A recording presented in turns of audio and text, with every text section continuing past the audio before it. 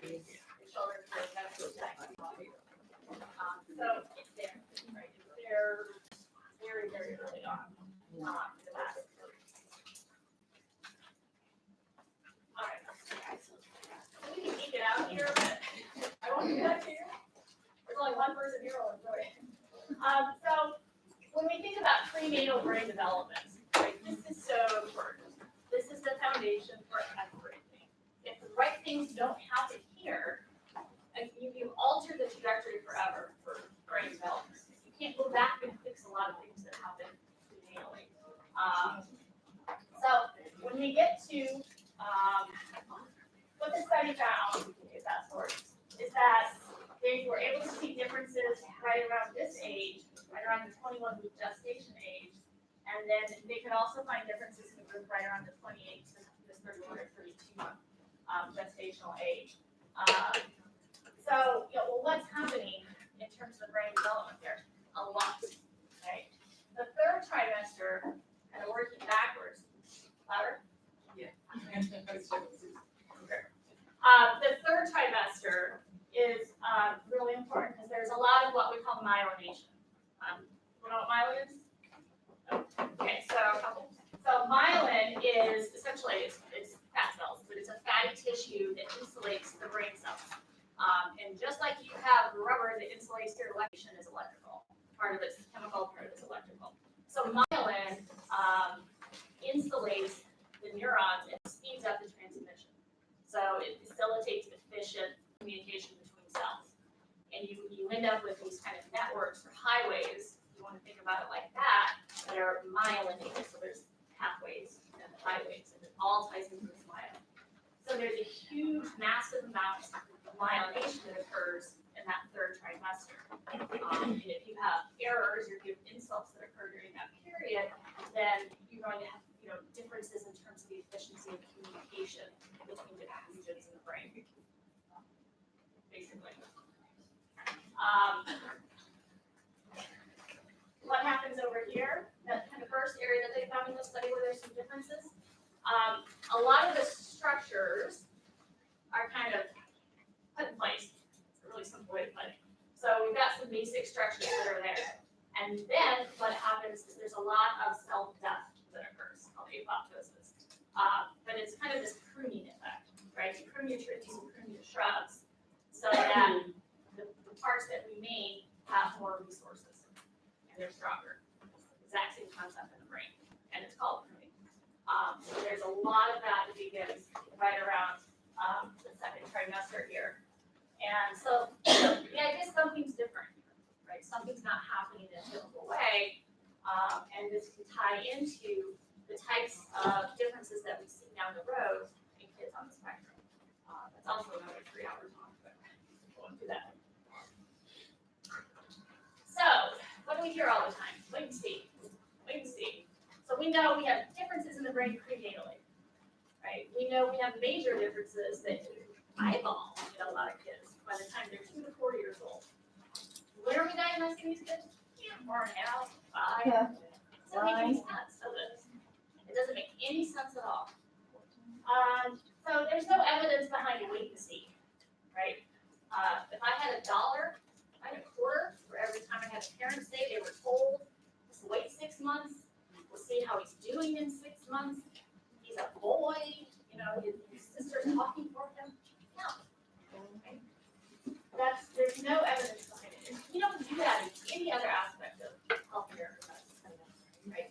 You don't have a tumor show up and say, well, let's just wait and see if it's still there in 6 months, right? That's not what we do. If somebody has a tumor, they got you in there 2 days later. They're on it. Why? Because you want to get in there and catch it before it gets worse. It's the same thing when you think about autism and early intervention. If somebody's vision is off, we don't say, well, come back, we'll see if they catch up. You give the kid glasses. Right? You don't wait and see. It's not going to go away. If kids' glucose levels are off, we don't say, well, let's wait and see. If it's worse in a few months, then we'll look at it. They're in the clinic in a few days. I mean, we're on it. But we don't do that with development. And really, if you think about, well, what's worse? What has the impact to make such meaningful change in a child's life? We're thinking about behavioral therapy and support. I think a lot of it comes from some professions don't want to worry the parents. They don't want to freak them out. They don't want to say, this kind of looks like autism, but I'm not sure, so maybe you should go get evaluated. Because the parents are going to be worried. Well, I'm sure they will, but they should be, right? Because their kid might have autism. And they need to know, right? If a child has autism, that's not good news. Nobody wants to hear that. But not dealing with it is not going to change the fact that the kid is having some difficulties. So they need to know. You can't fix it. You can't correct it. You can't support it if you don't know if it's there or not. They're horribly hard conversations to have. We have to have them.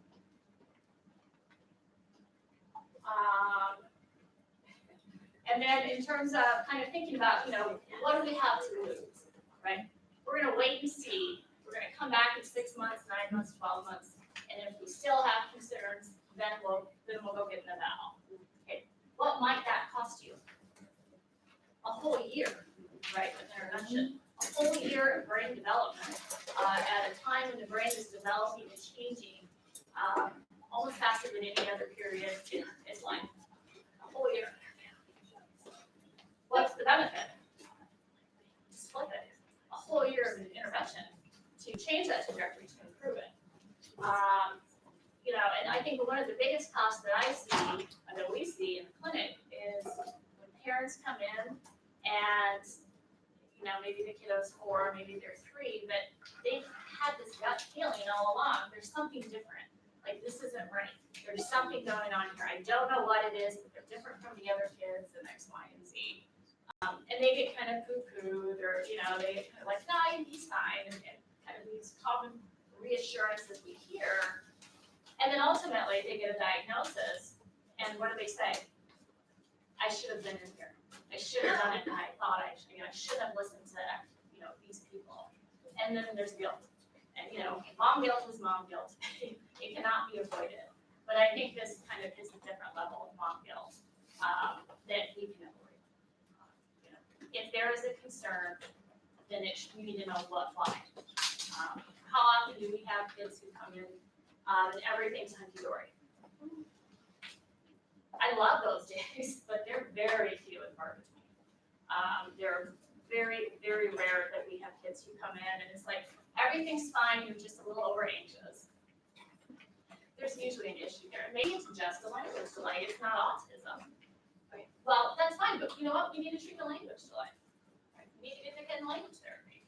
So regardless of what it is, there's something there that people are worried about. So find out what it is so we know what to do with it. I'm not yelling at you, I just get really upset. Okay,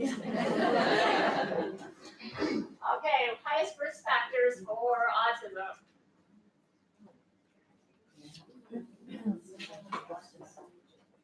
What's that? Sibling with autism. Ding, ding, ding. A sibling with autism. Immaturity is a big risk. Prematurity, sorry. That comes along with it. Prematurity. So we're hitting on genetic and biological factors. So here are some of the biggest risk factors. Identical twin with autism, the studies differ because they define autism differently. 36 to 95%. That's quite high. Injury to cerebellum at birth. Nobody ever hears about that. Right? Fun fact. So what does the cerebellum do? Anybody? It's a lot of motor coordination. That's what we thought for years and years. It's motor coordination, it's motor timing. But now what we're starting to learn is it's not just motor coordination and timing. It may be that it's actually kind of synchronizing and coordinating all of the brain activity and a lot of the neural communication between different areas. So it's kind of like the brain's metronome. That makes sense? So that makes a lot of sense, right? If that's not happening the right way, there might be a lot of kind of diffuse implications. A fraternal twin with autism, 1 in 3, 31%. So prematurity, who said that one? That's a good one. Very good. So extreme prematurity, meaning 31 weeks or later, it's less than 3%, but that's still higher than the general population. Another big one, old dads. I love you, old dads, but it's just that. Advanced maternal age is a much higher risk than the general population. So this was a kind of neat graph that was published in the not so scientific New York Times.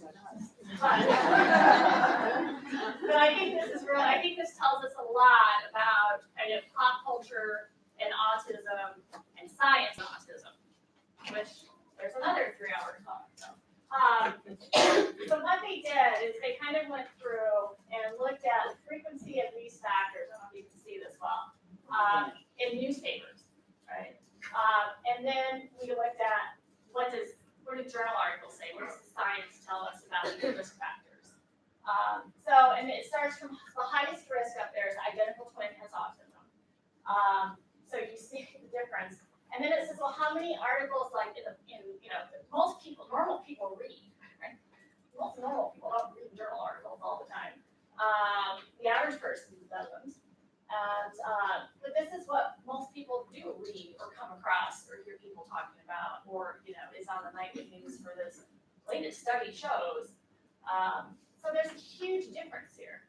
There's not a single mention in the pop culture, pop literature, whatever you want to call it, about the second highest risk for autism.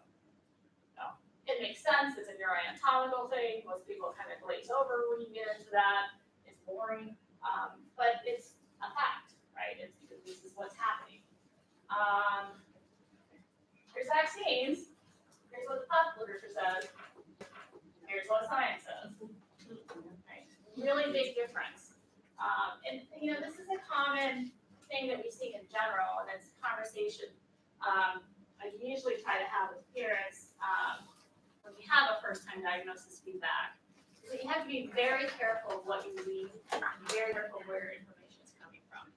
If you just get online and look, it's a maze. I mean, I can't imagine as a parent who might not have a background in autism, who gets online, how do you know what's real and what's not real? Fake news. There's a lot of misinformation out there. So what is the third item? Because I see the numbers are high on both sides of that. Fraternal twin is autistic. So identical, meaning they have the same cell but split. Fraternal is kind of the same. They share 25% of DNA, just like siblings.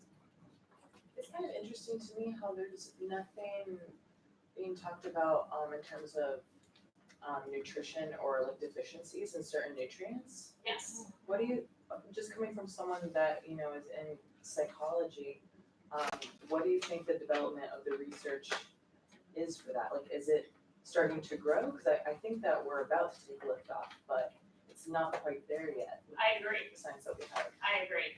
My 2 cents is it's kind of follow the path of conventional medicine, that we don't pay a lot of attention to nutrition in the United States.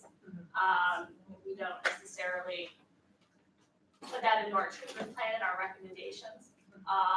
But I think you're right. I think it's starting to emerge, and as some really good research is being done, it's starting to show some differences there. But we definitely don't understand it. Yeah. And the level that we do understand some of the other things. And I think it's a reflection of kind of conventional medicine in general. Yeah. Thank you. Anybody else?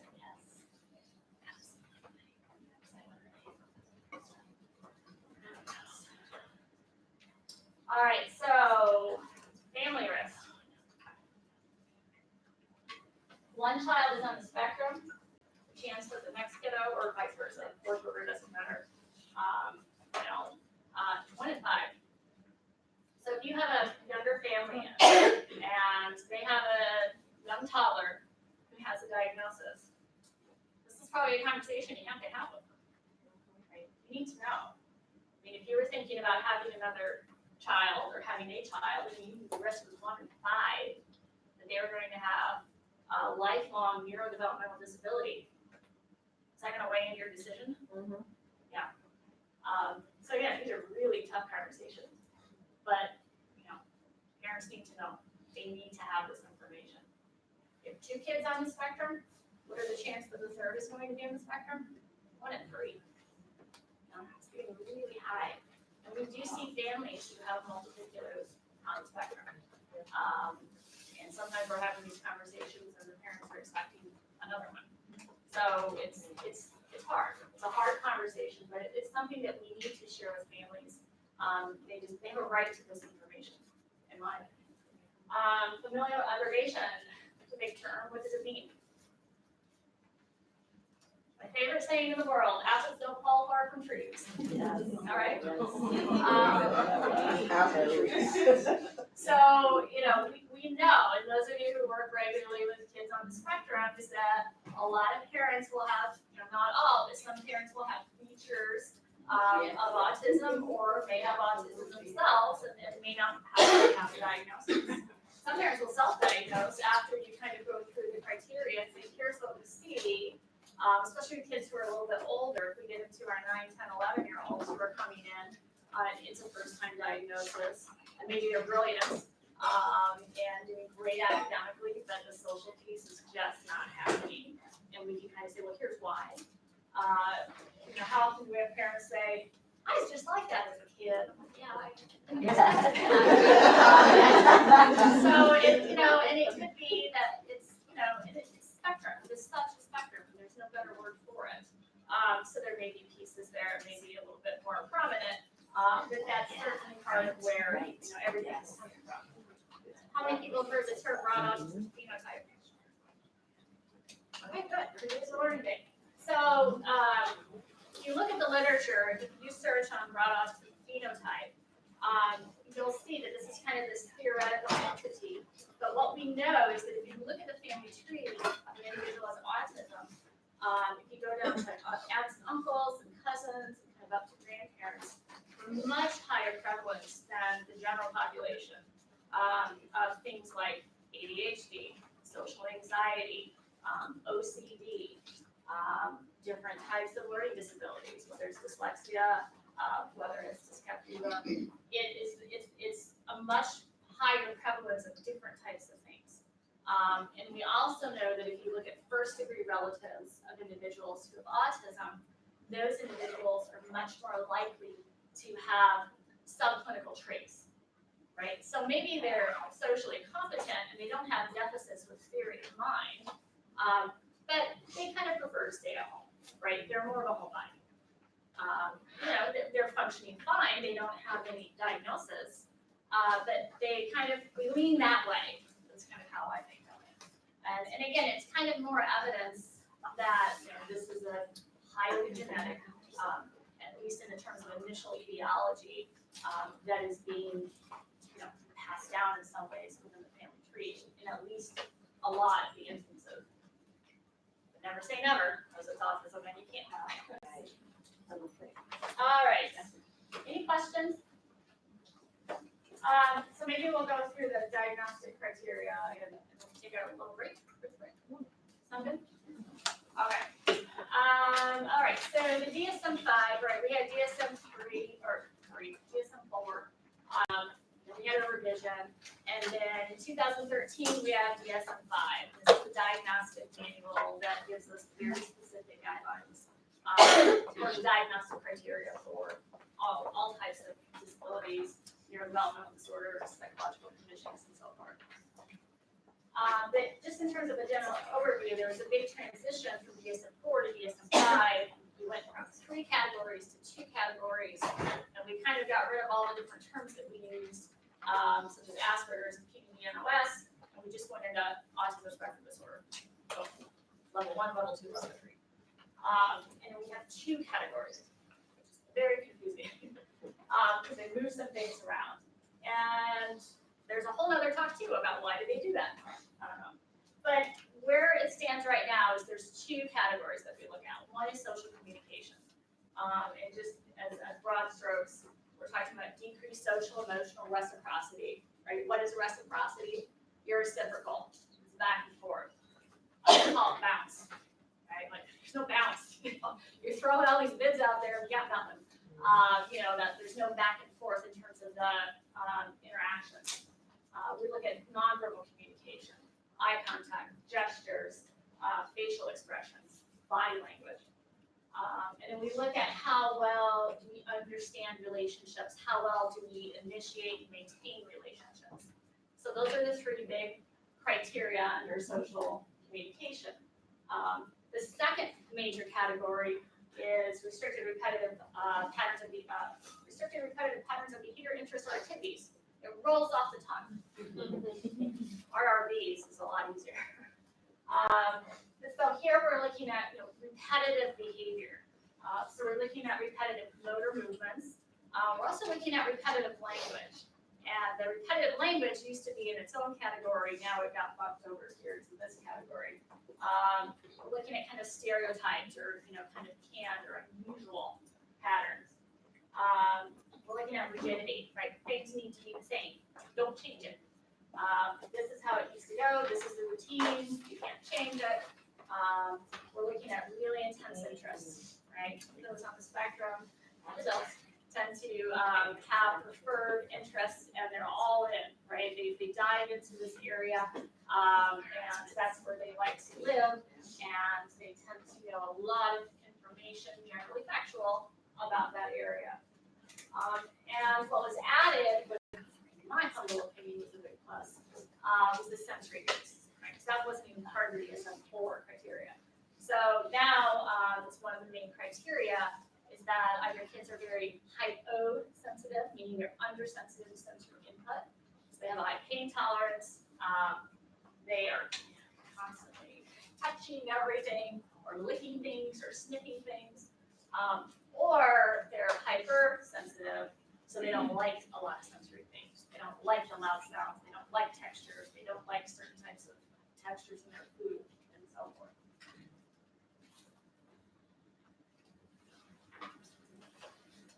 And then there's kind of a few qualifiers that come along.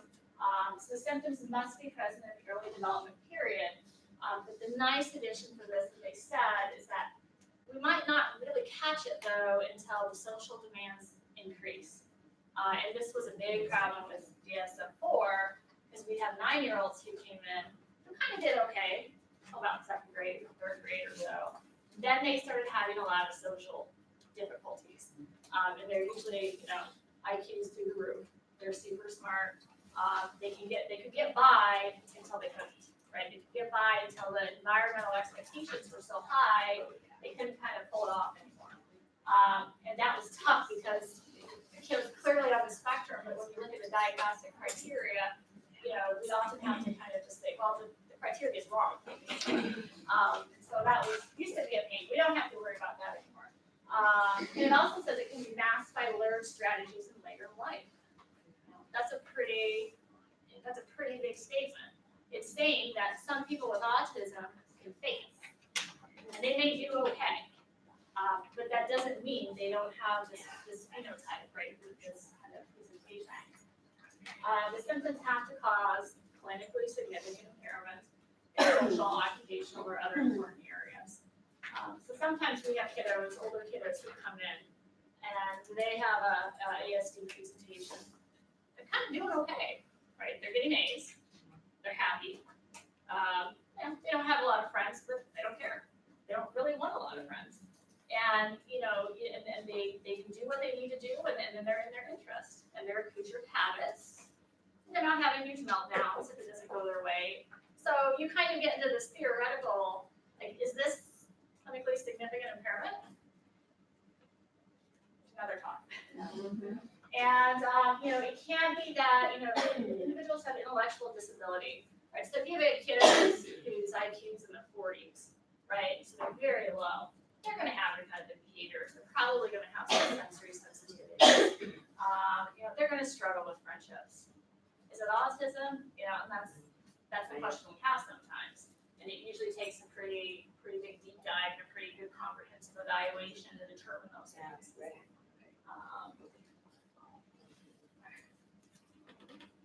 And what if they have autism? What if we think they have autism and intellectual disability? How could that happen? A lot. Okay. It used to be well over 50%, but it's kind of, as we're better and better at identifying mild forms of autism, that prevalence has decreased. So now it's less than 50%, but 40 to 50% will also have IND or intellectual disability. So the question becomes, is it both? Is it one? Is it the other? And it's a legitimate question because it has important implications for the treatment plan and for expectations. You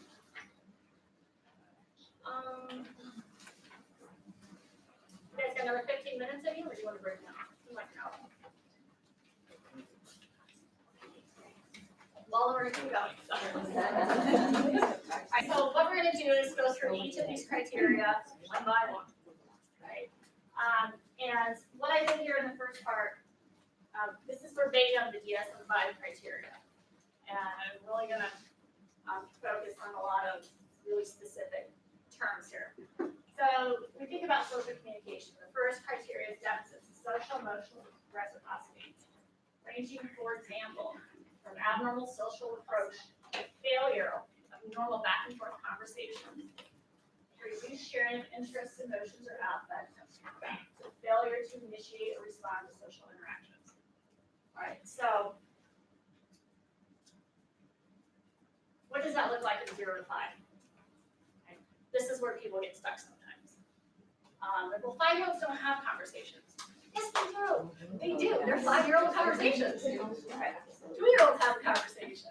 It's like, look at that. Cookie. Do you want a cookie? Yeah, I want a cookie. Cookie, yummy. Good. 2-year-old conversation. Perfect. Okay. It's there. You have to alter your developmental analysis of it and say, what does a typical 2-year-old do? In terms of language, what does a typical 2-year-old do? And then compare it. Okay. You can't say, well, 2-year-olds don't have conversations because, they can't have this elaborate, they do. It's a 2-year-old conversation. It's not an 8-year-old conversation. It's a 2-year-old conversation. So everything has to be adjusted to developmental expectations. Right? So 0 to 5-year-old. Should a 12-month-old respond to their name? Absolutely. Absolutely. Should a 12-year-old have joint attention? All day long. So it can be decreased or it can be absent, right? We're really worried when it's not there. If I spend 4 hours with a kiddo and I don't see any joint attention, I'm like, we need to get in there now.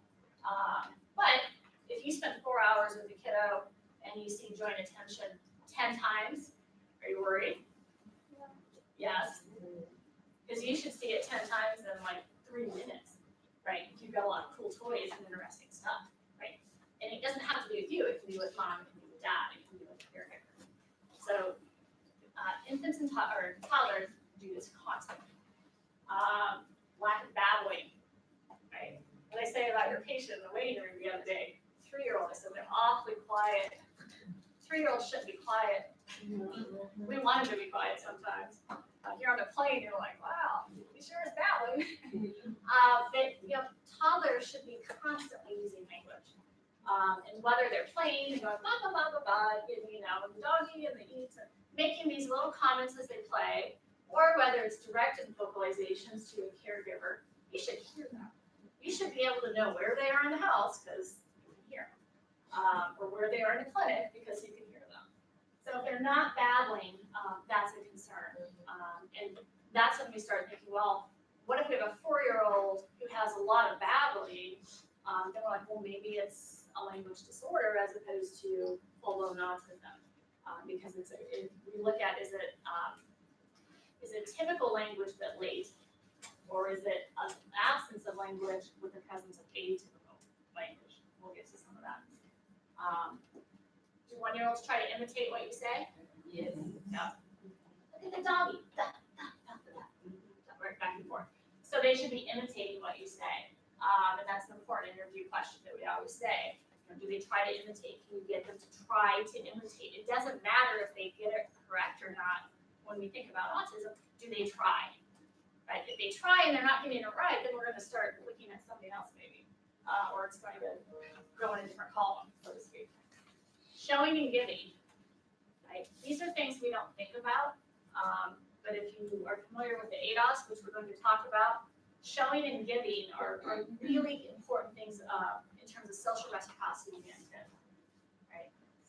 If you think of a 2-year-old wobbling around or a 14-month-old wobbling around, and they pick something up, or they constantly give you things. They want to do it with you, right? I'm gonna play with this toy with you. I'm gonna push this thing with me, or I can't figure this out, and they're gonna give it to you, or they're gonna show you things, right? And it might be that they hold it up and show, but it might be that joint attention, right? So if they have a toy and the toy is so cool, you expect them to go, did you see that? Did you see that? It popped up, its elbow, right? It's the coolest thing in the world. Because you're two, it's cool. You should see that all the time, right? We're gonna talk about frequency and so on. Failure to imitate facial expression. We talked about this emerges very young. So when you don't see that, that's a concern. Lack of separation anxiety, right? 9 to 12, kind of going into 15 months. You should be peeling the kid off you a lot of the time. It's different extremities for different kids. But, parents who say, yeah, they didn't really care if I left them with, daycare, babysitter, anybody. That's not typical. It's easy. But, there's a phase, it's very well delineated, when kids start to figure out, mom's gonna leave. I don't want mom to leave. I want my mom. And they're gonna cry and protest. And that ties into being socially indiscriminate, right? Would they walk off with a stranger? Sometimes I'll ask parents, if I pick them up and leave now, are they gonna be upset?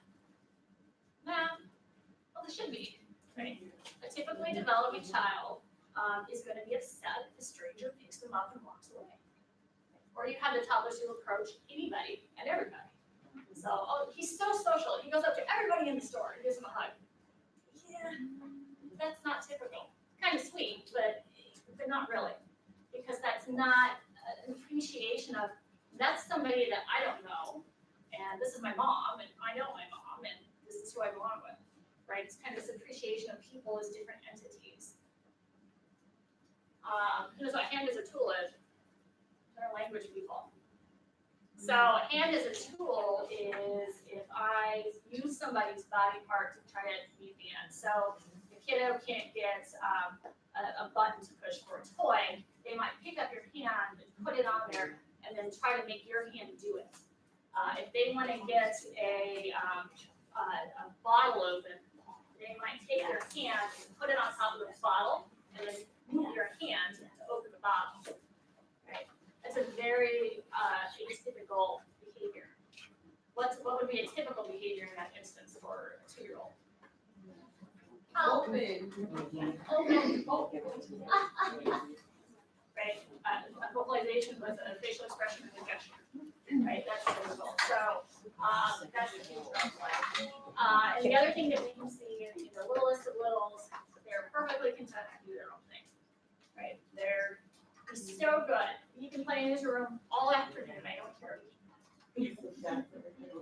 Yeah, it's that's concerning because it's again it's easy, but it's not typical, right? It's not typical for a toddler to be perfectly content to be off doing their own thing for extended periods of time. Like you should be happy to get 20 minutes. They should be constantly trying to pull you in, show you things, ask some questions, want you to come play with them, or a sibling, or So. Okay, so here's what is joint attention, which I kind of covered earlier. So that's kind of a joint, right? It doesn't really have anything to do with that. And this guy, you want to sort of a joint, some podcast, you get a lot of attention. But that's not joint attention.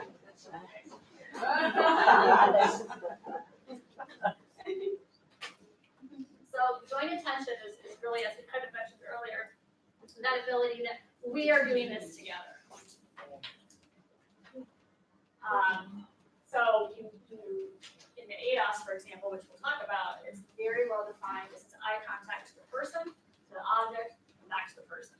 So are we in this together? Are we both looking at this? Did you see that?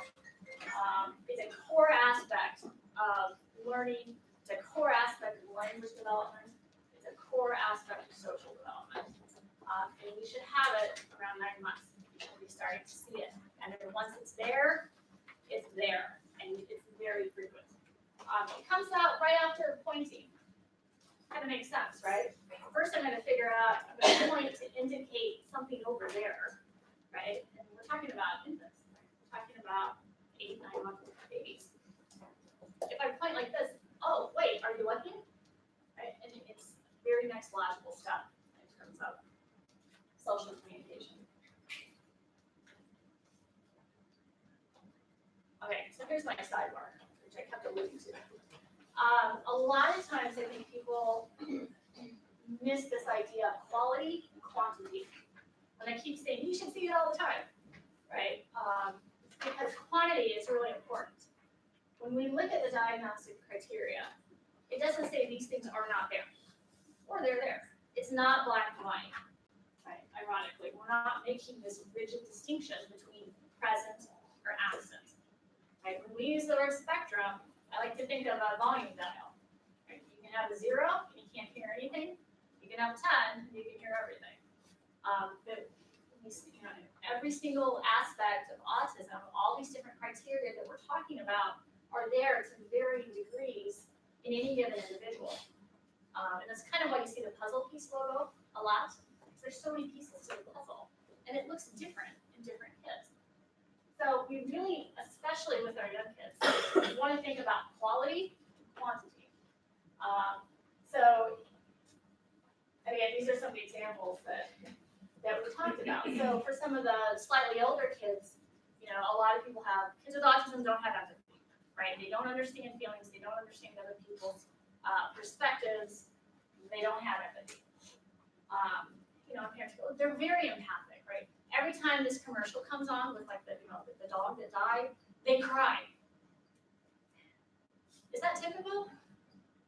No, right? So yeah, there's some empathy there, but it's not typical, right?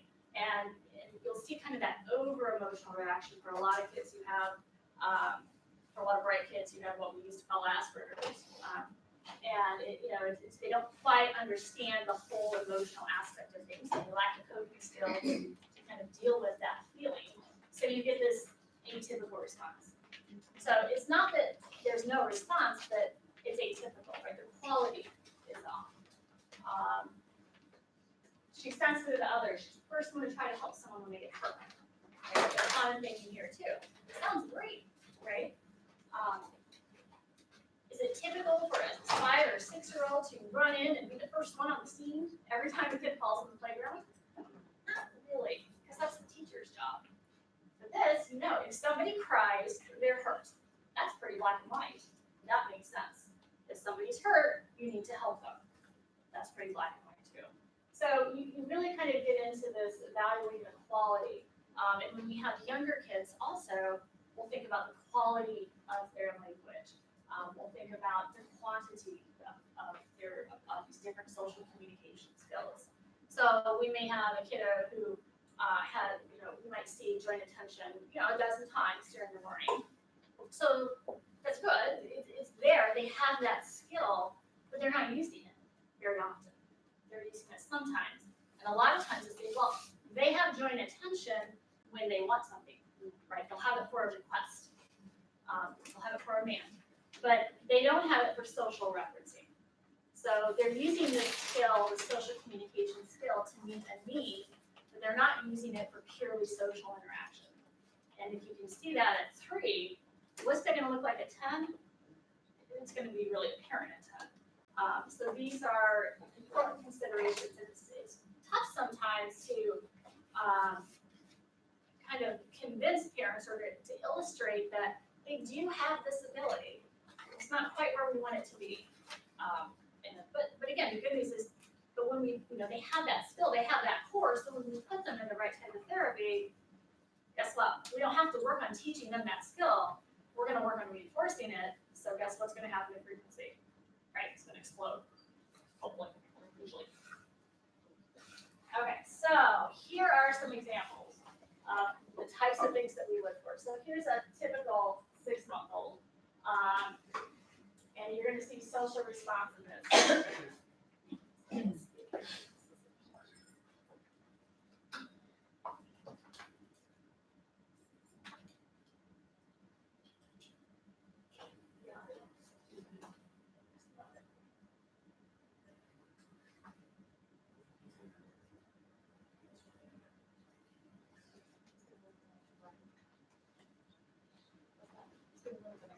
Oh, okay. All right, well, let's show you this clip and then maybe we'll take kind of the awkward break. So we can get the so let's see here. So grandma's bouncing the baby. His name might be Vivian. And she stops, but she's looking at the person with the camera, me. Grandma's doing this fun up and down thing. Grandma stops. It's the first thing she does. Grandma, Keep going. what are you doing? She doesn't look at me. She doesn't, what are you doing? She turns around and looks at the person. The person's not even in front of her. She has this cognitive representation of there's a person behind me. Is doing this awesome cool thing. And she stops. So how do I get her to keep going? I look at her, right? So watch it.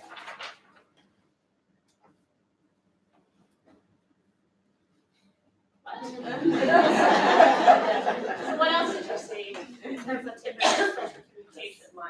She's smiling and she's making eye contact with me off the camera. So, that's like 10 seconds, not even. And you can get eye contact with directed facial expressions and social referencing. And appreciation cause and effect.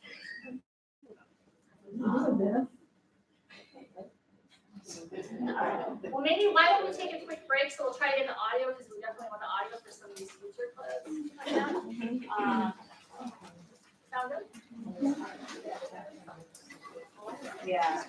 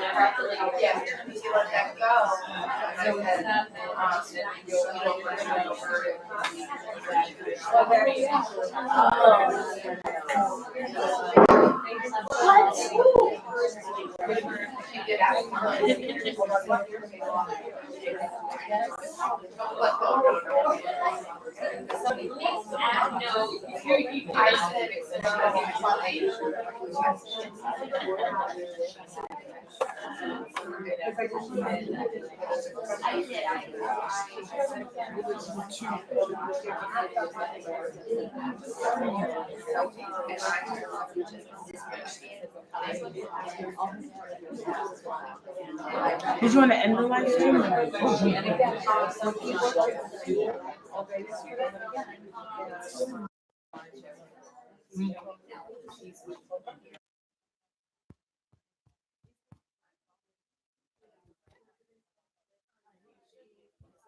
Testing.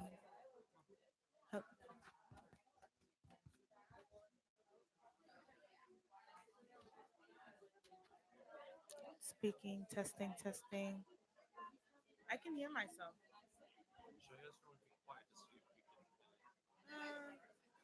Do you need that one? Testing, testing, 1, 2.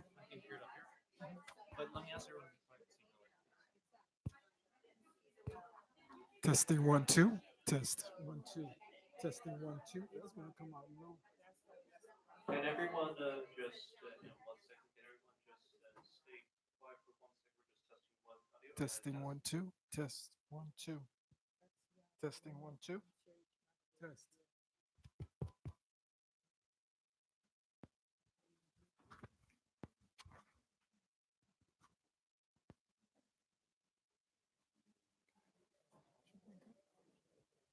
Testing, 1, 2. Test, 1, 2. Hear that, right?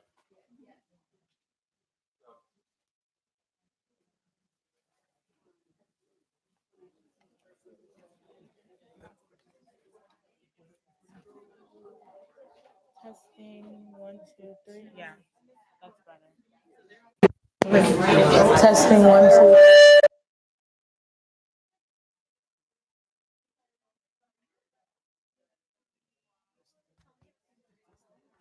Testing, 1, 2, 3. 1, 2, 3. Testing.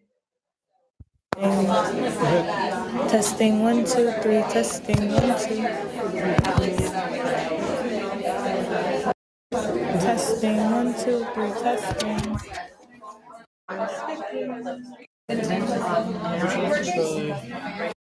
Oh, yeah. Did you want to switch the microphones?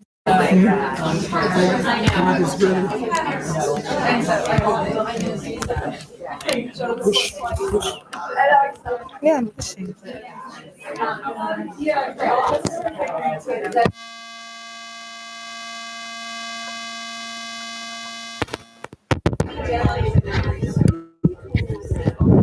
Test, test, 1, 2, test, test. And here we are. Great. This appears to be working better.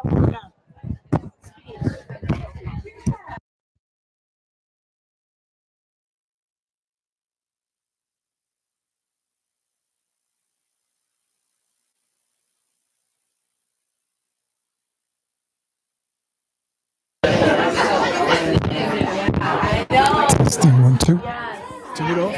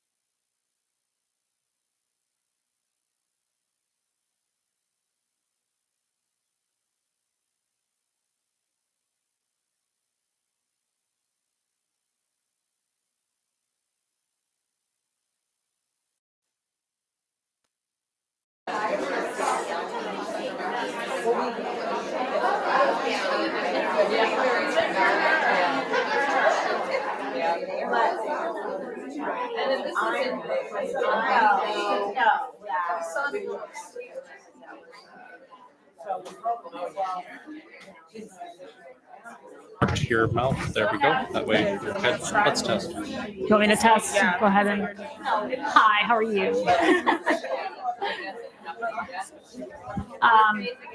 All right, so we are glad it's Friday.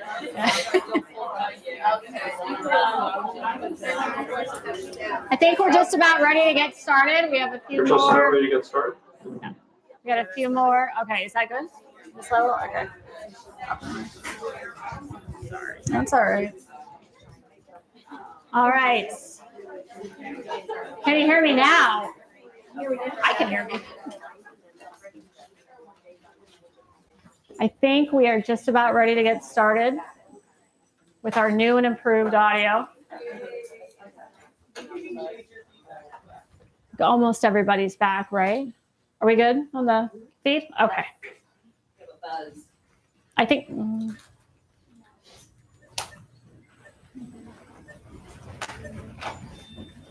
All right, so we saw our 6-month-old. Here's a month later. Here's 7-month-old. And so there's a facial expression right there. So you're going to watch. There's her brother's right off screen here in the back. All right, so let's just, you watch it and tell me what you see. Seriously.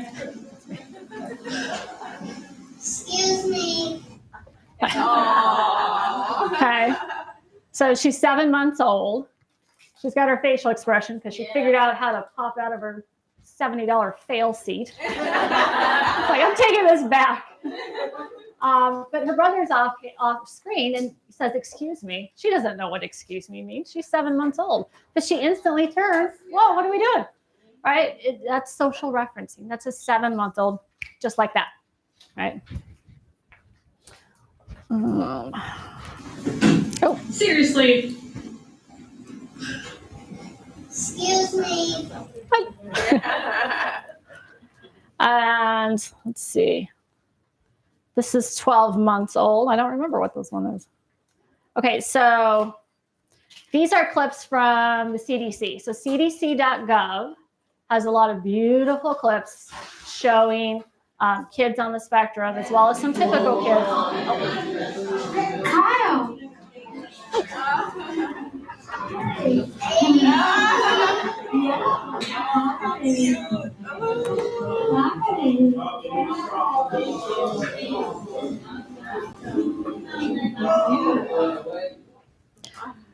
All right, so that's 12 months old. Someone says his name. He immediately responds by turning, leaving his play, which he's having fun with. He turns, he looks, and then he points and approaches effortlessly. All right, so now we're going to look at a kiddo on the spectrum at 18 months. And tell me what you see.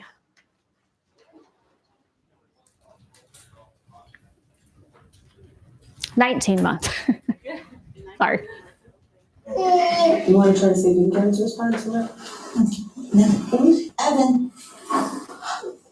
Evan. Evan. See maybe if you can get him to respond to you now, you can use touch with his name, like in a little tickle or something. Evan. Evan. Evan. He likes the tickles, but he's just not giving you so much eye contact, but he does smile and you tickle him. Evan. Evan. Evan. Okay, so what did you see? What didn't you see? He doesn't respond to his name. No, didn't respond to his name. Didn't respond to physical touch. Didn't respond to tickling. Didn't orient his body. He just didn't respond, period. Right? And that's 18 months. So that's a major deficit.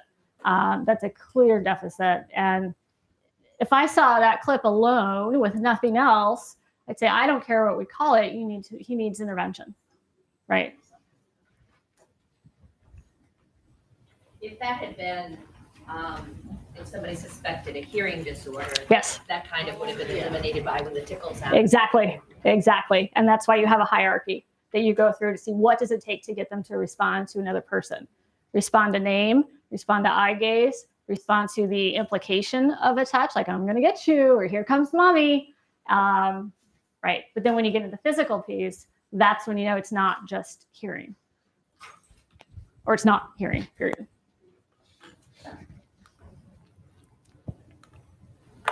Okay, so here's my favorite picture. Social imitation, we haven't really talked about. But social imitation is like you have your mini-me, right? They want to be like you. So 2-year-olds will copy everything you do, right? They want to do their hair. They want to wear your shoes. They want to carry your bag. They want to wear your clothes. They're your mini-me. That's the best way to put it. So this is my daughter writing reports.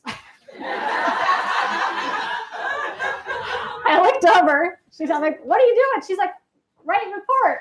It's like, oh boy. So yeah, now you know what I look like at night. Yeah. I'm busted. Yeah.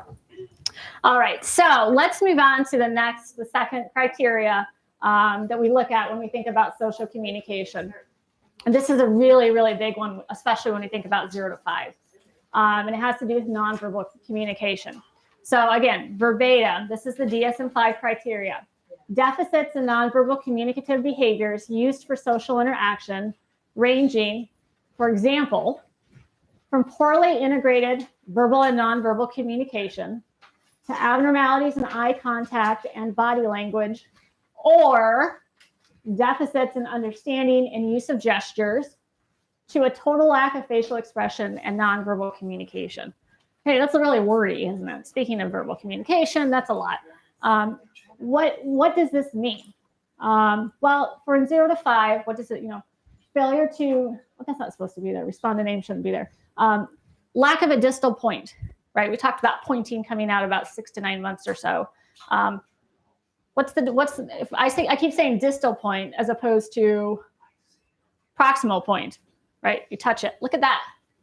That's a nice point, but it's a lot easier if you're looking at a book with a kiddo and they say ball. So then you have joint attention with a proximal point, which is good. Better and kind of more advanced, if you want to think about it like that, is look and pointing to something that they can't reach. Lack of other gestures, right? So big, they put their arms up, right? 6 months old. Come here. What do? They put their arms up. That's a gesture, right? We count that. Shaking their head, no. Yay, bye-bye, right? These are things that 6 to 9 months old should have down. So if the parents are like, wave bye-bye, come on, yesterday, right? Wave bye-bye, wave bye-bye, wave bye-bye. The kid's not doing it at 3. That's a major deficit with use of gestures. And why are gestures? What does this have to do with social communication? Okay, some people use a lot of gestures, especially when they're giving a talk, but it's a form of communication, right? We can have kids. What if you have a kiddo who doesn't have a lot of spoken language, but they're constantly pointing and gesturing and doing this? What does that tell us? We're kind of leaning more towards this is a language issue because they have nonverbal language. They're struggling with verbal language.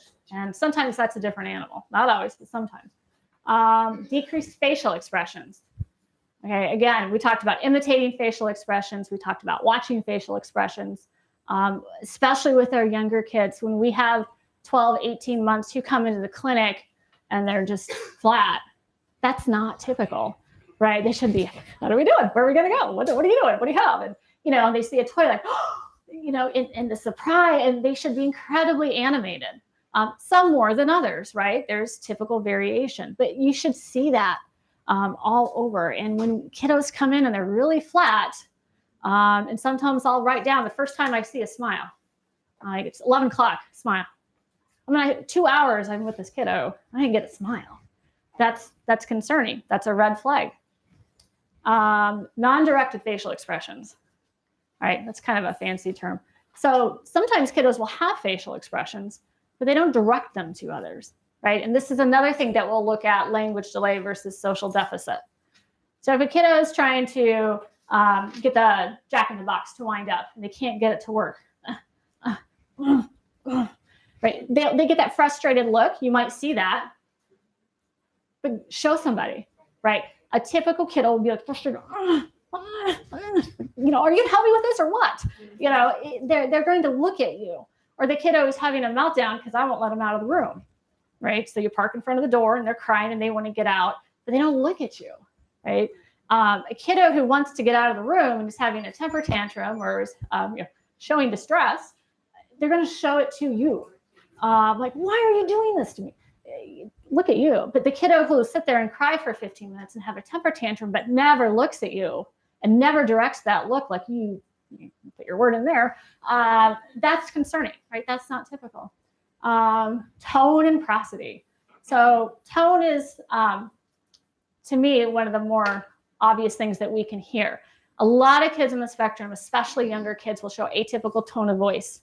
And this is kind of tricky because I think it comes with a lot of exposure and a lot of experience. How many people think they can hear a kid on the spectrum by the tone of their voice? Yeah, it's sometimes it's really obvious. Sometimes it's a little more subtle, but it's definitely one of the more common things and more distinct things that we'll see in younger kiddos. Who can tell us what prosody is? 4 Snickers. Where's my food? Prosody is kind of the musical tonality of your voice, the up and the down, the inflection. So if any of you go to the islands and you go to certain islands, they have huge, beautiful, exaggerated prosody. So we have a clinic on Grand Cayman, and where are you going to go to do that at? You know, it's this big up and down, and that's a cultural thing. You know, in the States, we may not have that much prosody, but we certainly have prosody.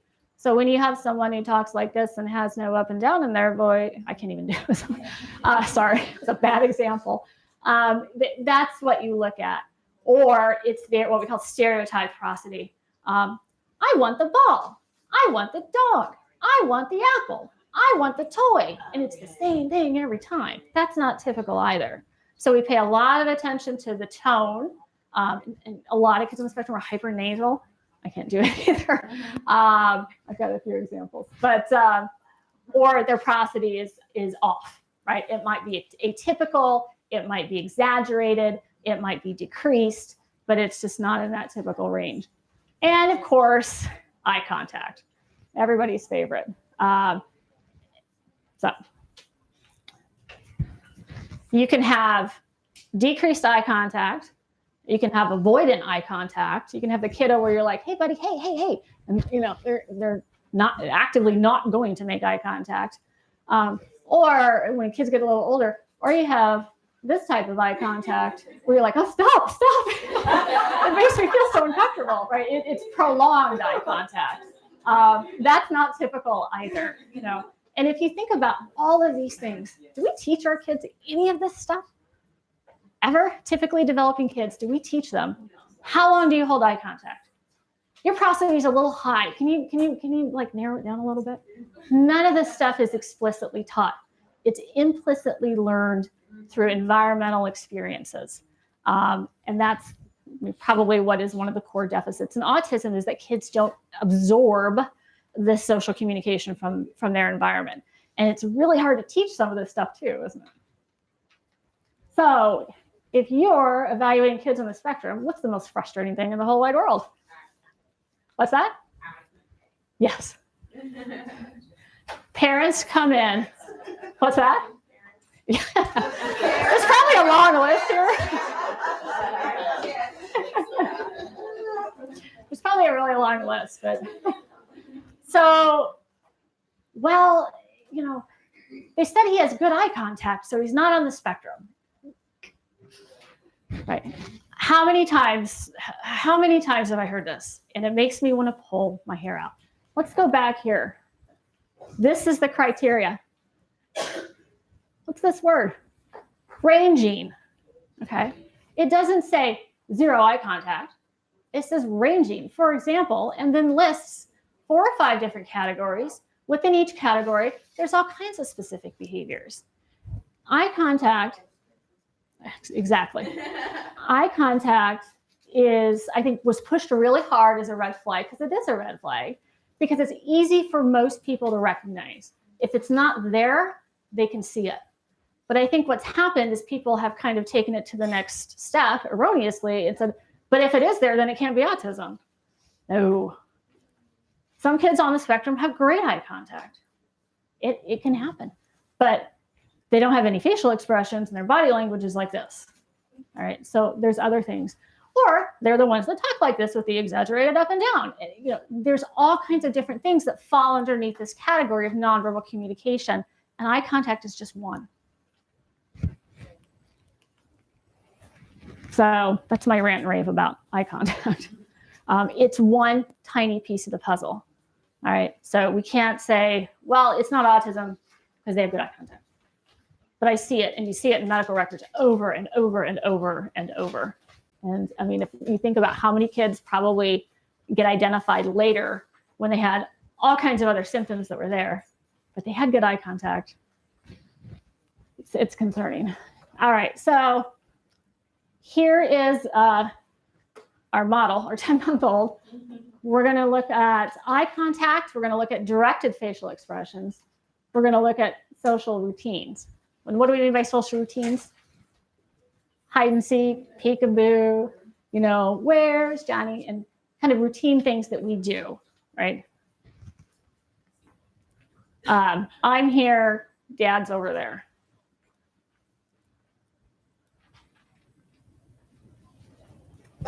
Hey, pretty Daddy. Do you want to dance? Are you ready? Do you? Do you? Okay.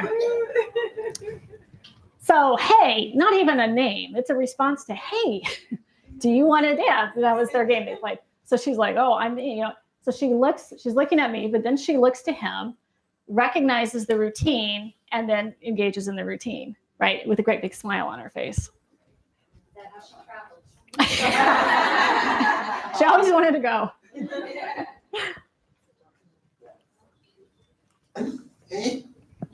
Okay, here's 20 months old. We're going to look at facial expressions. I'm standing here. We're going to look at social referencing, who she's looking at. We're going to look at eye contact, and we're going to look at gestures, right? Boom, boom, right. We're hitting a lot of boxes here. 1, 2, 3, go! Go, go, go! All right. Good job, guys. Where'd you go? Where'd you go? So this is like 5 seconds, right? With a 20-month-old, and you can boom, boom, boom, boom, boom. You can get this, and you know it's not that she's fantastic, and you know, she's my kid, so I think she's great. But this is just typical kids. It's that easy to find these social communication behaviors in a child who's not on the spectrum.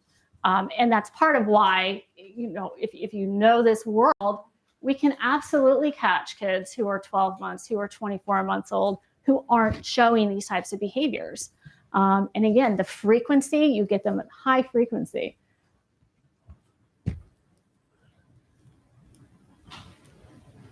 Nope, wrong one. Oh. Okay, so here's a kiddo with autism who's 33 months old. And this is a CDC clip, I think. Yes.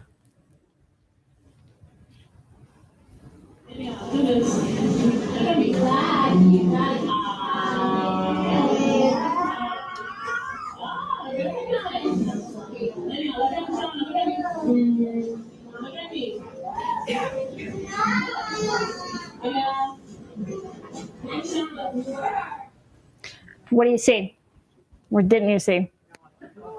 No eye contact. I would call it avoidant eye contact, right? She's actively looking down, right? The probably therapist is right in her face, right? Saying, hey, LaDon, hey.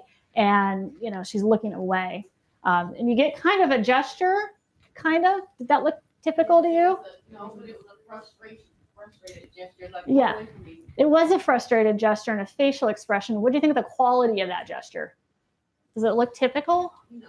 Not really, right? It's kind of this screeching, like, you know, and these are really subtle distinctions that we look at, that sometimes a kiddo will use gestures, but they're not typical gestures. So, for example, if you have a kiddo who's pointing like this, right? Like, well, they're pointing, but nobody points like that, right? That's not a typical point. Or, you know, you'll get like what do we have? We had a kiddo, you know, signing more, but you get like I think that's a more, but, you know, it's an atypical gesture. So that kind of goes back to the thing when we think about quality of what we see.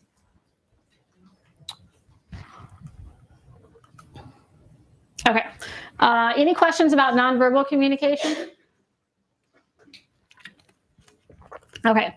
So The third and last criteria in the social communication category has to do with relationships.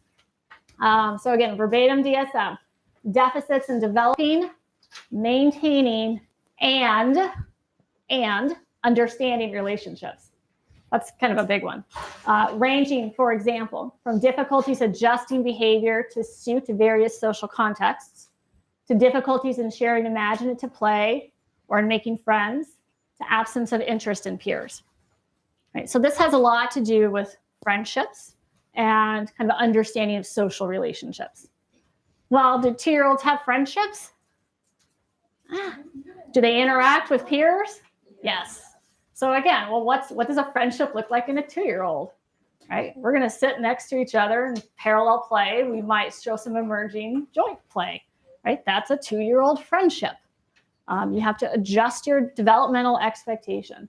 So what does this look like when we see deficits? What does it look like in our little ones? A big one, you say, what happens when they're on the playground? If you go to the park, what do? Do they approach the other kids? They do their own thing. Oftentimes will do their own thing. They're not interacting. They're not initiating. They're not approaching peers. What about, well, maybe they're really shy. What do shy kids do on the playground? They watch, right? They watch the other kids. They're very aware of the other kids. But the vast majority of the time, they're going to be watching them. They may not initiate. They may not respond appropriately if a peer initiates with them, but they know they're there. It's kind of different than that, more aloof. They disregard peers. Sitting with the back to the other kids, right? This is the one that's we see a lot especially really young, 12, 13, 14. If you're in a room with a 12-month-old and they sit with their back to you in the corner to play with or, explore a toy, is that typical? No. Sitting with your back to someone is very atypical. Do we ever see that in social interactions in our culture? No, right? It's kind of awkward, right? It's painfully awkward. And if you were to see that in a typical social situation, it would be striking. So when you see it even in a very young infant or toddler, that's a concern. It's just not a typical social behavior. So no response when approached by peers, or a really aggressive response, a push or a shove, or the kiddo might put their hands in their face and kind of walk away. It's almost like they're an object, right? Get out of my space. Get away from me. I don't want you here. Or they'll have a meltdown sometimes, right? It's just overwhelming for them. We mentioned that socially indiscriminate. We can see that with peers too, that they don't kind of adjust their behavior depending on who's around them. A lack of parallel play, which kind of goes hand in hand with not interacting with peers. And a lot of these behaviors that we look at, they overlap with other diagnostic criteria. We try to put these things in boxes that are distinct entities. It doesn't work that way. Behavior doesn't happen within a box, right? These are kind of constructs that we think about, and we may try to compartmentalize them, but it isn't always a perfect fit. But lack of sharing, like really having a hard time sharing. Mine, right? When is mine typical? 2-year-olds say mine, right? Late 1, early 2. Mine. Okay. We learn to share. You say, no, you have to share. Fine. Okay. Or you take the toy and you share it, and then they learn that, right? So that one we might give a little more explicit instruction in sharing, turn taking, right? Stand in line, wait your turn. Those types of things that again are a little more culturally dependent. We're going to give more explicit instruction with. But if you have a 4-year-old who it's always an issue. They never want to share. They don't want kids to come over for a play date because they can't share their toys. That can come along with a few other things, but it's definitely something that we're thinking about in terms of autism, and not asking for help, right? For our really young ones, this is also a big red flag. Our 12, 13, all the way up to 3, they're constantly asking for help, open, get this, I want that, I can't reach it, I can't do it, help, constant. Because they're dependent upon others, right, to meet their needs for the most part. So they should be constantly approaching other people to meet their needs. And when they don't, it tells us there's this underlying fundamental weakness in terms of their ability to appreciate the other person as an entity or as someone who's there to help them.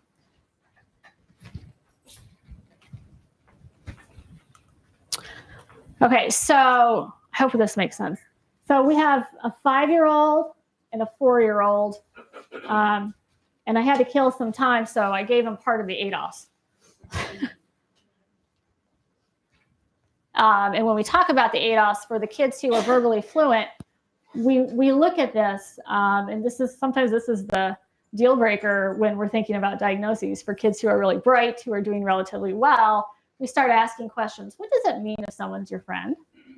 How do you know someone's your friend? What's the difference between someone who's your friend and someone that you go to school with and you know their name, but they're not really like your good friend? Why do grown-ups get married? Favorite question in the world. You get some good answers to that one. But it's when we get to the ADOS and we talk about module 3, which is the module that we use for kids who are verbally fluent, kind of late 3 on up. Kids can talk about these things even at a young age. Can they give you an elaborate explanation of friendship? No, but what do we expect from a 4 or 5-year-old when we ask them these types of questions?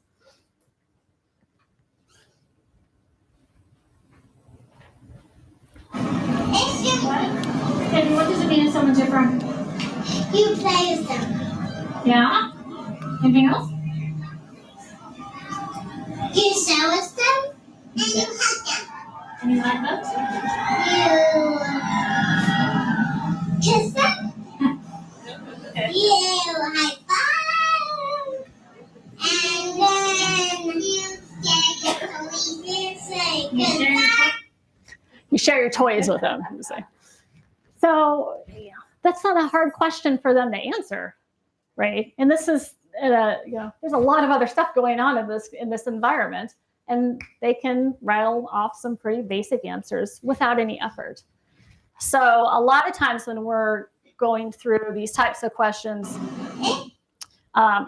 with older kids, what does it mean to be a friend? I don't know. Nobody taught me that yet. My mom didn't tell me. But it's a lot of I don't knows.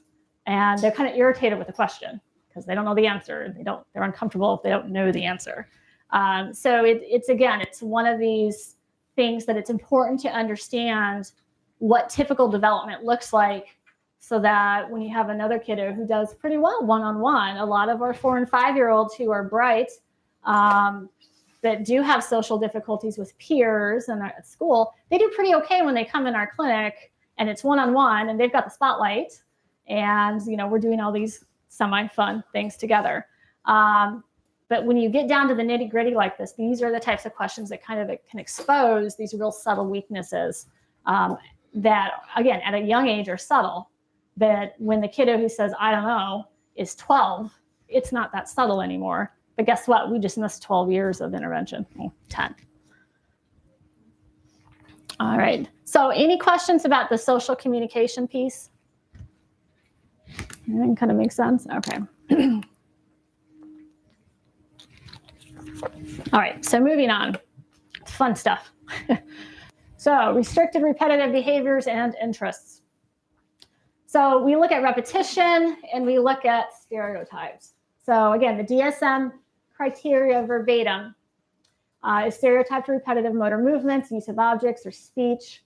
So these can be simple motor stereotypies, lining up of toys, flipping objects, echolalia, idiosyncratic phrases. So that's the DSM-5. Does everybody know what those things are? Yeah. So a stereotypy could be a hand flap. Well, let's go through here. So 0 to 5 examples. Hand flapping. Hand flapping is up there with eye contact, right? It's kind of this huge red flag. Can somebody hand flap and not be on the spectrum? Yes. How often does that happen? Not very often. It does happen. There is another diagnostic criteria for it. Mark Mahone does all this beautiful research at Johns Hopkins at KKI and has really delineated it rather well, but it's rare. The point is it's very rare. Wrist flickering, rolling, right? Kiddos doing this, right? That's kind of a attenuated form of a hand flap. Jumping, okay, kids jump, but when you jump for 30 seconds, that's not as typical. Pacing, right? We get the kids who are, I had mom show me a picture of her kitchen floor, and it was like linoleum or something. There was literally a track, literally, where the kid had paced. Like, that's impressive. He's older. It had been, several years, but spinning. I'll have a good example of spinning coming up. Kids spin, right? It's fun. What happens when they spin? They get dizzy. It doesn't last very long because they get dizzy and then they fall down. And they're like, oh, that was fun. And then they get up and they do it again. And then they're like, I'm going to throw up. But, they have a physiological response to it. What's posturing? Anybody?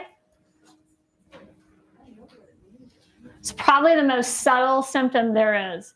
So kids will posture their fingers when they're doing things. It's almost like they're throwing down signs, It's really subtle. It's subtle, but you can see it. And I've got a picture of it to come up. Tensing. So everybody know what tensing is? Right. I'm glad this is online so that everybody can replay this. But, it's literally, and sometimes kids will get so excited, they'll be, that type of thing. And a lot of these things you'll see at emotional extremes. Well, he only does it when he's really excited. Yeah, exactly. That's when it happens. Or really upset, right? You can get it predominantly at those times. Jargon. Does anybody know what jargon is? There's an SLP back there somewhere. You want to give an example? So it's when kids make sounds that are not like they're making up sounds that they have not heard in their environment. So what's that? Sometimes it's like scripted jargon. We'll get to scripting, but just pure jargon in a 1-year-old or a 2-year-old might sound like that type of thing. And you're like, what? Or if you'll have a kid and you're like, is that English? Yeah. Like they're saying sounds and phonemes that they're not exposed to.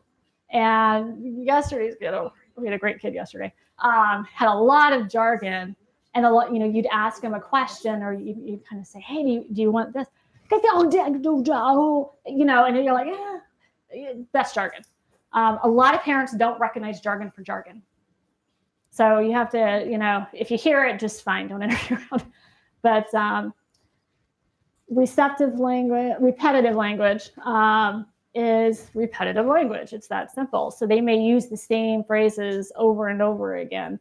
It can be simple as something as I want the dog, I want the ball, I want the cup, I want the door, I want to go home. Everything starts with the same stem, right? Or they can just say the same thing over and over. I can give an example. Go outside, go outside, go outside.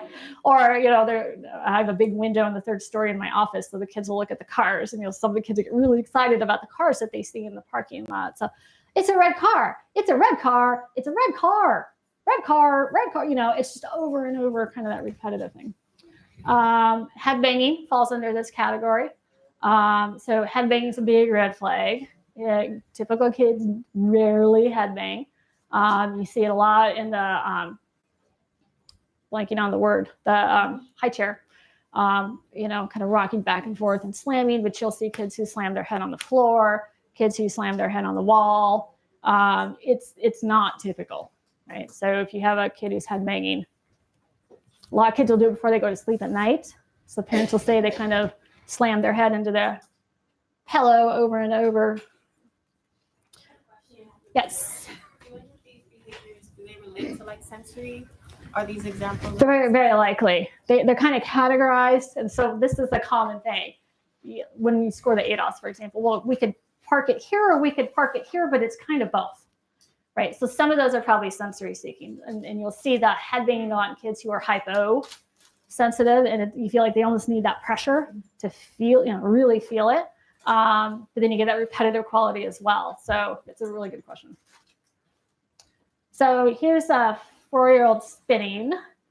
Uh-oh.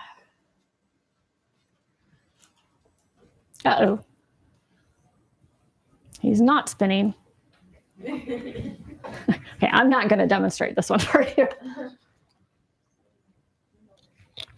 That one doesn't work. I think I know why. Anyway, so he's playing in the water and he's having fun, and then he kind of goes around and he puts his arms up and he spins for about 20 seconds. And just looking at it, you're like, oh man, I'm dizzy, but it doesn't faze him, right? And he needs that input. And again, kids spin. So you have to appreciate the quality and the quantity of the behavior. Echolalia. Most people know echolalia, right? Right? So echolalia is echoing or parroting. You'll hear it called sometimes, or immediate echolalia, repeating what somebody just said. Somebody just said. Okay. Do kids who are not on the spectrum echo? Sometimes. Yeah. There's kind of an age right around 24, 28 months. You'll get occasional echoing. So here's 26 months. Hi. Hi. You can tell a story? Shall we? Okay. Yeah, it goes. Right? There's kind of a quality to it. You'll see like kids who are developing language. You can, and sometimes when you interact, they'll make story.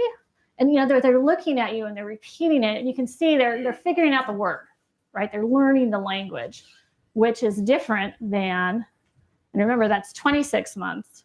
So here is 30 months old, a 30-month-old on the spectrum. And you'll see kind of the difference. Come over here. Hi, little kids. Say hello, say hi, Georgia. Hi. Give me a hug. Come here. Come here. I gotta tell you something. Hi. Give me a big hug. Oh. Is it Pasher? How are you? I'm fine. I'm fine. Good. That's good. Are you playing? Oh, it's cold. Look. Ooh. Okay, see the difference? Quality, quantity. He has, and what you'll see a lot for kids who have echolalia, you can have delayed echolalia or scripting, where they're repeating either phrases that they know or portions of TV shows. And sometimes it's kind of functional, right? So sometimes, I have an example here on the next slide. Sometimes you'll see, I think I have it on the slide. Kids who will use a phrase that they know really well in kind of a functional way. So I know I have this on the slide, but I'll jump ahead. So, you're saying ready, set, go to try to get the kiddo to do something. And you have a kiddo who knows his numbers really well, knows his alphabet really well, doesn't have a lot of spontaneous functional language, but can recite the alphabet, knows all the numbers. So you say, ready, set, go. And you go through a social routine a few times. And you say, ready? He says, 16, 17. So, he's trying. He knows he's expected to say something. He knows he needs to put some language out there, but he doesn't know what to say. So they kind of like by default go back to these scripted or overlearned phrases. And sometimes they're kind of typical phrases, and it might not be so subtle. And, you need to watch your Nick Jr. and your Disney Jr. to know some of these phrases.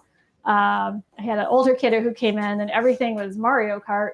Yippee! Way to go! You did it! Go get him, girl!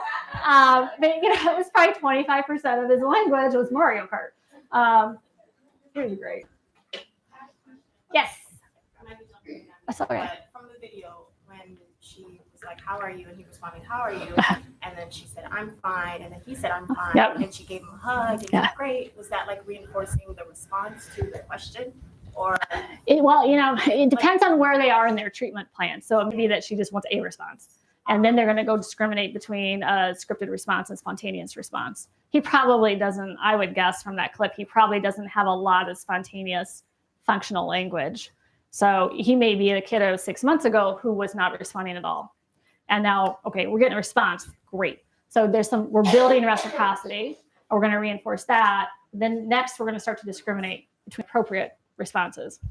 So, it's a little hard to know without knowing his individual history.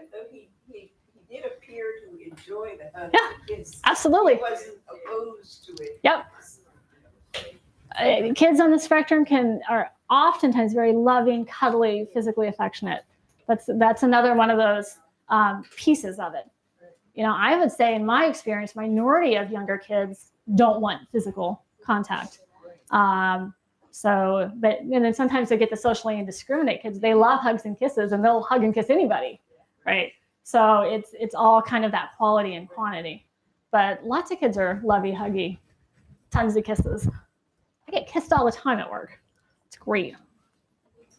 What's eliism? Pop quiz. I got to get rid of the candy. I can't take it home. You'll notice all the Skittles are gone.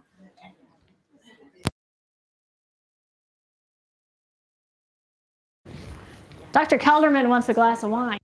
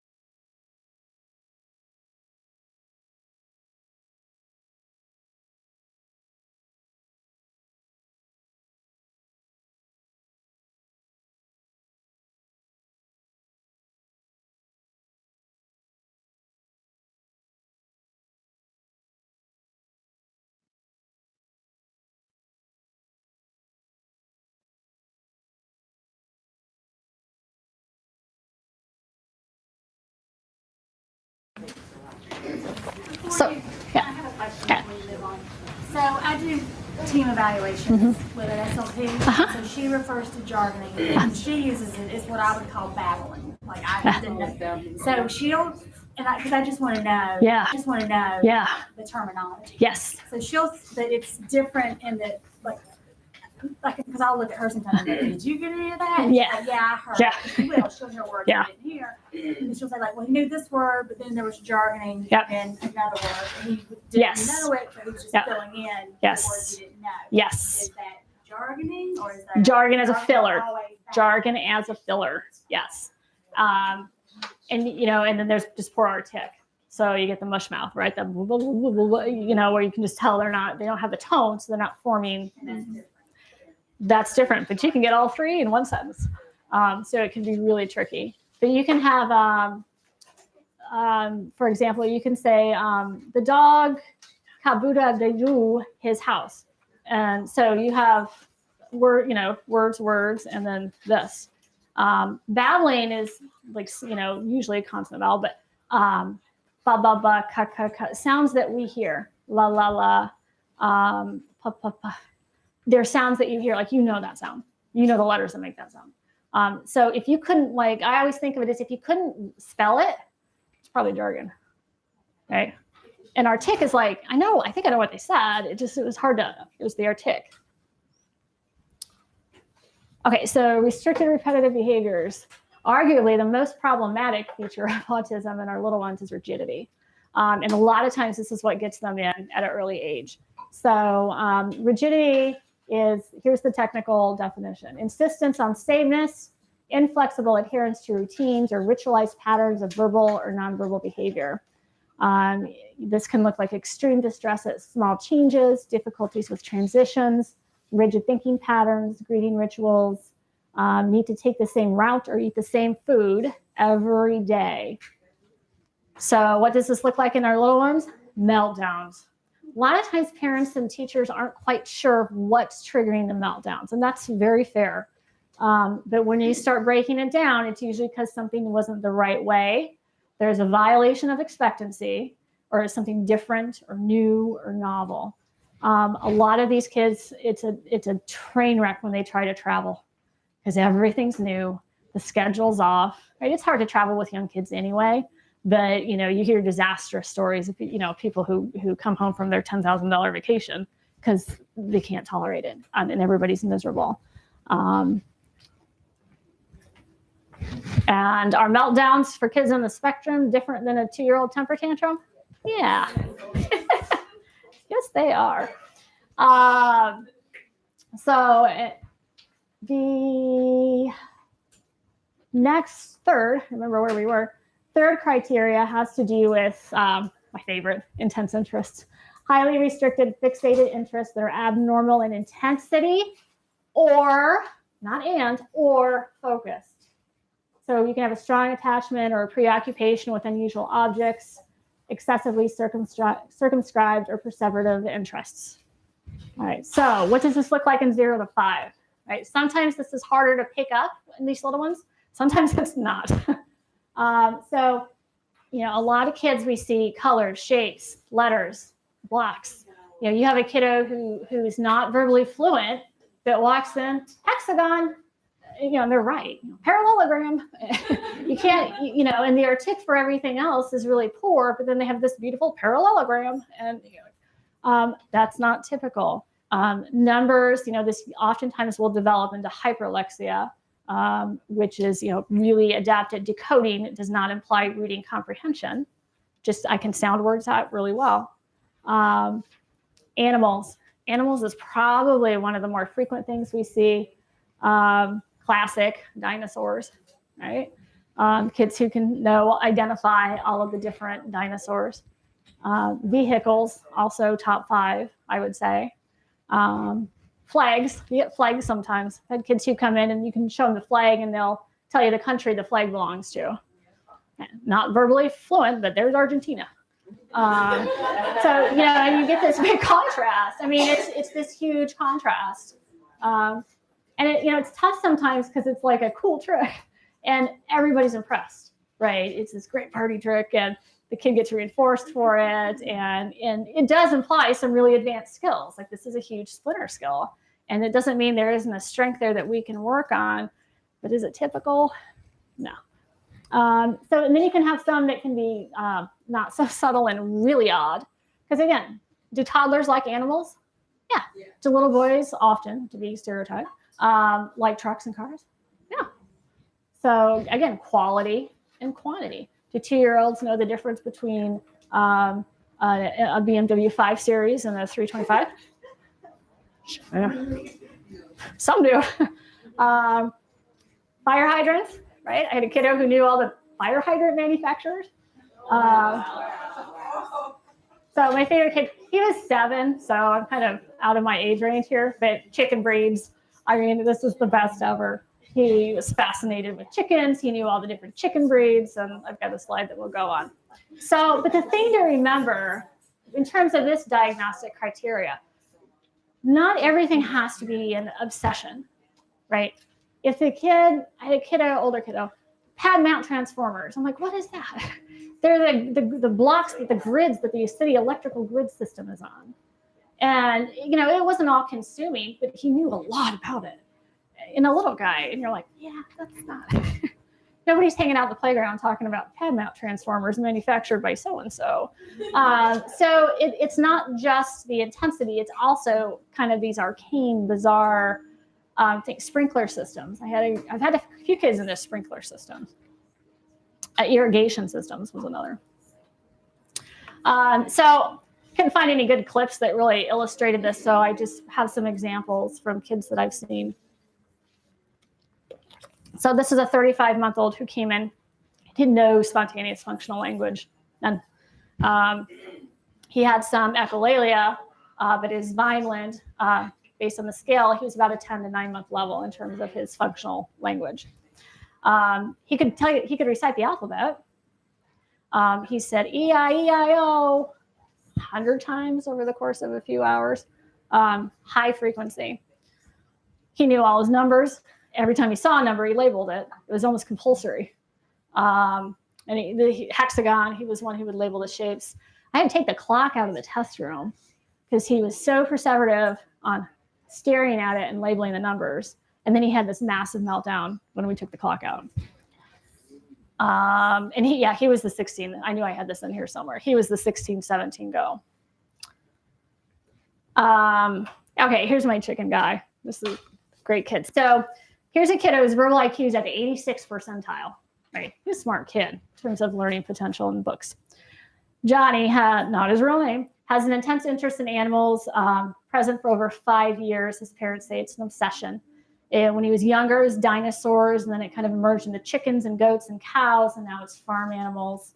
They just had a horrible time around the holidays because his grandma asked him, what animal do you want me to send you for Christmas? And he couldn't pick because it wasn't, it had to be the right one. And it was to the point where it was disruptive to the family that he was so upset about having to choose just one favorite animal.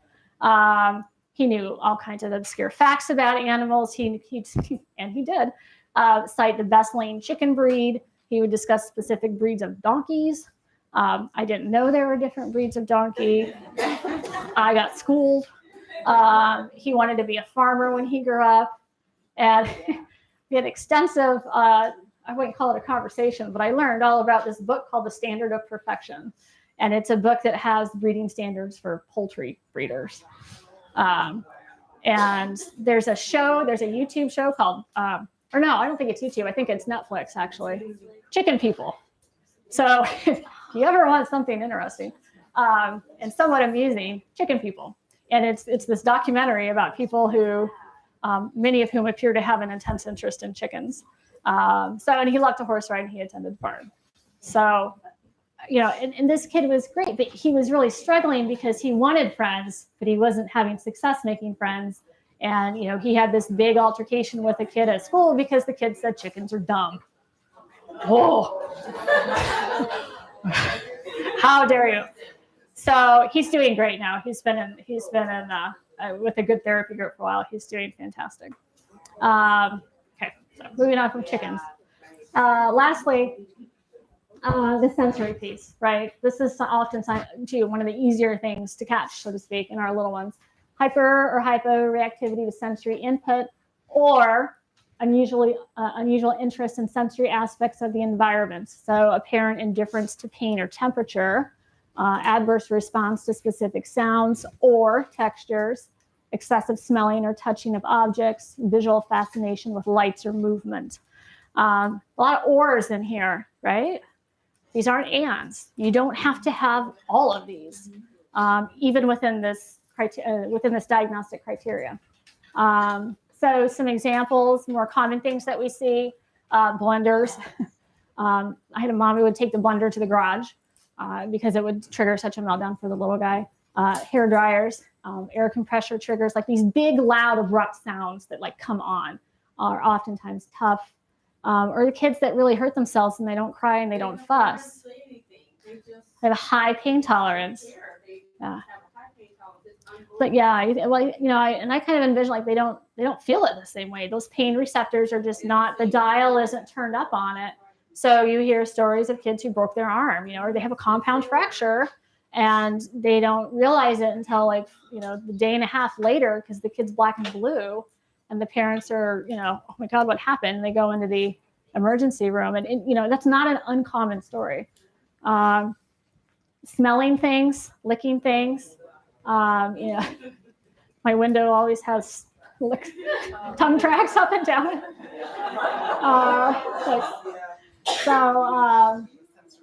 Yeah, and again, do 12-month-olds put a lot of things in their mouth? Yeah, so, right, Freud's oral stage, right? Do they lick it? And there's a stage, and then we're out of that stage. But if you have a 4-year-old who's, you know, picking up the blocks, and that's not typical. That's a sensory. Ripping up tissues, ripping up small pieces of paper. Sometimes I'll watch them drop. And, you know, kids will rip stuff up, but they usually do that for about 20 seconds, and it's kind of boring, so they move on. Again, quality and quantity. I see this a lot in the little ones. So they'll sit on mom's lap in the interview, and they'll pick up if mom has long hair, and then they just drop it, and they watch the hair drop, or they'll pet their mom, right? You'll see this a lot too. That's not a really typical behavior. It's kind of perceived as loving and cuddly, but, you know, or they'll pick up my hair and drop it. It goes back to socially indiscriminate. That, you know, you'll get some unusual behaviors like that. I had a 14-month-old, I think I have a slide on him. They had a front loader washing machine, and little guy would sit and stare at it for anywhere between 10, 15, 20 minutes. Do 14-month-olds do anything, focus or pay attention to anything that long? They usually don't pay attention to a TV show or an iPad that long. So that's a sensory. Flickering the handles on a dresser, ding, ding. You get that a lot, or in the clinic when they come in, they'll fiddle with brackets, right? They'll be on the door hinges and spend a lot of time on that. You know, these are things that a typical kid probably isn't even going to notice. It's not even on their radar, you know, the hinge for the door. This is a big one. Difficulty tolerating high commotion environments. I always ask that question. That's often a trigger for meltdowns. All right, so here's a CDC clip of kind of atypical visual inspection. Well, I'll let you watch it. Maybe. Here we go.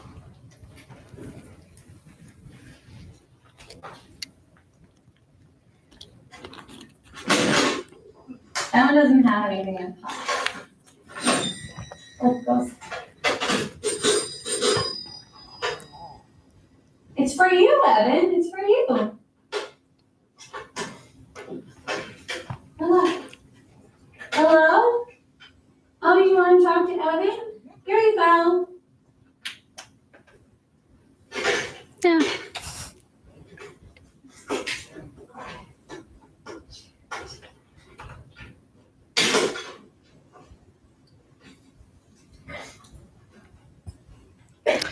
So he's much more interested in kind of the sensory aspect and the string, and I'm going to drop it, I'm going to bing it. You know, at that age, especially when prompted and modeled, you'd expect a bye-bye, hi, bye-bye. I mean, that's just that little piece is all you need. But I guess, how old was that clip? He's 17 months. With the clip, because really, most children, that's not a real telephone to them. Doesn't matter. Doesn't matter. She just modeled it. But I know you modeled it, but for a purpose, they don't see us talk on phones like that. So that's from the ADOS, and the newer ADOS has a flip phone. It's the same thing. Yeah, it's a good point, and it should be changed just for, you know, in theory. Kids will do what you do. That's not social limitation. Most kids are like, oh, is it going to make a sound? Put it up to my ear. Oh, yeah. All right, one more pop quiz. I think one more. What's the best predictor of long-term functioning and independence in autism? IQ. Good. Here, you get the whole bag. Take it. Take it. Take it. Yeah, so level of intellectual functioning is the best predictor. So remember that. We're going to come back to it. All right, moving on to assessment. So I kind of alluded to a few of these things as we went over. But I hope you have an appreciation now that even though these kids are really young, we can clearly tell the difference between typical and atypical. It can be striking sometimes if you kind of immerse yourself in this world and live in this world. But what do we do in terms of evidence-based assessments, right? It's great for me to say, well, here's what I think, but that's not really how we typically operate. We like to have evidence-based approaches. And I brought some of these examples here just to show you. So has everybody heard of the MCHAT? So the MCHAT is the screener recommended by the American Academy of Pediatrics. It's a real quick and easy 20-item question. And the recommended administration is 18 and 24 months. You can go online and take it for free. mchat.org, right? There's RF or something, which is the newest version. But it's public domain. It's easily available. Anybody can go take it. It has some pretty good sensitivity, meaning it's going to catch a lot of kids. What's the acronym mean? Oh, checklist for autism and modified, thank you, checklist for autism in toddlers, right? Stump a neuropsychologist, ask him what the acronym means. We live in acronyms, and you're like, what does that stand for again? So there's also the structured interview, the ADI, right? The Autism Diagnostic Interview Revised. Has anybody given an ADI? Oh, it's painful. It's long, 2 to 3 hours. It's supposed to be coupled with the ADOS in terms of research. So our best research studies are people that are trained to a specific level and kind of checked out, so to speak, on the ADI and the ADOS. And when you put those two together, you have a very good sensitivity and specificity, meaning you're catching the kids that have it and you're discriminating between the kids that don't. It's long. Did I say that it's long? Not so long. So let's talk about these. These are the things you're more likely to see in a school eval, in a private clinical eval, the social communication questionnaire. All right, these are what we use for the little ones, okay? 40 questions, yes, no. It's pretty simple, right? The Gilliam, so then you have, and there's more, but these are kind of the more popular ones. You have the GARS, the CARS, because that's great, and the ASRS. So these are all some of the more commonly used rating scales that we use. For those of you who read reports, how often do you see some of these used and it doesn't match up at all with what everything else in the report says? All the time, okay? So what we think of as the psychometrics behind these three, they're not good. They're not sensitive, right? I've had kids with painfully obvious autism who don't trigger on some of these. I don't use any of these anymore. And what's part of the problem? Well, we'll get to that. If you look at the SCQ, or simple yes/no 40-item, this coupled with the ADOS will catch 97% of toddlers on the spectrum. I couldn't find a study with a citation. I have it somewhere. It's somewhere. It's Kathy Lord. Very sensitive, right? This is easy for parents to give. It's very black and white. These are a little bit more complicated. They're longer, so and they take more time. The BASC, big fan, the Behavior Assessment System for Children, has a specific scale for developmental social disorders, meaning autism. It's pretty good. It's not great. It's pretty good. And then the Connors is pretty similar. But these are also going to look at things that like hyperactivity, inattention, anxiety, externalizing behaviors. So it gives you kind of a more well-rounded picture, which is oftentimes important. We always want to look at adaptive functioning when we're doing an evaluation for kids on the spectrum. What's adaptive functioning? So day-to-day functioning. So when we look at little ones, we're looking at basic hygiene, right? Washing their hands, brushing their teeth, wiping their mouth while they're eating. We're looking at functional language, right? You can have a kid who scores pretty well in standardized testing on a language measure. But then you get a Vineland that says, guess what? They don't use that language day to day. So these are parent report, and there's teacher forums about what the child is doing on a day-to-day basis. There's also the ABAS and the SIVAR, the Adaptive Behavior Assessment System, the Scales of Independent Behavior. These are well-validated instruments that give us that picture. And it's usually pretty important to look at the child's developmental level, right? Because when we want to look at social skills and social communication, we need to take that within the context of their level of functioning. And then we can, so these are some of the measures that we use. And then we have some language options as well. I'm going to speed it up a little bit because I'm running out of time. Oh, new part. What's the gold standard? What's the gold standard for autism diagnosis? It's not the ADOS. And Kathy Lord, who developed the ADOS, will tell you 1,000 times. Has published it over and over and over. The gold standard is an experienced clinician's clinical opinion. Oh.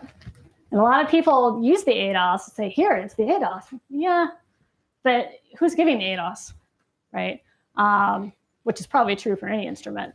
So the gold standard is considered to be an experienced clinician's experience, which I like to translate as your gut. You know, when you're interacting with a child, when you're doing things with them, and you're looking at all of these components. You know, how do you feel? How hard is it to interact with this child? How hard is it to get a response out of the child? Because some kids may not respond initially, but if you keep driving them crazy, they'll come out, right? You get these moments. So we think about the ADOS, but definitely the ADOS is probably regarded as the most helpful diagnostic tool. That's how we like to think about it. It's a diagnostic tool. It's an aid. And this is a semi-structured interaction. So there's a series of interactions and play activities that you go through with the child to try to elicit the types of social communication difficulties that we see in autism. And then you also pay attention and you're looking for behaviors and sensory components. And there's 5 modules total. I didn't put module 4 on here because that's for young adults, older adolescents and young adults. But we have toddler and 1, 2, and 3. And you select the module, you select kind of the series of activities based on the child's age and their language level. So we're going to start with the toddler module. Just to do an overview, and the toddler module is new. There was no toddler module with the first ADOS. It's a lot harder to get to. So 12 to 30 months. And this is the whole goal of the toddler module, that we have a systematic way to assess 12, 13, 14-month-old children, because the older ADOS wasn't well validated for that sample. You need to be walking. Why do you think that's important? For looking at a child's behavior and interaction with someone and how they explore their environment. They need to be, pretty ambulatory. So, and I've had a few kiddos that are like kind of walking, the Maggie Simpson walk. They walk and they plop, and they walk and they plop. So, you have to make a decision. You have to make a judgment on whether or not it's appropriate to use. So, my thing here. All right, here's what you're looking for. That's all. Okay. The ADOS is a really hard test to learn and give. And it's not something that, we can weekend warrior it and go to a 2-day workshop and have it down. It's important to go to a good training facility, but then to spend a lot of time working with somebody who is independent on it to make sure that we're maintaining some standardization. But all of the things that we talked about today, like what do we look for when we're thinking about, does this 2 or 3 or 4-year-old have autism? All of these things that we talked about, they're in the ADOS. So you go through a series of different activities, and the whole time you're looking for examples of all, the gestures, eye contact, facial expressions directed to others. Like, I got 2 smiles, 2. Response to name. Some of these you do really specific tasks. And then you code the behavior. So there's different kind of descriptors, and based on the child's response, then you give them you code it essentially. So if the child is showing all day, giving mama, I mean all day during the ADOS all day, but constantly showing, and then you document it, you write it down, you write some of the examples down, and you look at which behavior does this line up with. All of these social things, you do specific tasks to assess joint attention. You do a specific task where you're like, hey, look, right? And then, first they have to get their eye contact, which is usually half the problem. But then if they don't, you say, hey, look, right? If they still don't do it, then you're like, Johnny, look, right? And you kind of escalate your prompts, right? So how much does it take? How much effort do you have to put into it to pull the child out to get them to respond? And the whole time you're also looking at how often do they initiate with you? What's the quality of those initiations? Under what context do they initiate? We have a lot of kids who initiate a lot, but then when you go back and look at it, you're like, oh man, those are all requests, right? They wanted something. Were there any social, were there any social overtures? Purely for social reasons, right? So, but that's important information. You also look at some of the repetitive behaviors. You look at their tone, you look at sensory interests. That really hard posturing thing we saw, there's a whole code just for that. Losing myself. So you code these behaviors, and then for the toddler module, you add that score goes into a range of concern, right? So we're all probably familiar with standardized scores and percentiles and this normal distribution. The ADOS is not a standardized score. There is no normal distribution. It doesn't work that way. The ADOS will give you a range. And again, that's based on, there's only one age range for here, so it's all the same. Little to no, mild to moderate, moderate to severe. Okay.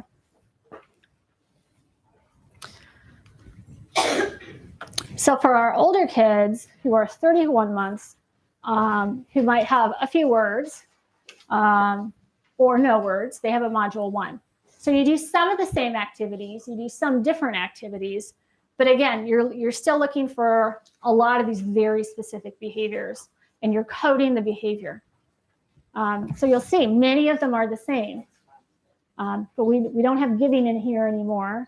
And the definitions for these behaviors change based on the age, right? So credit for pointing in this module is different than in a different other module. It's adjusted to their age range. But again, we're still looking for all of these social behaviors that we've talked about this morning. Intonation of voice starts to come in, sensory interests, motor mannerisms. So now for these modules, you're going to take this score, and based on their age, well, first of all, based on how much language they have, you're going to have a cutoff, a category. So they're going to be in the autism range, in the autism spectrum range, meaning less mild, or below the autism spectrum range. It's not a standardized score. And then this is what trips up. So the comparison score, you take that number and you look under a column based on their age, and that gives you a score that's described as high, moderate, low, or minimal to no evidence. And that number's 1 to 10. Is there a 0? I don't get a lot of zeros. No, there's no 0. It's 1 to 10. You're not supposed to report the score of the ADOS. They'll tell you that 100 times at the training. It's in the manual. Why? It's not standardized. It doesn't mean anything to most people. It means something to people who are giving the ADOS or looking for change over time. It might make sense and have some information to clinicians who are developing a treatment plan or doing their own evaluation. But it's really something that shouldn't be reported. It's so susceptible to misinterpretation. And parents always want to know, is the eye functioning? I said, well, that's not really a clinical term. That's another rant and rave I have, but I'll spare you. Let's think about what level of symptoms do we see? And usually we're saying, and we haven't had any intervention. So this is our baseline. So when kids have phrase speech, right, go bye-bye, no want doctor, then we go into module 2. So a lot of the same activities. Module 2 is long. There's a lot of specific activities in here, but it's kind of the same principle. The algorithm is based on what we know is most predictive and most in kids within this group based on age and level of language. And it gets scored essentially the same way. Module 3 is the one I mentioned briefly when we were talking about relationships. So now we have phrase speech, fluent speech. And these are kids that, in theory, should be able to have a reciprocal conversation, that back and forth conversation. Now we start, a little less play and a little more talk, right? And what makes you happy? What makes you sad? You try to kind of elicit a conversation. Like, no, that's not a good example. A good example might be, I'm getting a new dog at my house. Right? What's the average 5-year-old going to say? A, are they going to respond? A, they're going to respond. B, really? Oh, I have a dog. Or they're going to, what kind of a doggy? Or, it's simple. And you only need 4 exchanges to have a conversation in terms of what we're looking for here. And again, we're adjusting the expectations to the developmental level of the child. So that's kind of the core components. I kind of flew through that, that we see here. I'm going to skip through some of this newer stuff to get to, okay, so let's take a minute. I think you're going to hear more in depth about this later this afternoon, but some cultural considerations. So we know there's different populations within the United States that are under-diagnosed. And we know that minority children in general have a later age of diagnosis. And again, is it because autism looks different based on the race of the kid? No. This is a brain-based disorder. So a fairly old study, 2002, 1.6 years later, a year and a half later, we're getting the early education, right? We're getting the early elementary at this point. And they're less likely to be diagnosed with ASD and more likely to be diagnosed with ADHD, ODD, all these other kind of, the kids got a problem, but it's more of a kind of a blaming the behavior as opposed to really appreciating where the behavior is coming from. So why is this happening, right? There's some discussion about healthcare inequality, which is obviously a huge issue in the country, but also talking about having access to specialists. That's access to specialists, I think, is a national problem. But it's more pronounced in minority cultures. And we're also looking at some of the different perspectives that we see in African-American families and their ability to trust doctors and healthcare and be able to work within that system. There's a lot of other things that can come along with lower SES that may be more likely to see in minority families that impact parental well-being, which in turn impacts the child. So you may have higher stress levels, depression, some physical health issues, and it all translates to caregiver burden, which is, again, there's a whole nother talk, and the financial strains. And when they do studies looking at what do minority parents report as opposed to non-minority parents in terms of how hard is it to raise a kiddo with autism, there's a really big discrepancy between the perceived stress and probably the actual stress between those populations. So this 2007 study said that South African American children were 2.5 times less likely to receive that autism diagnosis at the first visit. So they're less likely to get into a specialist, they're less likely to get it in a younger age, and then they're less likely to get the right diagnosis. So there's a lot of obstacles there. And ADHD, adjustment disorder, we didn't mention that one. So, within various cultures, there's probably a lot of differences as to why this is happening as it pertains to the child, as it pertains to the parent, and as it pertains to the clinician. But we do a lot of work in the Caribbean and work with cultures from all over the world. And every culture is different in terms of perceiving their child's behavior, in terms of their expectations for what's appropriate, what's not appropriate, in terms of how they respond to the child's behavior. So, the fact that within all of this that we're thinking about in terms of autism and typical development, superimposed over all this, we always have to be conscious of the cultural perspective of the family and the cultural environment that the child is in. Okay, so what's my time endpoint? Does anybody have a schedule in front of them?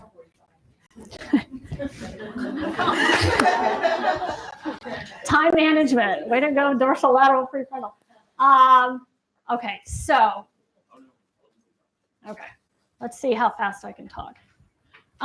So evidence-based intervention. At the end of the day, why? Why? So we can get these kids an intervention. We talked about how important it was to do early. Do we know what works? Yes, absolutely. So there's two kind of big seminal groups that have published these big meta-analytical reviews about what works and what doesn't work. And I have separate handouts that have blown up some of these slides because there's a lot of info in it. And all of this is available online. You can download it. The whole studies, which are in the binders up here. So the National Autism Center did the National Standards Project. They had phase 1, they did phase 2, and right now they're doing phase 3.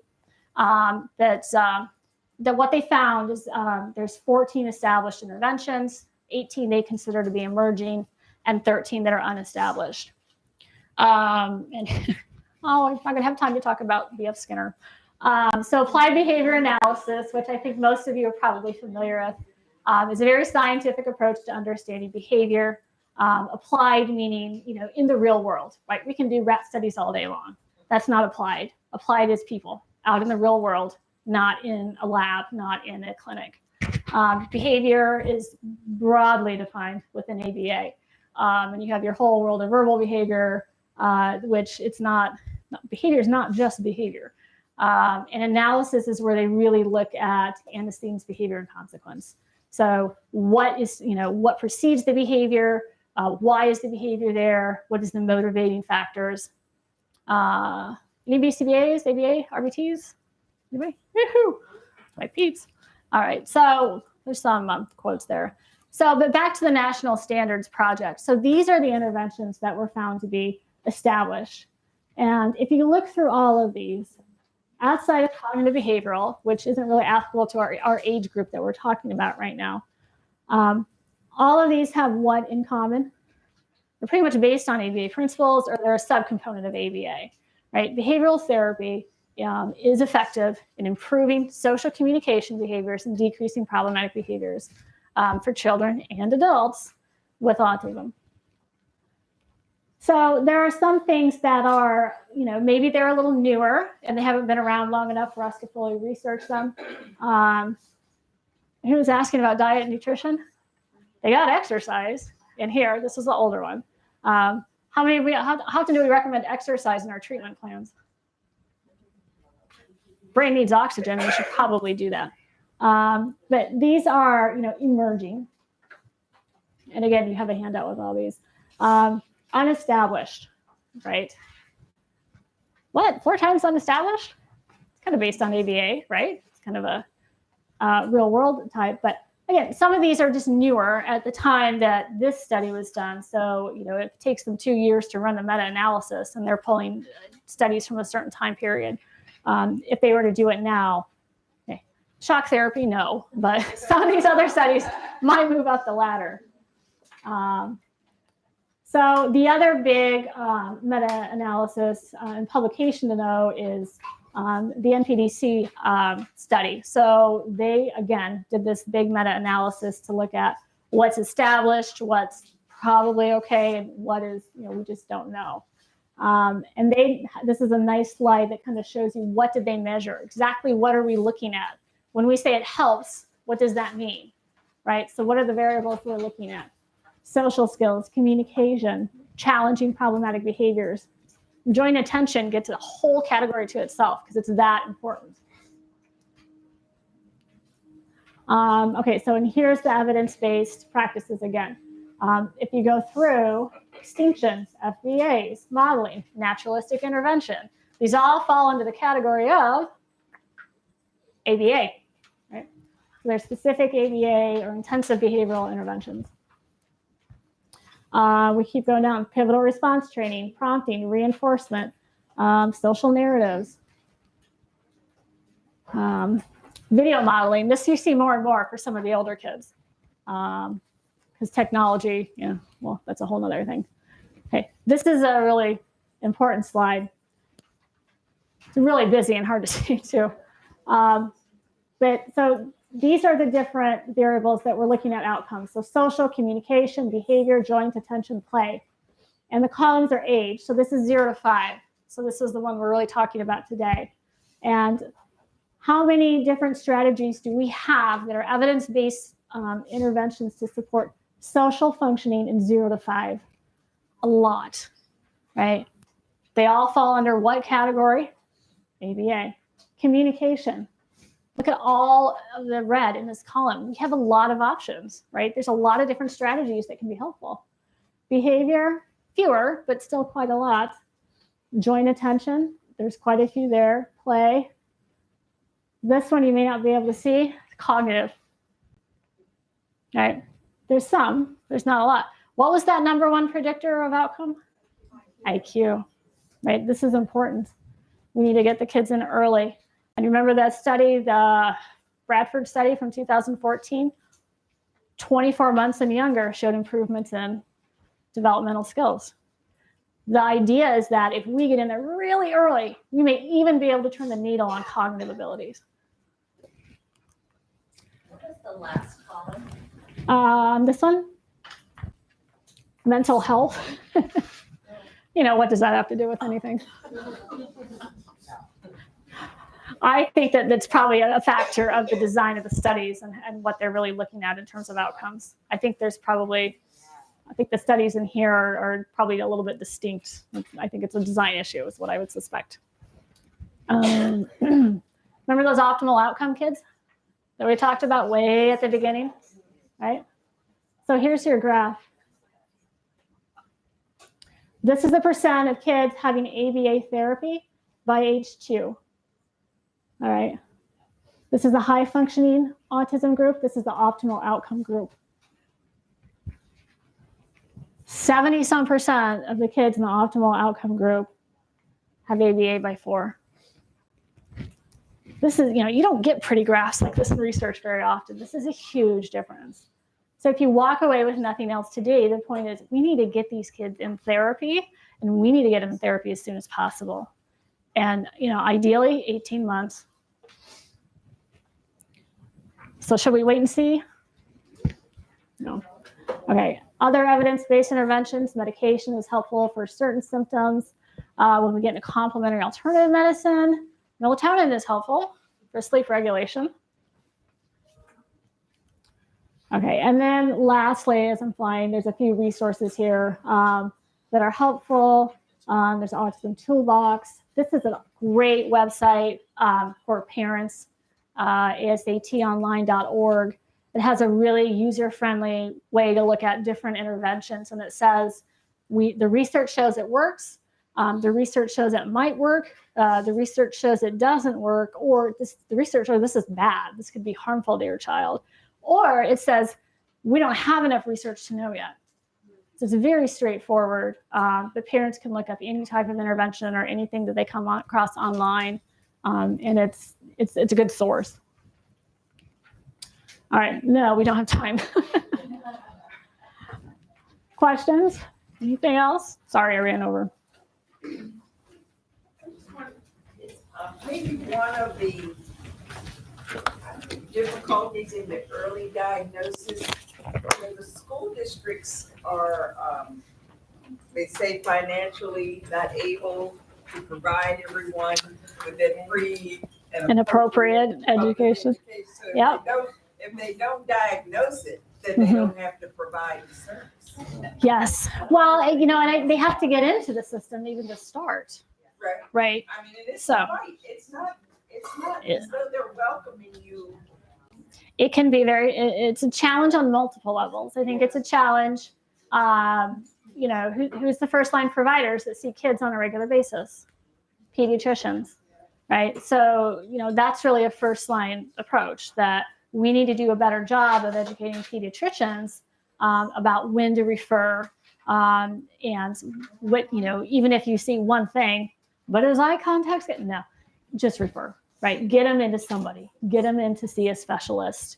And you can really change lives. And it's not being dramatic, it's true. So yes, that's an issue. And I think the other concern that Mary Ellen touched upon earlier was that we have parents, I think, whose kids do get into early childhood or an early childhood classroom, and they might have a 9 to 12 day. And as far as the parents thinking, okay, we're doing what we should be doing. And you're like, it's good, but we need more. Right, because sometimes even if the teacher wants to make a referral, then Yeah. the whole group Yes. has to agree with the teacher Yes. before anything can be Yes, done. and all of it takes time, and it's red tape, and the clock's ticking, right? The clock's ticking. So, right, I hate having little kids on our wait list. Can't stand it. We do what we can to get them in yesterday because they can't be sitting there waiting. It's just. So the problem I'm having would just intensify that Mhm. waitlist problem, but I'm just seeing so many parents who are tucking it under a rug. They can't handle the thought Mhm. of the potential that this is happening. I was talking to a mother the other day, and her words were, "Yeah, my pediatrician's been suggesting something for a couple of years now." So, for that approach, something I do sometimes is say, I'm not really cared about what we call it, but like pick the one thing the parent does see. If they see the language or if they see the meltdowns, say, let's figure out where those meltdowns are coming from so we can help with the meltdowns. Like take what they do see and roll with that. And we don't care. And I say, I don't care what we call it. The insurance company does. I do care because it helps me make the treatment plan. But, that's not really, the point is not a label, right? People get on that a lot. I don't want to label. Okay, but we need to know what to do. And we can't decide what to do unless we know what we're dealing with. So for those families, I might really kind of de-emphasize the diagnosis aspect and say, well, let's figure out where this is coming from so we know what to do with it. But just grab onto that one thing that they see, because there's usually something that they see. It's often very concrete and obvious and hard to kind of push under the rug. So, but yeah, I hear you. I have a comment and a curiosity question. Mhm. My comment is based on what she said, but one of our clinics is next to a pediatrician's office. Mhm. About a month ago, we had a mom walk in and said, I've been coming to this pediatrician for over a year, and I would read your window, and I knew one day I'd end up here, but I was just waiting for them to tell me. No. So you reminded me of that. Yeah. But my curiosity question is, we get a lot of clients diagnosed by you. Mm. My name is Valky Suffolk, Developmental Intervention Oh, Specialist. We get a lot yes, of we call you guys for the reports Ah. and get going. But my curiosity question is, what's the earliest that you diagnosed? I diagnosed, I wasn't really me because I was on extern placement, 11-month-old twins. And they were completely non-responsive. We've been around for 15 years as a company. I've been in the field for 20. So of course I've just seen all the services evolve, and it's beautiful now to see the outcomes. But I feel like with the younger ones like that, which of course is our dreams, getting that little, even at 2, which is still great. I know, you still want them. But we feel like when they hit 5 and we've made all these gains, it becomes the race against the clock of kindergarten, kindergarten, to work out the last kinks and the and so just the younger, even younger than 2. And the brain development between 0 and 24 months is just huge. I mean, it's just tremendous. And thank you. It's nice to meet you too. I've heard of you many times, but yes, and it's, increasingly I'm getting some 13, 15-month-olds, 2-year-olds. We're starting to get there, but and then I have parents say, well, everybody said that he was too young. We'll take them as young as they come. And, even if they can't walk, and we can't do an ADOS, we can do a Vineland, and we can figure out if there's enough, do they need to be in therapy? Okay, we'll figure out what it is later. Do they need therapy? Can we justify it? Yes or no? So, okay, I'm so late. I'm sorry. Thank you.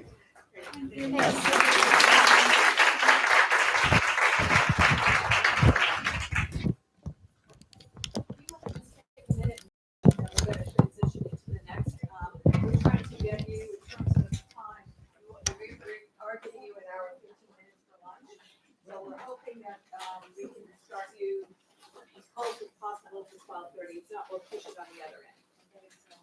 If you don't get lunch, you can have Snickers.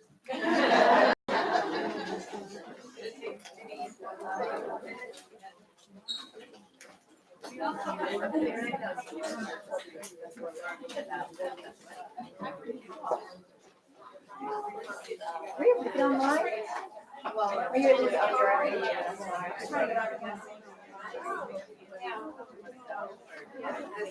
So,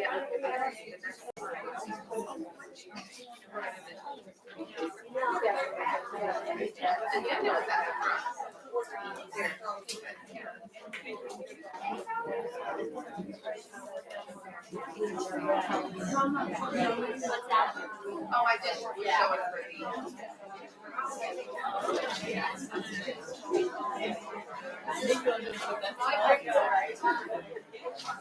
This year he knows who I am. Last year, we had no idea.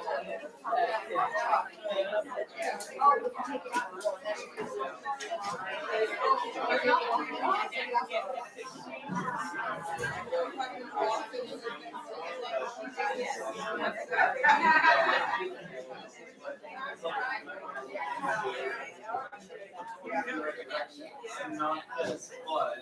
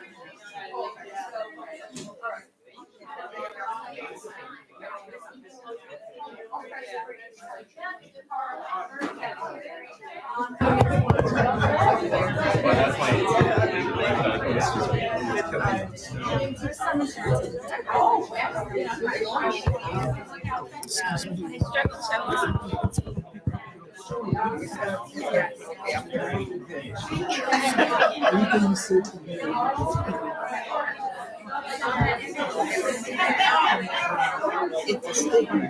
Oh, yeah.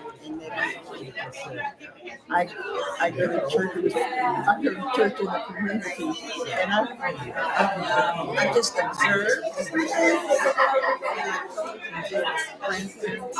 There's a strong resistance. It's like they don't want you to talk to their children. Right, right. But isn't it also indicative of mental health period? Let's not go to a psychologist. Let's not have therapy. Yeah, we don't trust them. Or let God just kind of fix it. Let's pray on it. Like, Well, and then, there are reasons. I mean, we got that whole custody experiment. yeah. That's not working. I know. So thank you. Yeah, of course. He was taking questions 2 and 3. Yeah. Okay. Hello. This is Ruthie. Hi, Bianca. Nice to meet you. So you have a daughter? I do. How old is she? She just turned 5. So he's 15. Yeah. Awesome. Where's she in school? She's at Project Brilliant. Oh, okay. Which one? Lake Worth. Oh, okay. Yeah. My son's at the Yale Center at the high school. Oh, okay. I've heard of that. I love it. It's amazing. So even at 5th, they go up to high school? Yeah, well, and you can stay in school to 22. If you have an IEP, when you have a diagnosis, you have the option of deferring when they're 16 and you can stay till 18. Oh, yeah. So they have, adult skills, so all the charters, state, public schools have both. Okay. Yeah. Through their 21st birthday is how they put it. So you've had a long journey, 15 years. Wow. And so now you're on the other side of 10. What do you notice in that? I know, because like one of the questions was, I think kind of what you know now, you didn't know it. I had DBEST, BCBA. I was like, I worked for most. So Dr. Ted Wasserman and Dr. Christine Hunsberger diagnosed them. So, and Christine, although she never said it, I felt like with the ABA with her, she was like, if you don't do this and work on this, I'm going to find somebody not a parent. So I felt, she never said it, but I felt that urgency. Right, you need to do this. And I did. So that we can now we just started chatting. How are you doing? This is really, it's one of our welcoming parents. Piano presentation. Yeah. So you're one of her little owls? She reached out. Oh, okay. I was a little owl.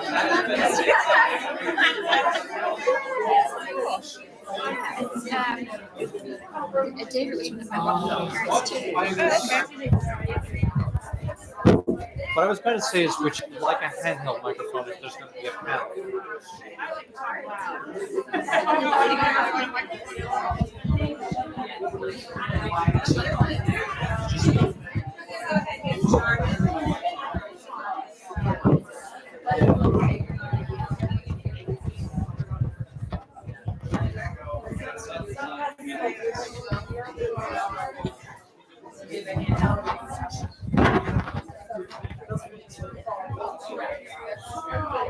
Just speak loud. This is for the students. It's not a technology day. Just talk normally. If you guys Can you just enunciate into the thing? Hello. Or you pick them up. Or picking up the back. Regular conversation is All right. Hi, I'm going They apparently want to do that. Okay, because we have your videotaping. Oh, okay. Okay. Okay, we'll go ahead and get started. We want you to go to lunch. From my perspective, I think this is the most important part of the day because we really get to hear from parents. And I know that it is difficult, and I really like the way Jill brought up the fact that it's not easy to share bad news. No parent, no one wants to hear that your child has autism. But it's really, really important to be able to, and I think I'm so happy to have 3 parents here. We have David Ruttenberg, and David is on our constituency board as well, and he has a daughter. And Bianca, do you want to say a little bit about yourself? Or I'm just a parent with a child on the spectrum. Okay. And we have Ruby Bunkelman, who has a son on the spectrum. So we have a couple questions to ask them as we go through. And if there's anything, would you like to share anything about yourselves? Sure. Okay. Ladies first, if you like. Oh, goodness. About myself? My name is Ruthie. I'm a licensed clinical social worker. I have a 15-year-old with autism, and he's at the L Center doing wonderful. I am Bianca Nightingale-Lee. I am a professor at FAU in the Boca Raton campus. And I have a 5-year-old, and she's at Project Brilliance right now, doing ABA therapies. I'm David Ruttenberg. I have a beautiful redheaded little girl named Phoebe, who is 16, diagnosed very early and inspired me as a 56-year-old guy to go back to college, where I am studying my PhD in neuroscience and cognitive therapy for autistics. So good stuff can come from this. That's right. So one of the first questions we have is, how old was your child when he or she was identified with autism? You just want to go down the road? Yeah, sure. Okay. And I guess the second part of that is, by whom was your child identified? Okay. Was it? So fortunately, my big piece in this, I was very fortunate how this all worked out. I worked for Early Steps at the time. So Ethan was just over 2, and he was diagnosed by a clinical practitioner, Dr. Ted Wasserman and Dr. Christine Hunsberger, who worked for Early Steps at the time. So for me, I was a classroom teacher for many years. And so I've worked with students who've been on the spectrum who've never been diagnosed, but I knew what it looked like, right? So from an elementary perspective. So I had kind of that background knowledge, which was nice. And so the way in which Brielle was born, she didn't have a lot of oxygen when she was born. There were a couple of complications that I was like, I'm just going to be looking for things. I didn't know what I was looking for. But at around a year and a half, I would compare her to her peers. And this was my first child, so I didn't know what was a 1.5-year-old supposed to do. I don't know. So I would compare it to her peers. And I'm like, something's off. And so at that time, we had her looked at, and that was around 1.5, 2. She needed ear tubes, so we got that in. So I'm trying to rule out all of these different things to see what's going on. And then at 2, she was diagnosed by the school district with a developmental delay. And they said that she was so young at 2, they didn't want to say autism, even though I said autism. They were like, let's take it off the table for now. She's 2. And she is kind of right there on the cusp of neurotypical and autism. But so around 3, right around 3.5, she was diagnosed with autism by a clinical psychologist. 18 months through a pre-kindergarten teacher that recommended early steps. Nice. Phoebe also had difficulty at birth, born upside down and twisted in all different directions in mom's belly. That resulted in torticollis, bilirubin lights, the whole thing.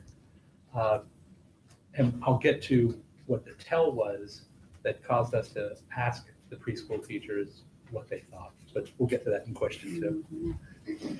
So I'm going to skip to actually 3. What were your initial feelings on having your child identified with ASD, and how have your feelings changed over time? Okay.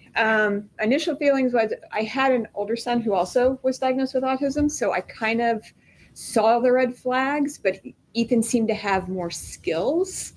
But I knew that because I worked at Early Steps and working with Christine, I knew that early intervention was key. Initially, he was pretty aggressive. We had multiple aggressions daily, and I knew if we worked on the skills that where the deficits were, that we would see improvement. And now, I mean, he's just doing amazing. I think his last meltdown was when we lost power with the hurricane a couple of years ago. But I just see so much hope. I mean, I get excited because I would do little owls with Wanda. I get so excited because there's just so much out there. If you just listen to the evidence-based practice and practice it, there's just so much they can do. There's just so much. So when I kept putting it on the table with my family, with psychologists, I kept putting the word on the table. I think what was most difficult for me was my family being like, no, she can do this, so she doesn't have this. You know, I think it was a fight with my husband, with specifically my mother-in-law, who they are not educators and they don't understand what autism is. And when you think about autism, it's like this scary word of, there's something mentally wrong and all of the stigmas that go along with that. And so it was me pushing against them to get her tested. So when I finally got the diagnosis, it honestly felt like a relief. Like, now I can hang my hat on this, and now we can, strategically plan on how can we address my little girl, right? Rather than all of these developmental delay and, all of these random things. No, now we know, and we can move forward. And it was funny because my mother-in-law was the one who was like, I don't think. But then she came to live with us down here in Florida for like 3 months. And she's like, you know what? I think there is some. I'm like, yeah, come live with us for a while. Right. So, strangely enough, our daughter's pediatrician, even to this day, 16-year-old, remember, doesn't think Phoebe has autism.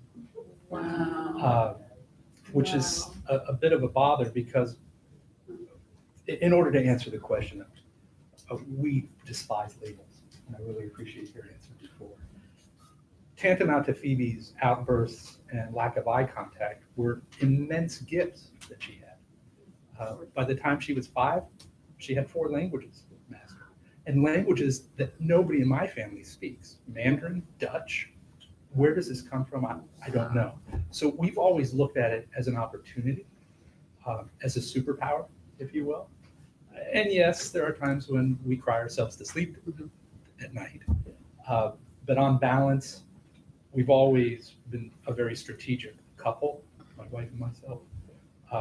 So to the extent that we finally got a diagnosis and a game plan, we're just grateful that we did it early, that we didn't have to worry about later life diagnoses, camouflaging, and all the other things that Wanda and I spoke to earlier about having to carry around the weight for decades. So the feeling, listen, nobody wants that diagnosis, but nobody is immune. Everybody has something in this world.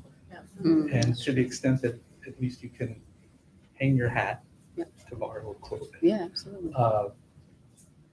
We felt like we were several laps ahead of everybody else whose kids were going to get something, in the future. So hope that helps. What are the benefits of early identification from your perspective, and how did early identification help your child, you, and your family?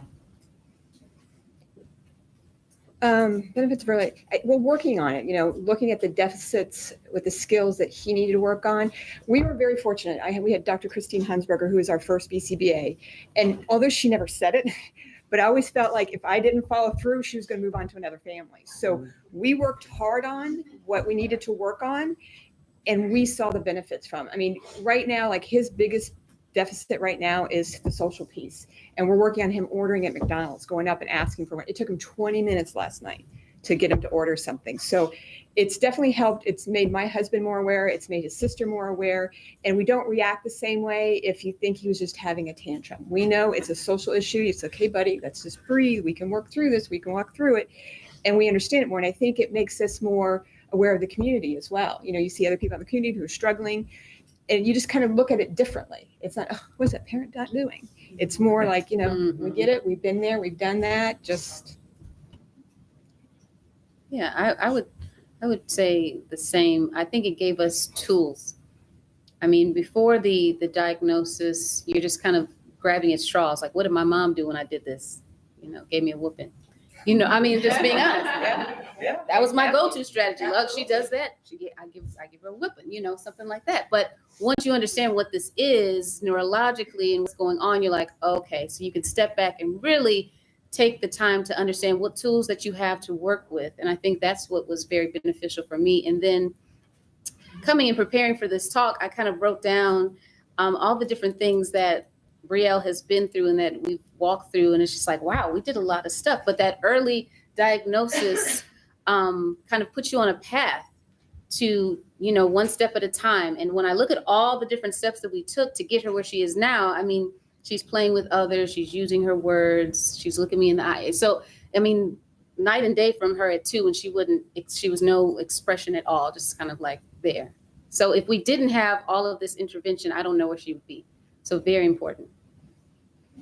Early identification for us is everything. Do you all know what the spaghetti theory is in terms of throwing it against the wall? So whether it's hippotherapy, behavioral analysis, whatever it is, I can't tell you what exactly worked, but I know that we tried almost and continue to try almost everything. We built a village of experts around our kid. This is back in the day when insurance was non-existent, and unfortunately for my wife and I, who are sole proprietors of our own business, it's still non-existent, so everything is, comes out of our pocket.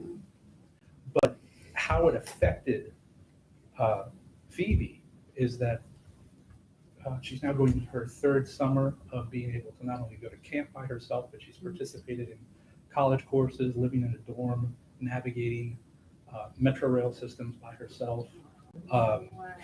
And in some instances, we may have gone overboard with some of the social therapy. We call Phoebe the mayor of West Boca because she has no fear now in meeting people.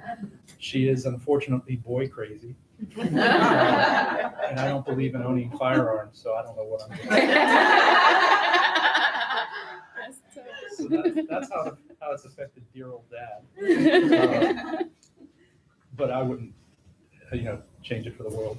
I mean, it's brought me to where I am in my life too. So to the extent that you can create opportunities for others and give back because you have been around that track and you see those parents, you want to help others. So.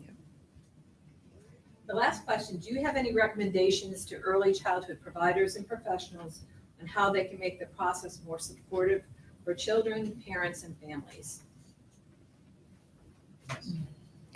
I would personally would like to see, go back to it. I mean, we're talking about the school district, I've heard comments about the school district not identifying, but if we can identify in those early steps years, those early intervention years through early steps, and I know it's funding issues and things like that, I think that would be ideal. That's where we got our diagnosis, was through early steps with Dr. Ted Wasserman and Christine.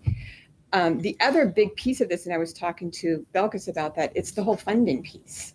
I mean, it's easy to say, go out and get a diagnosis, but it's finding that funding and support. And now Medicaid wants this ridiculous amount of, documentation and stuff like that, which just pushes parents back even farther. So I don't know, it's not just, I think, the early intervention piece, it's that financial piece too. How do we get it done? And it's today. I mean, we were very, very lucky because we got it through early steps. Very fortunate. I would say for me, and I don't know how practical or feasible this would be, but when we got the developmental delay diagnosis, she was in a regular just preschool daycare type thing, and I remember the teacher saying to me like, "Well, we don't really have anything. We don't have the facilities to work with your daughter." And I get that. Right. I get that. And she was getting therapies brought in to the preschool, but to have a bit more compassion, I mean, thinking about the number of students who are on the spectrum in some way, shape, or form, I think preschool, pre-K, elementary educators need to be more aware, even if you're not ESE, you still need to be aware of how does that affect the parent, because this is my only baby girl and you're telling me that you can't do anything with her. So what, you just put her in a corner? And that's what she would do. She would just be in a corner, just playing by herself. So that was a bit hurtful, but I don't know how much more we need to do with educating our pre-K teachers. Yeah. Just sensitivity really as well. So I'd like to build off of that, but tilt the lens just a little bit. When I started my doctoral training in June, I was presented with a completely different viewpoint of how autism is considered in Europe versus how it is here in the States. And they're not looking for a cure. They're not looking to fix people. What the providers there bank on, not only for the emancipation of the children, but for their parents, is drawing the distinction between deficit and difference. And to the extent that you as providers can sort of pay homage to what I was talking about before, everybody's got something. Nobody is immune. Look, I have high blood pressure, and my parents blessed me with wonderful genetics that will forever keep me, as my daughter calls me, the Buddha of Boca. Thanks, Phoebe. To the extent that you can emphasize everybody's got a difference, but it doesn't mean that you're deficit ridden for the rest of your life and you can't capitalize upon it. As a parent, as a child, you'll find something. There's a sliver of hope, a bit of juice that can be squeezed out to capitalize upon and have that rich life. That's something I think providers would be wise to just, back burner, keep in the back of your mind that the parent is coming there and all they think about are labels. And if you can instill in them, they're just different. Just like you're different from me. Hope that helps. Excellent. Thank you. Thank you. Thank you.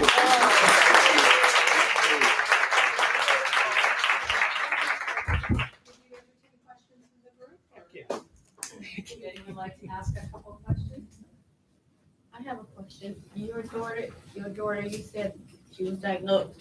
Son. Your son at 2. What was going on prior to? Did you recognize that something was going on? He was getting thrown out of preschools. He was getting thrown out of preschools. So we had a lot of issues with that. So he was just having a lot of meltdowns, tantrums, and His biggest deficit is the social piece. And so preschool, school, everything's social.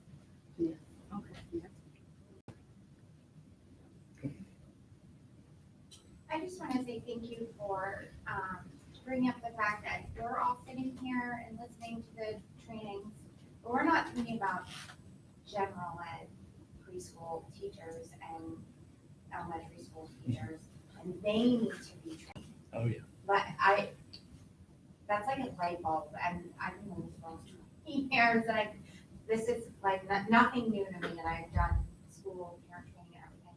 They are the ones that should be sitting here, because I've worked in daycares, and I've been with pleading, please don't kick this kid out, please don't kick this kid out. Yeah. And they need to learn about it. Absolutely. Get that compassion side, that they are not bad kids, or Right. they are not Not at all. non-compliant or naughty, or Right. they are just, that's their brain, Yeah. and that's how they're working. Yeah. Thank you so much for saying that. Absolutely. And I crossed it one day, and I'm gonna keep that in the back of my head. Absolutely. Thank you. I Well, appreciate thank you. that. There's one other hand over here. In defense of teachers. No, I am a teacher too, but I'm an easy teacher. I'm separate. I'm an ESC teacher, but sometimes, the teacher doesn't have a resource. The teacher has maybe 20 students, and one teacher, maybe the teacher be fortunate enough to have an aide, but that doesn't always happen. So they don't have a choice. It's not that they don't have the compassion. They don't have an option other than removing the child. I agree. I think it's a district initiative that needs to come from the top, that it's a level of importance and awareness that we have to heighten based on the numbers of students on the spectrum. Something else that we need, I say, parent advisory committees, Oh. boards. Come on, yeah.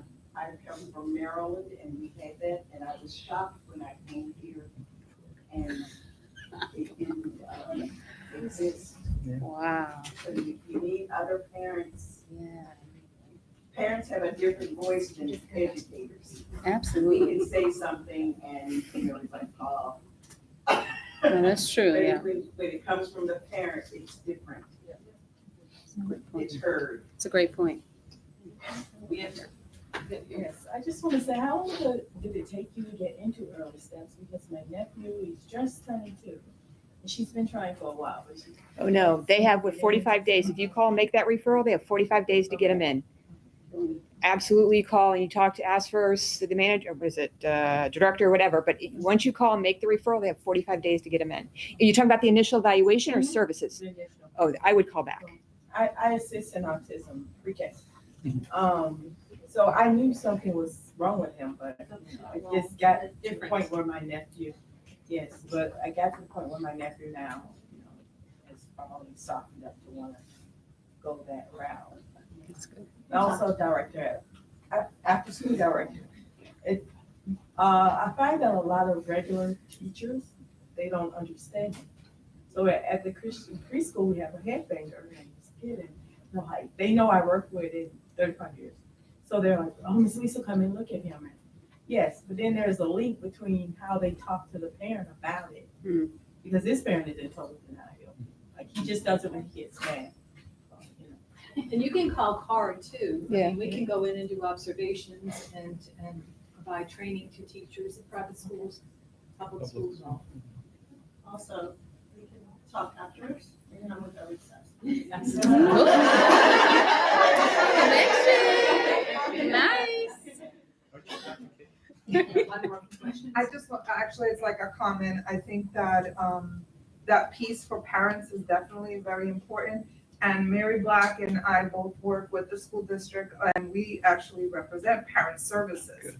And a lot of times people go, but you work for the school district, you're gonna be on their side. There's no sides. Mary is a mom of a special needs child herself. I am as well. And my goal is for a parent to be able to learn how to advocate for their own child. And those of you that know me, yep, I will you do it. fight in a good way, because you have to say things certain way to get in. But what a child's rights are, I'm going to make sure that parent knows about it.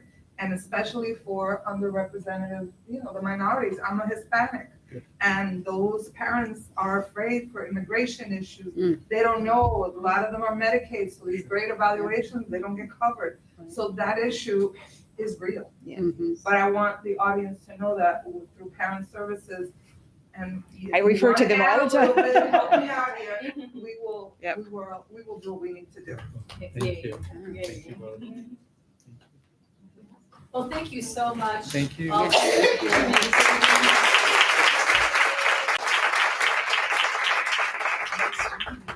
Okay, we are on time. Oh, you're late. I am developing artificial intelligence systems to help with sensory learning. Okay. I'm always looking for CBTs for our population. Gotcha. Yeah. Yeah, and ultimately, I think I'm going to end up in the UK. So, but pleasure meeting you. You too. Thank you. It's amazing. It's Thank you so amazing. much. You're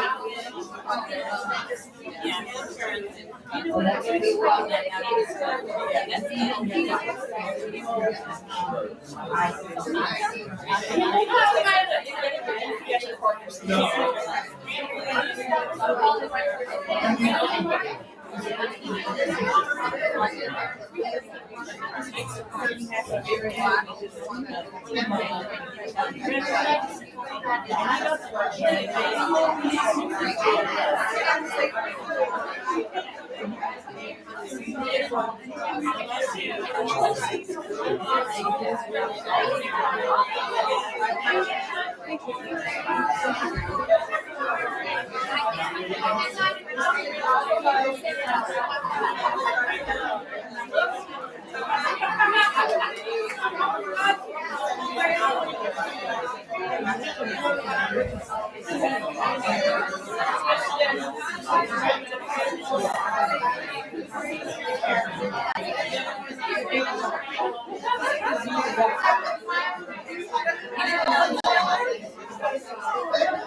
Well, we're required to have a board of parents, advocate, fundraising.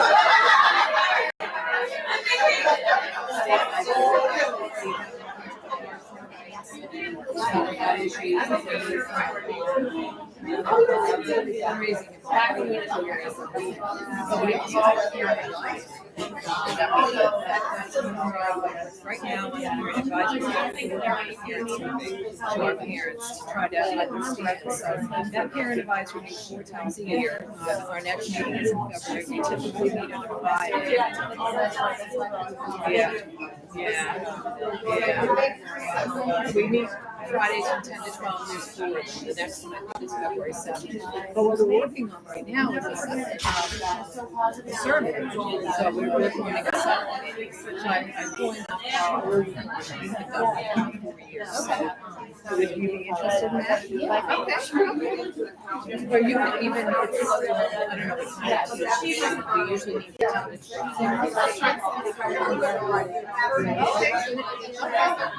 and you can join my call. We usually need here one time here on this campus, and then one time for the treasure post.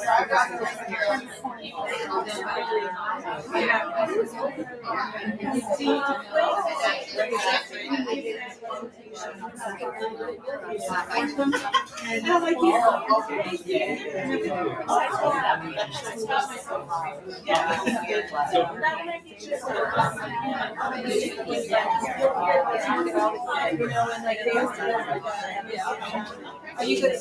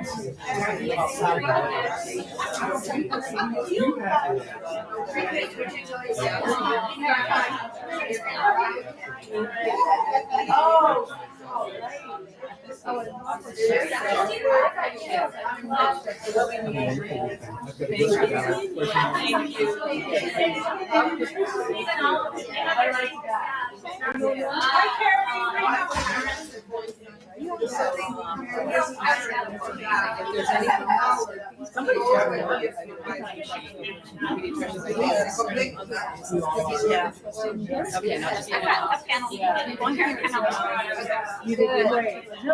That's why I made her. But everybody thinks about this every time. Keep plodding away. Keep plodding away. That's one of the things.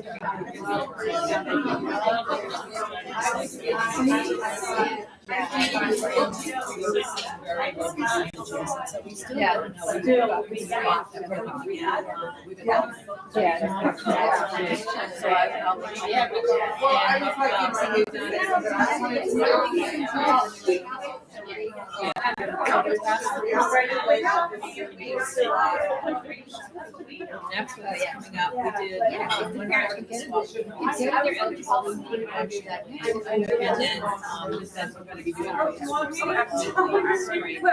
then, that's what we're gonna be doing. Yeah, I think I'm gonna put this in recording.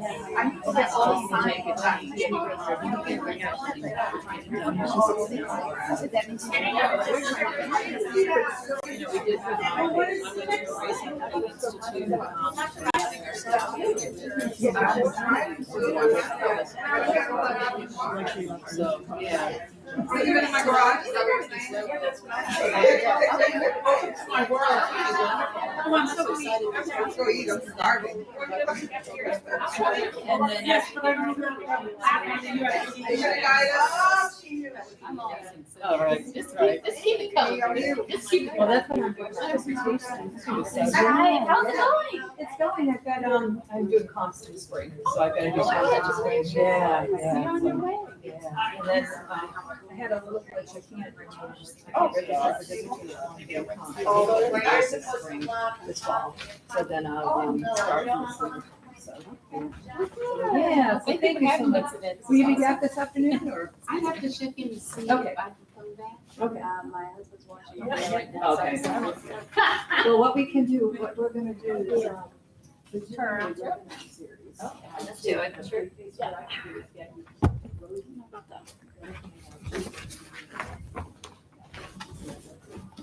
Yes, that'll be really good. So, Thank you. Thank you. Nice seeing you. Take care. That was amazing. You two did a phenomenal job. Yeah, no, it was spot on. The presentation was excellent. Everybody likes candy. Yeah, thank you. Kid videos, but Yeah. when you put it next to each other. Absolutely. You can really see it then. And I think, when you live in that world, you can see it. Yeah. Do you ever use Autism Navigator or? No, but I'm gonna look at it. You Yeah, mentioned that because that's before. really, they have some excellent videos. Yeah. Yeah. I'll be talking a lot about that this afternoon. I'll give you, are you coming this afternoon? I know, I'm not. So Rosie, I'm gonna give her your hand up then. I'd like the way you embedded.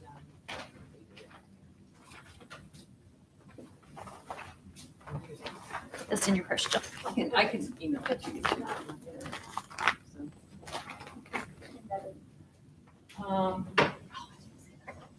The underrepresentation.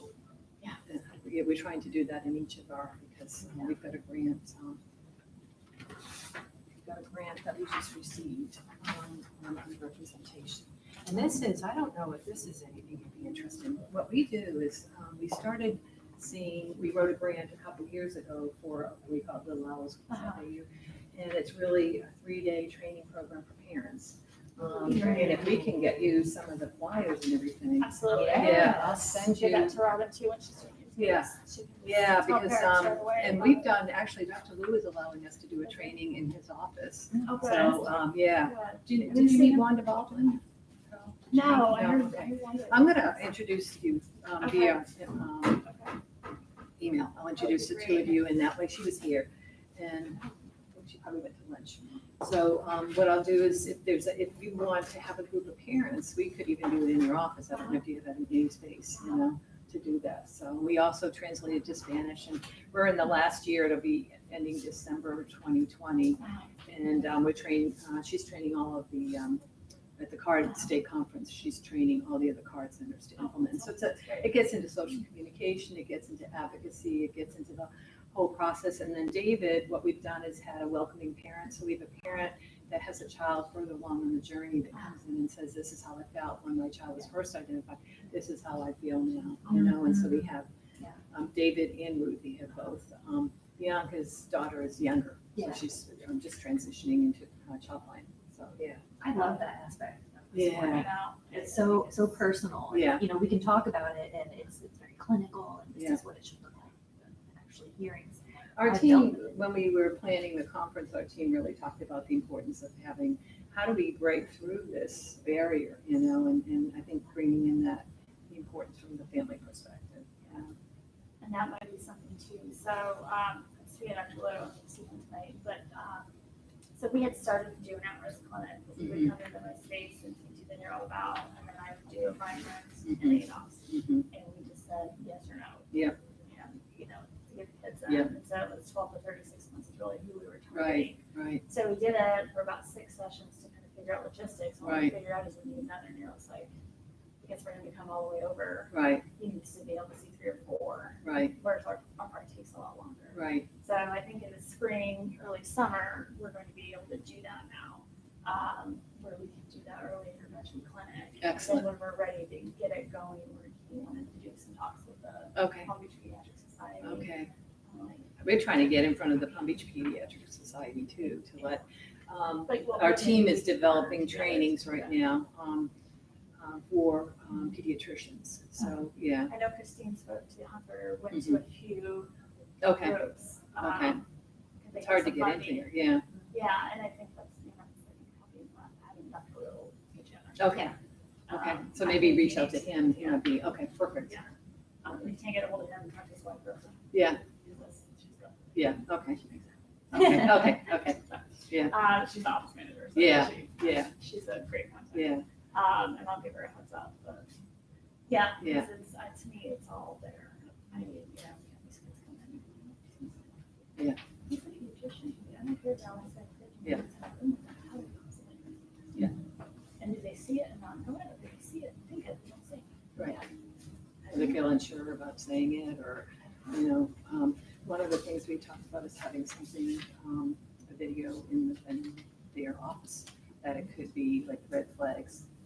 And that way parents can see it, and then they can also bring it up. So doing it from both perspectives. Pediatricians don't have to say, Yeah. oh, okay. Yeah. And take it to the next step. Yeah. I think they did a lot of. But if the parent brings it up, yeah. I didn't know Bianca, the first time, she had been bringing it up multiple times. But our child had a meltdown and they saw it. They said, oh. Oh. It's like, She'd been oh. telling them all along, but now, yeah. And that's how she I'll felt. take you through. Yeah. And the other thing I didn't mention, that Alice has a grant for 5 and under for gals. Right. So, and they're open. Okay. So Okay. it's- So then we slots, can, and I go okay. up there and do the, Okay. we do the clinical disciplinary team. Okay. So- I'm gonna be there Wednesday with Christine, Okay. so I will Yeah, talk with her about it, yeah. It's a good. Yeah. And I think they're trying to try to get license maybe for next year. Yeah. So. Well, we and had, it's just 5 and under done. It's not. we had a conference call with ACO because all of the CART centers were saying that they were asking for the ADOS in addition to, and that's what Dr. Lou and Dr. Aaron Ramos and all of them were telling us. And so I had to go to that conference call today, and apparently they've loosened that up after the conference call and then a meeting with UN CARD, and that they're, one of the UNF card or UF card, Jacksonville, is the director is a developmental pediatrician. He said he got through without any of us. So, yeah, yeah, so at least, yeah, seeing some progress there. The insurance companies is the next one. Yeah, yeah. But if Medicaid does it and they back off, yeah. Yeah. Yeah. Sure. Do you want to leave some of these here? We can. Oh, yeah, absolutely. Okay. And this is, Alice is gonna come back too, so I wonder if she could speak to that too, about the, is it a grant that they have? Okay, because Alice is coming back to share a research project that they have.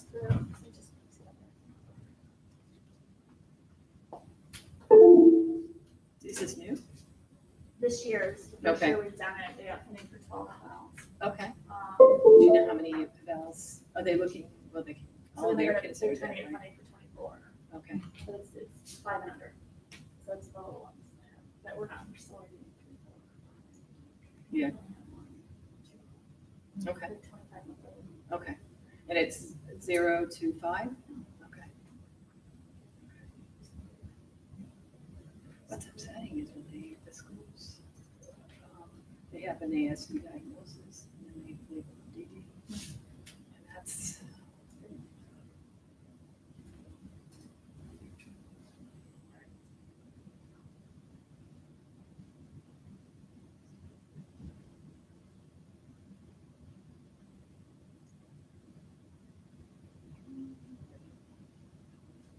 Is that the flyer?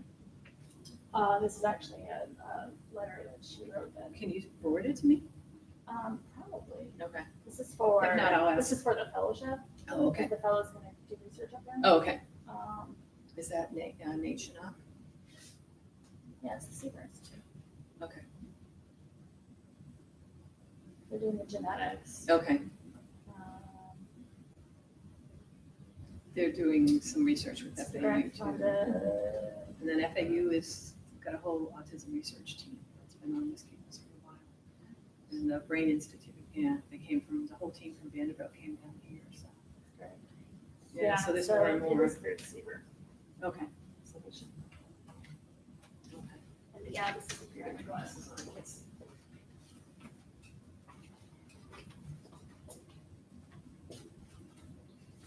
This is the Okay. little ones in for the genetic, it's just a swab. Okay.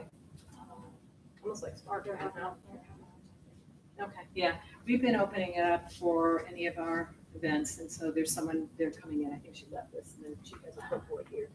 So, yeah, so we try to work. Yeah. Yeah. But if you ever want I'll do an introduction with Wanda, and if you ever want. Let's watch video clips of 2 new children, again during the CSBS, so you can continue to hone your observation skills. You will see Jason, who is 19 months old and has a diagnosis of autism. First, look for a lack of typical social communication skills that would be expected at his age. Then look for any unusual behaviors that may be red.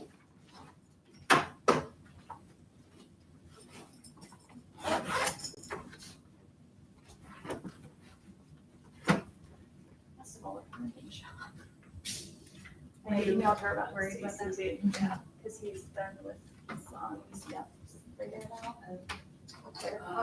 Yeah. Emailing them constantly. Did you talk to Terry or? I didn't. Yeah. And everything, I don't know, wait and see what it's like. When Yeah. It's closer and it's been calm lately. Yeah. Maybe a few emails every day.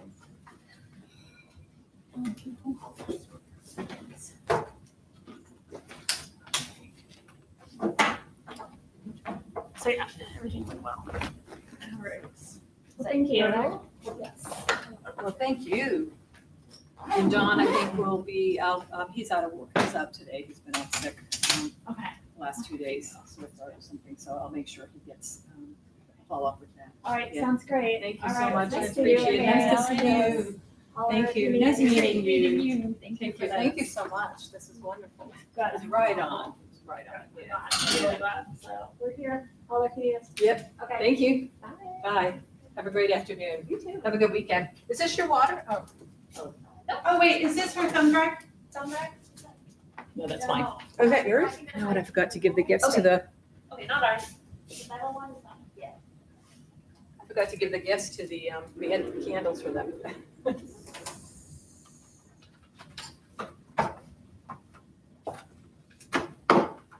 So the L's, I'm gonna do like a 5 minutes, so we'll adjust it if you prompt Wanda and I. When are L's gonna do it? They're gonna come after, right after lunch. 5 minutes, 5 minutes. And we have the two other, well, yours comes up, we have the other two.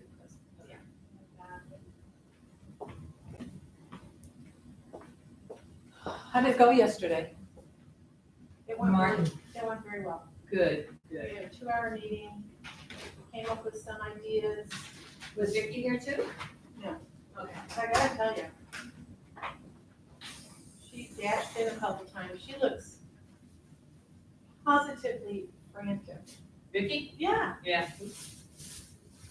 Just She's like- gonna be, she's retiring, you know that. Yeah, I was retired too, but she just seemed like over the top stressed out.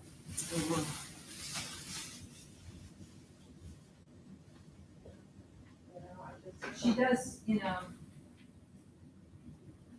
she's had some health issues too, which doesn't help. It's, the district is not, as supportive for ESE as, you know, it never was super supportive, but it's gotten worse. Well. Want some salad? I don't know, I'm gonna go in and get something, I'm having a hard time getting the videos I want up.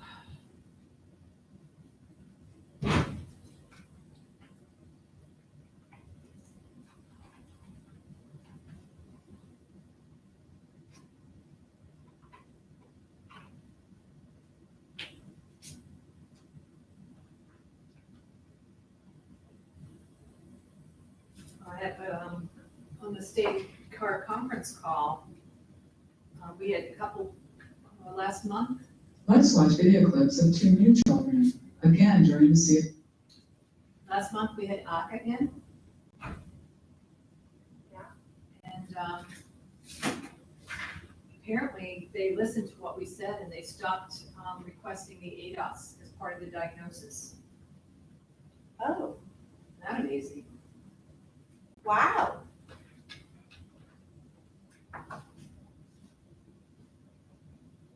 So in the last week, 3 evaluations have gone through without an ADOS.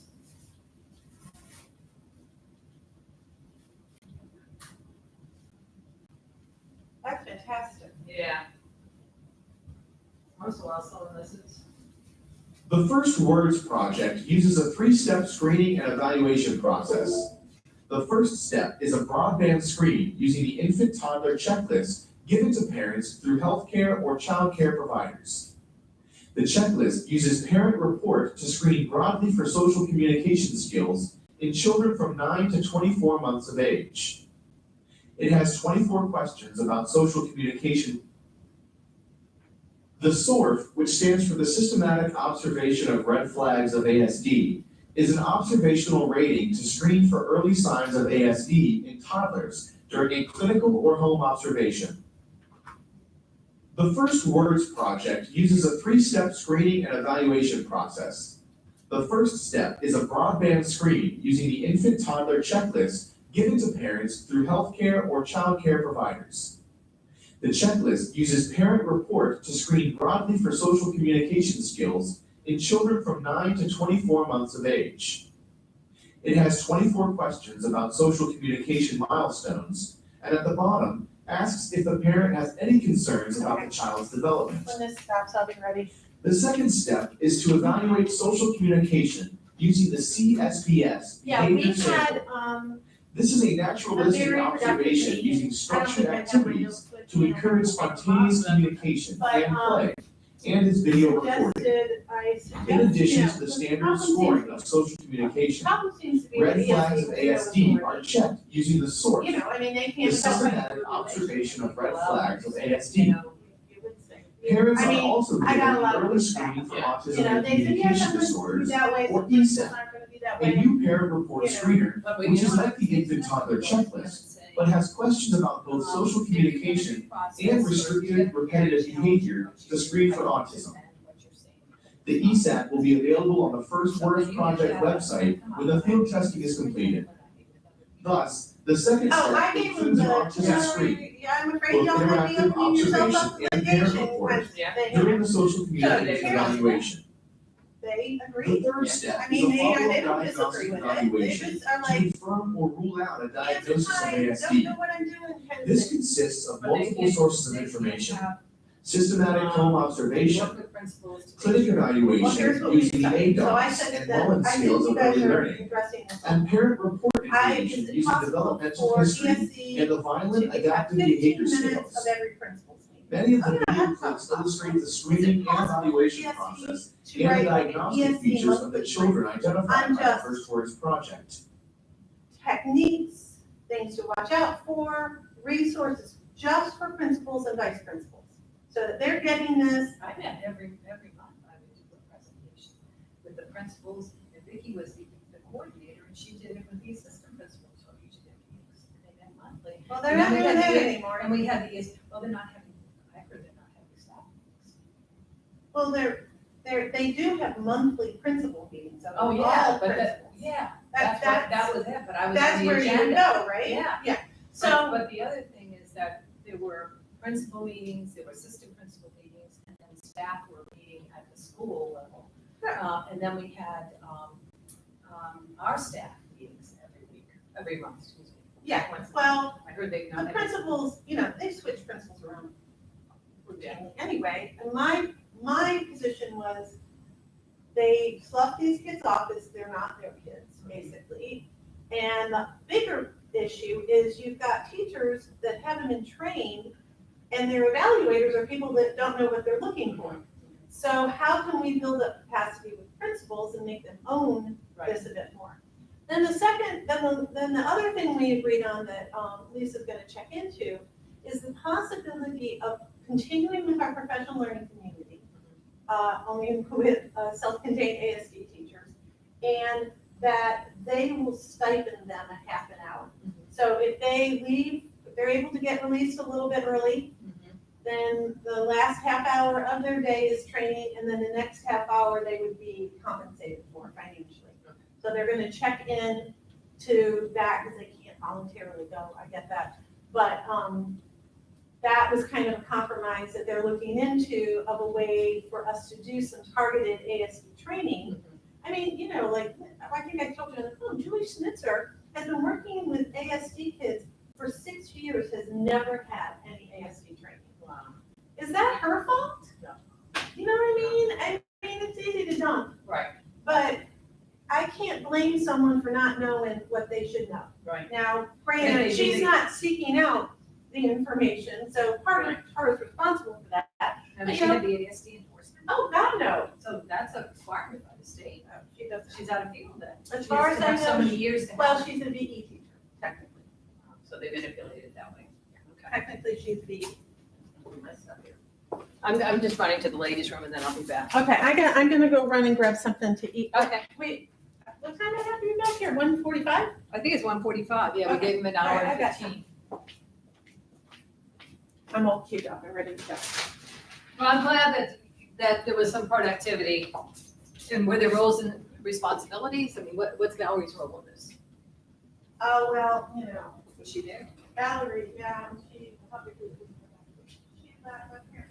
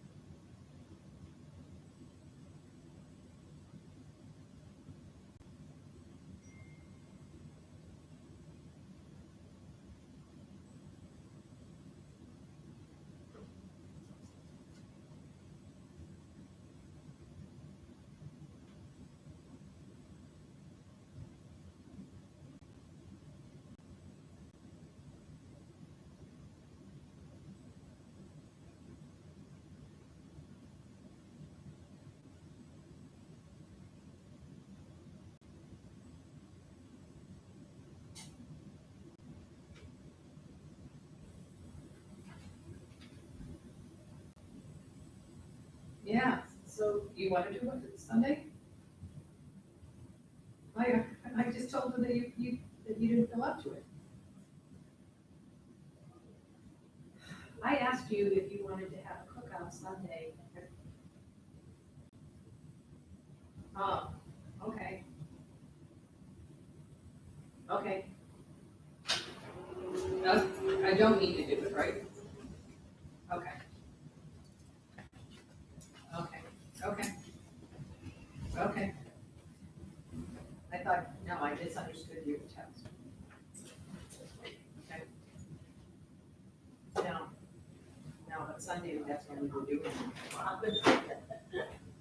Okay, okay, I will talk to you later then.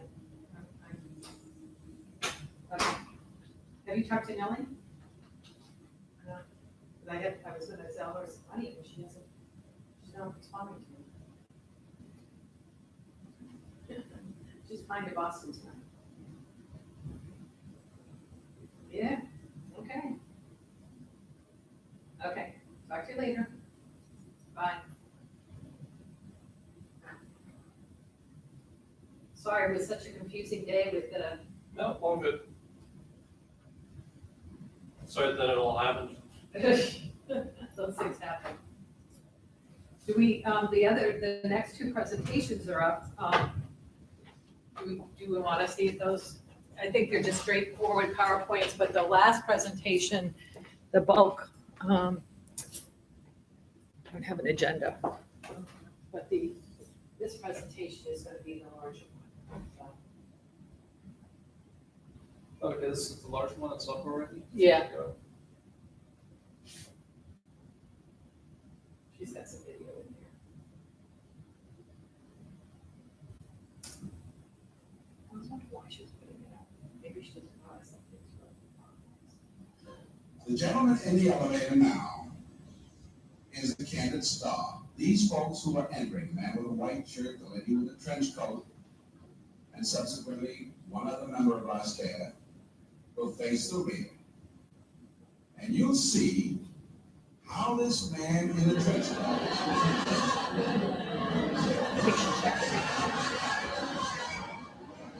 tries to maintain his individuality. But little by little,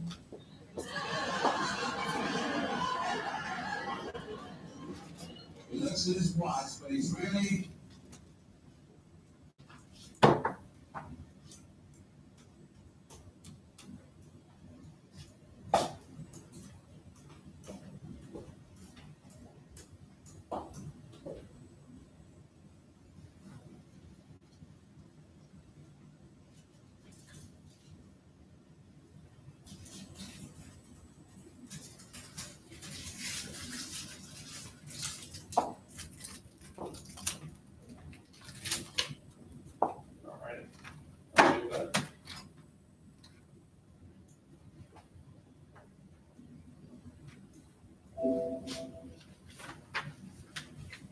Seems good. Okay. And the other two are just straightforward PowerPoints. Okay, excellent.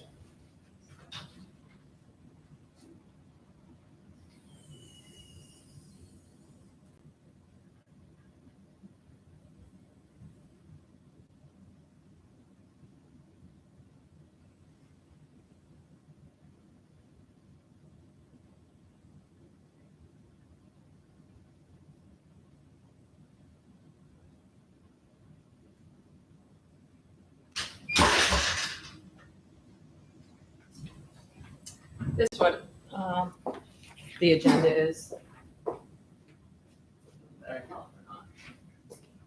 That's fine.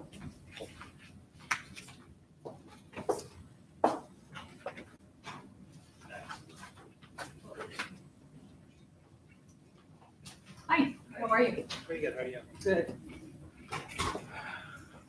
There's some Halloween candy there. Oh. Oh, wow, thank you.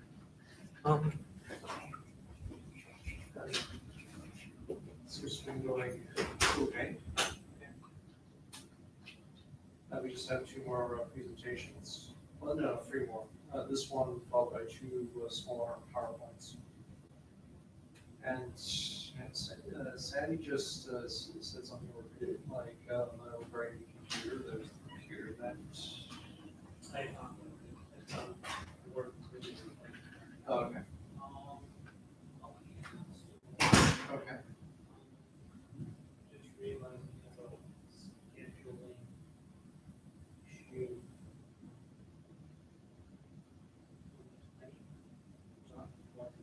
Oh, yeah. We haven't scheduled. Oh, that's right.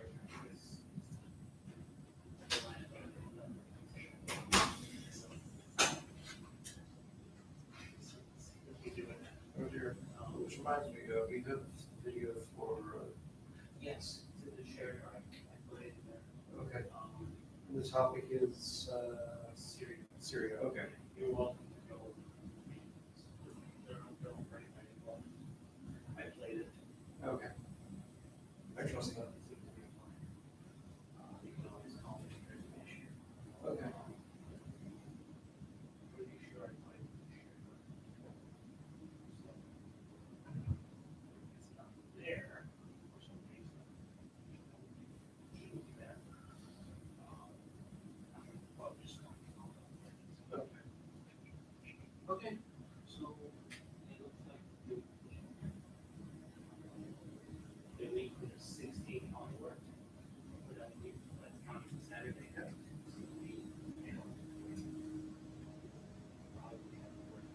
Yeah, okay, fine.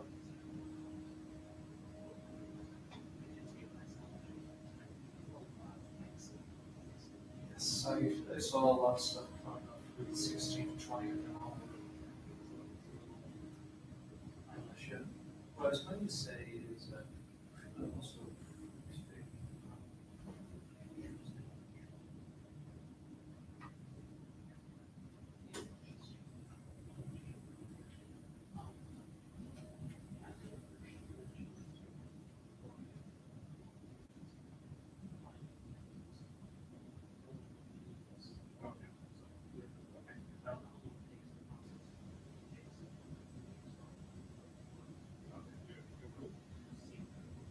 I was going to say, it's like, we don't have anything this weekend, right? No, I don't believe so. Next week is you have your Yes. event and you have which, by the way, is already on. So you're welcome to watch it. Excellent. I will make sure that it's good. Yep. Hey. So, How does this start? 1:45. no. We gave them a Whatever. Anyway, Okay, I guess I'll see you Tuesday. I'll see you Tuesday. Wait, that's right, because we're all. And I hope. She was, her daughter has it. Yes, I think there are students. Let's have them. Great. As well. So, okay, next week, call me if you need me for the video. I'm pretty sure it's in the share drive. Okay. No problem. That's still on. It's off. It's on. It's on. I'm just gonna. Okay, sorry. He'll be great. I'll just second battery just in case.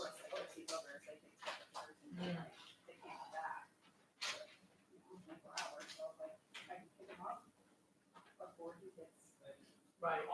And I can put that.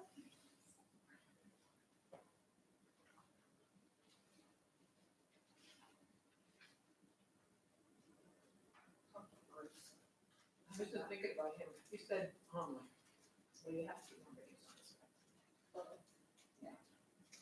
It's, that helps me to not be so frustrated. Yeah. What did he say in his last email, that's like a manual? Oh, I know, I've just got, he was like, I emailed him. I didn't even respond, I was like, I'm not even. Well, I emailed him, so I was wondering if they had a sign-in sheet, and I just like wanted to see how it went up to him. Yeah. And then he's like, oh, it's all up. Alan and everyone, and They need to be following up with you. Unless they did in bulk, or they can follow up without, but yeah. should I need to reinforce that again with him?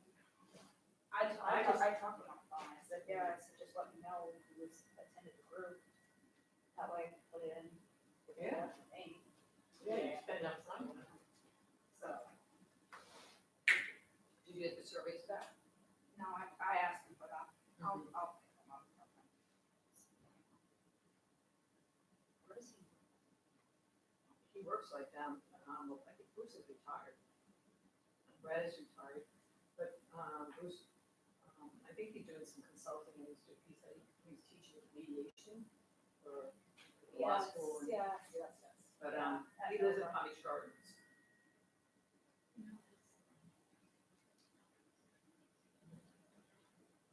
Yes.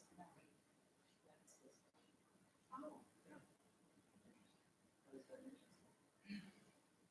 Somebody else. Yeah. Have you met that one? No.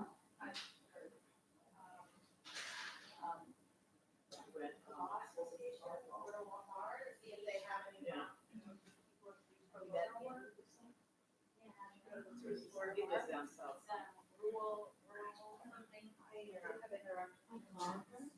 She said that that would call today. Oh, And he was okay. hiking, but If I want to, I saw. Okay. well, her cute smile. I can. Positive business training. See, look at that. So like Jackie called me, She was so excited. well, I talked with Do they Jack before because he. The little one is It's on a little spectrum or just power, as and Jackie is mentally. No, we got, we just, you know. as me And being I like. don't want to keep, a lot of it is. And then I told her. Yeah, I yeah. I don't want to stifle that. And so then she got Jack, and then it was that three. Jackie felt like he was directing for me. And I Yeah. said, you know, and we talked about it at a board meeting. I said, you know, board members should be, you know, Yeah, board members are not. I've been with it. I have so many records. He was not like, So it's hard. Yeah. he's a sweetie, but he just there like, he doesn't point or anything. Jason was the apple or the, he would just take one. Like, yes, but it's not. So he, Where do you work? Alabama.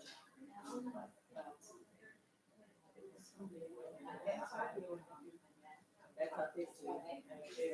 He just came from Alabama. He's on the brain.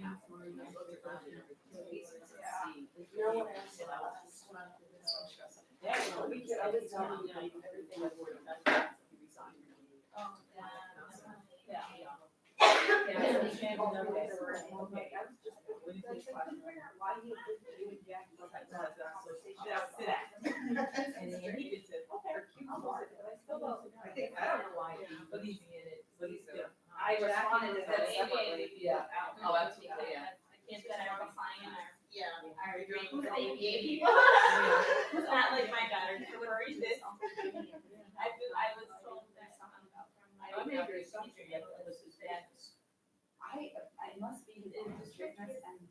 Because I mean, but I assume. He's very on. kind of work. Hey, how are you? We have to watch online. With her. Oh, what's it? And then the Really? I know we have to really afford computers. In some type of It was good when I got her. one. Yeah. So true. Like they'll try to strategy and then. Good. Great job. How does Yeah. it like, you know, like it's really like. They call me. She don't respond in the Sample. Yeah. Like if I'm not. Well, it turned out the first time we were looking at it was parents well, like. Yeah, and then it becomes. I already. In 2 weeks, I found her. She was so. But she got, and then I'm having a hard time finding a parent that had. So now I'm trying to tell her what they do. We wanted someone that was identified early, you know, but also, why are girls being identified? We're just drinking. Or, why don't you do it? In more, I do a lot more. Yeah, girls. Yeah. She does put some. But a lot of like, Yeah, mom, it's just all mom and anxiety, okay, gymnastics, and Is she wet? one little thing, Yeah. she really presents like Yeah. this first grade, and then they're having to. Oh, yeah, they know how to Study. manipulate. She's a big one. And, Alex. That's what I'm doing. Oh, they did some extra. So I said, so we disaggregated all of that. What did it come up as? No, but it's just so.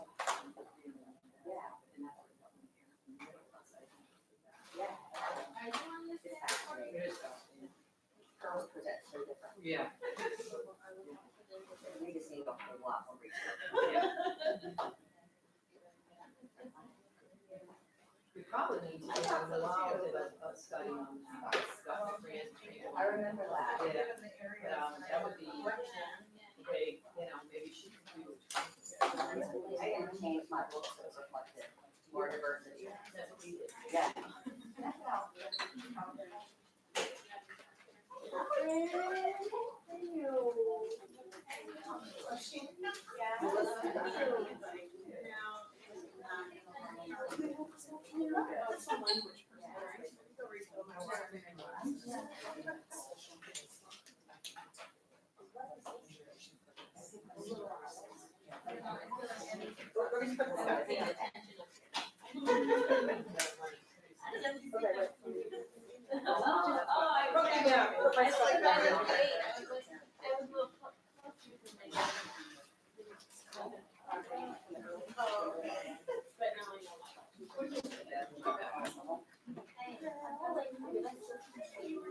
I was online earlier and then I was able to.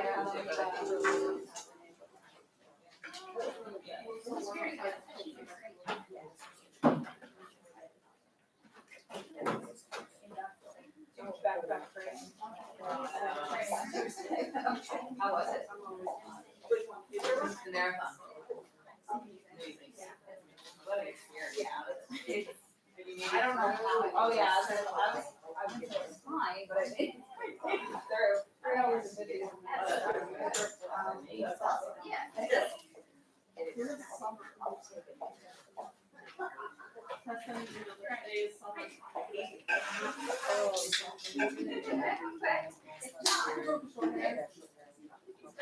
Yes.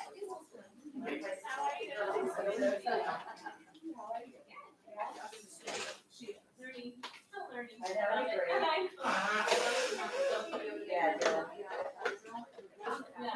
I know, I can help people in my office.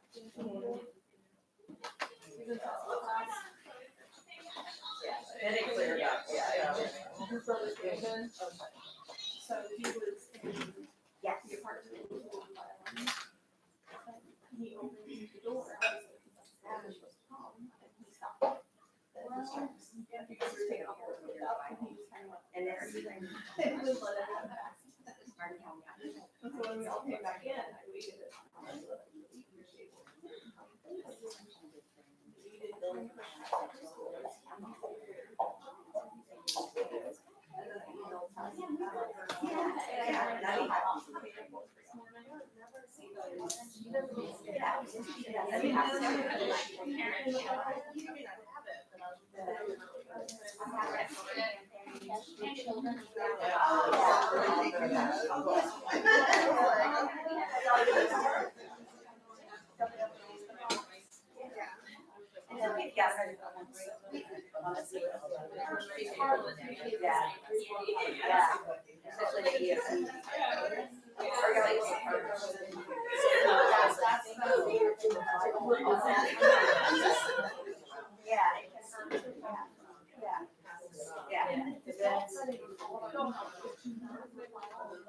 Right.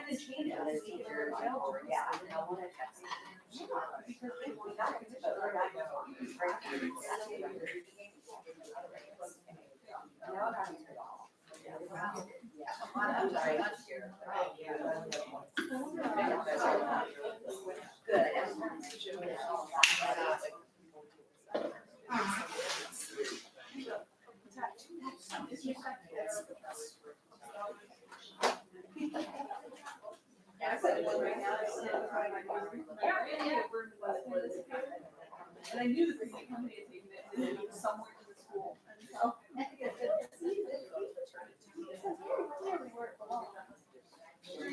Jerry found it in the water.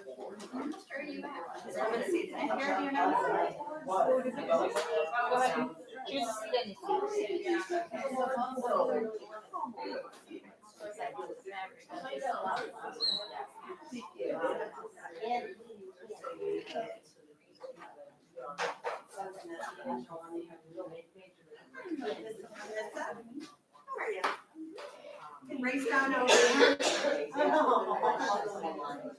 Yeah. Oh, good. Yeah. I got a courtesy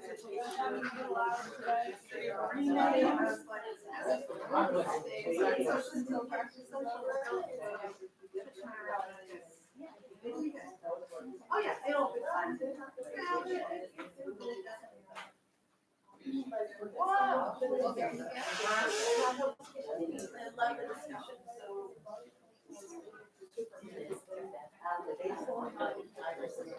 Even the work.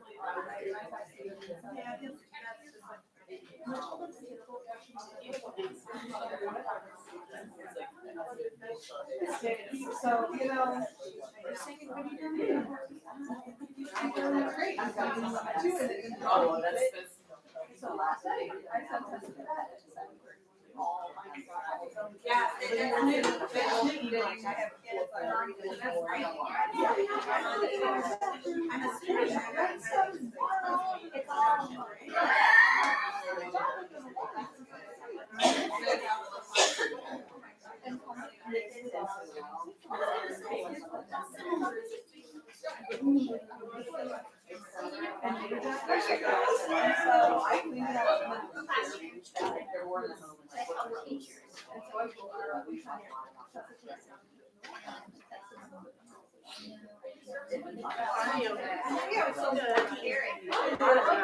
I'm afraid that so I thought there's a sweating back here on my shirt. Oh, I went to the change because I was sweating through my picture. I rinsed off the shower.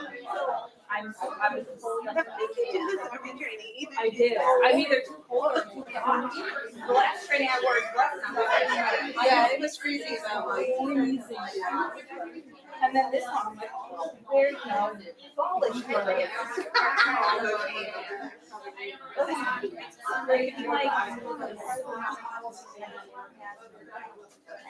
I literally let myself and like jumped in the shower. He started having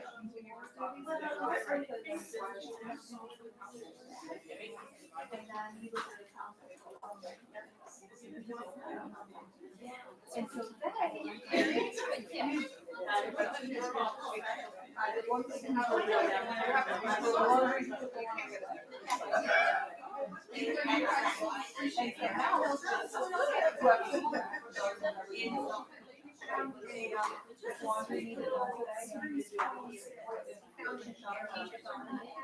thanks for inviting me. Yeah, I'm even if you can't come, at least I'm invited.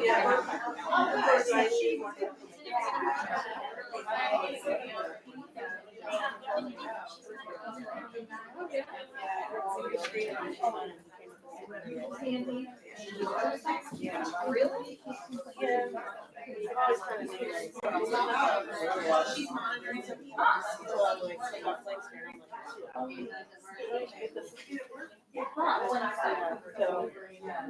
Everywhere like I see it, gotta be ready.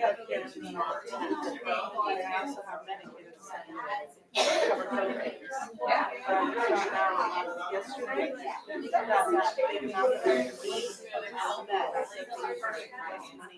Oh, good. Which is I pay for it all.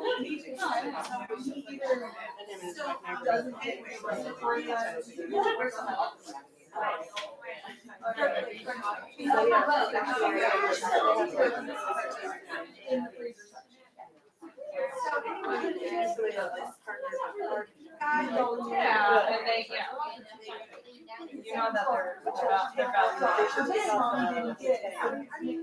I have my sister-in-law where she got she's like, I don't know why you buy that here. She's like, my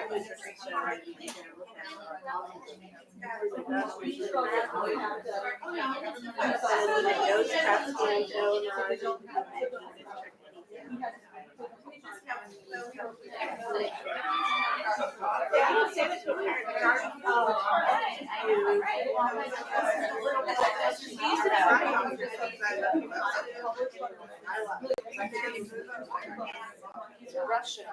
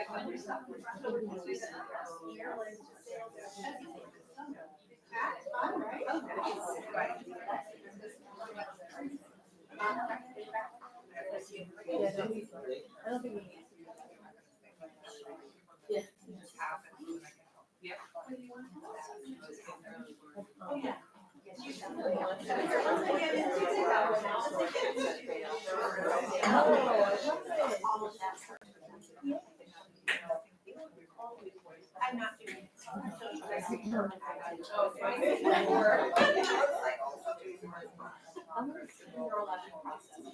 So if you go in there, you guys are able to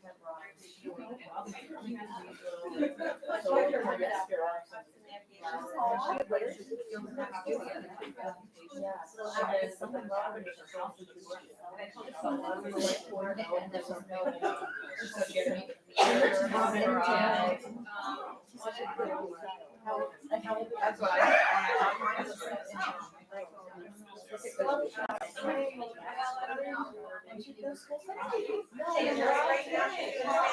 So she's gonna offer you.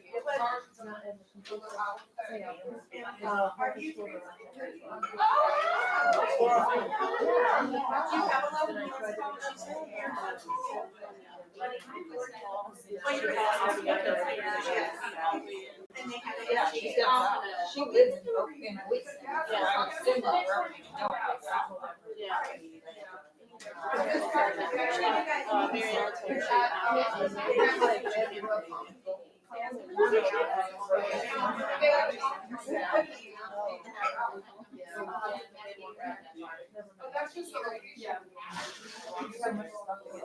Right. I feel like I need a vacation from my vacation because I have so much stuff to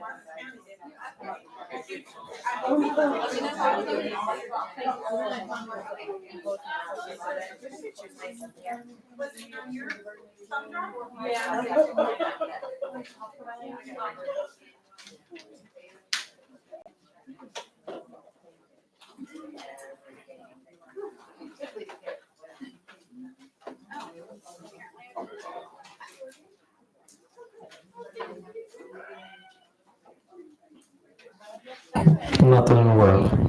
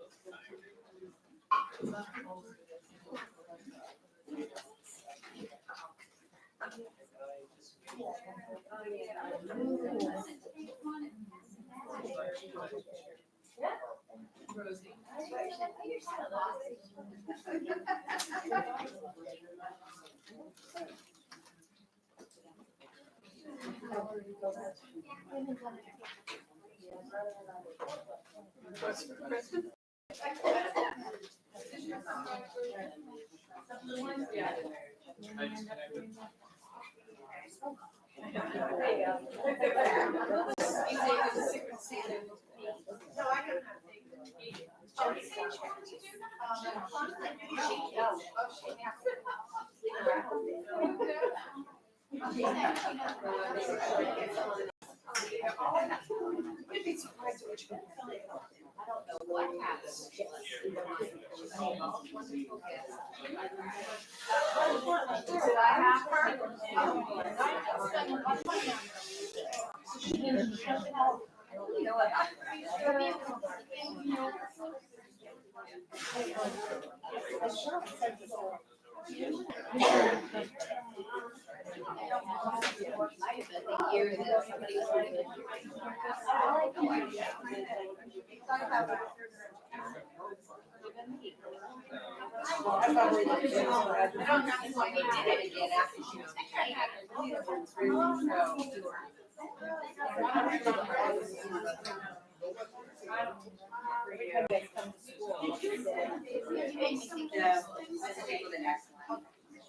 You put one there so you don't have to. Maybe not.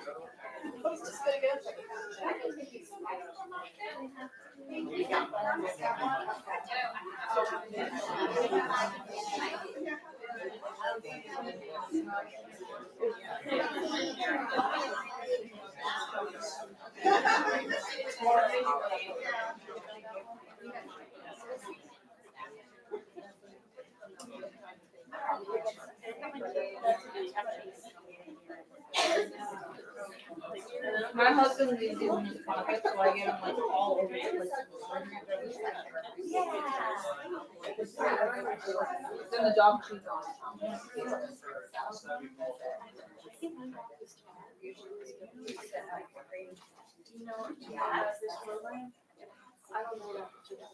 Are you sure? You want to know more?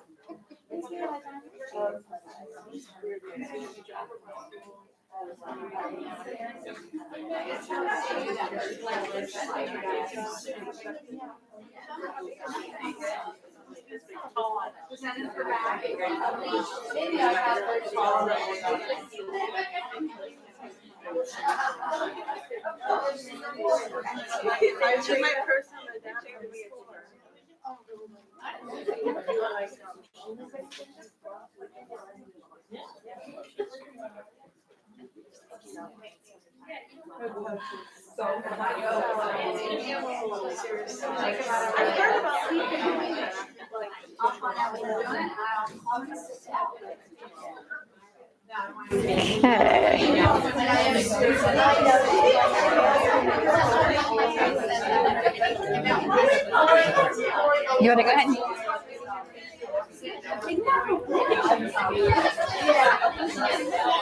Are you guys ready? Okay, well, welcome back. I hope you guys enjoyed your lunch. And I am going to talk very briefly about little owls. So, who here is familiar with little owls? All right, yay. Okay, and Little Owls is an early intervention initiative, and we just celebrated our 3rd birthday. Right? We had a 3rd birthday party at the Science Center, and it was super fun. Yeah, lots of great little ones and moms and dads. So, Little Owls is a training that was developed here locally at CARD. It was developed based on a basic outline, and then by doing research and interviews with parents, and we had subject matter experts such as Rosie Portero, who helped inform the training. So it's a 3-session training. It is for parents of young children, 2 years to 6 years old. I will certainly, and have had parents that have children younger than 2, but that is unusual in our community. And it is for parents with children that are newly diagnosed or seeking a diagnosis. So you guys, we've been talking all morning about how difficult it is for some families to get an early diagnosis, or families that are resisting the idea of autism. They are still welcome. And you sign up for it on Eventbrite, and anybody that signs up for the training, I call them ahead of time, and that is usually where those parents of children who are not diagnosed tell me, and then I am very respectful of that in the training. So it is based on the family-centered philosophy, and so my old friends here from Early Steps are very familiar with my young friends, I'm sorry, who have been friends with me for a long time, are very familiar with the idea of a family-centered philosophy, and it's the idea that we want to give families information and the kinds of information that allow them to become informed decision makers. You know, once your child is diagnosed, you then have to begin to make hundreds of decisions for your child. And parents are often scrambling to get up to speed with what does this all even mean. And that is the idea of Little Owls. We open with our welcoming parent. A big piece of Little Owls is helping families find a community, helping them link to other parents. And we start that by having parents such as Ruthie, who was one of our parents this morning, and David, the other dad that was here this morning. He has been a welcoming parent at Little Owls. They come and they speak to the newly diagnosed parents. And I have to say, Dr. Nightingale Lee was one of my young parents who came to a Little Owls training. But the welcoming parent answers questions and welcomes the new parents. We will welcome each other. We will go over the diagnosis, certainly not in the degree that Dr. Kelderman went over today, but we look at the DSM, we look at the diagnosis, because the diagnosis informs treatment. Understanding autism begins the process of helping you make good decisions. And then we will talk about understanding and preventing problem behaviors. And that is strategically put on the first day because that's the thing that all these young parents are really struggling with. Meltdowns and how to help their child. And often they've been told that they need to get ABA therapy and they don't know what that even means. They're like, I need to hurry up and get this. What is this? So we talk about what it is. And the second session, we will talk about social communication. We will really begin to think about how little ones with autism process social information, how they communicate. I believe that helps parents have empathy, where they can see things from the child's point of view. It helps support that relationship between the parent and a child, but it also informs what they need to do to go forward. We talk about self-care, which is, you guys all know, autism is a marathon. It's not a sprint. So we talk about, if you're going to do all these things that we talked about the first day and the second day, you're going to have to take care of yourself. So we spend some time seriously talking about self-care and some work on evidence-based practices. Our last session is resources. And we start talking about resources by talking about getting yourself organized. And Mary Black, who's not here, who's from the school district, who's not here right this minute, but she's here today, from a school district in Palm Beach County. When we do them here in Palm Beach County, will come in and talk to the parents about getting themselves organized. Because if you're going to apply for things and talk to vendors and go to IEP meetings, then all those papers that you have that at this point there's on top of the refrigerator or in a bag, we talk about getting them organized. We go over IDEA and school choices, the scholarships programs, the Agency for People with Disabilities. We go over those things in a much slow-paced way. And then the last thing we talk about is safety, because you guys know that children with autism wander, and that when they wander, they can wander into traffic, or here in our community in Palm Beach County and in the counties to the north of us, we have had children drowned. So you hurt yourself? One of my little kids.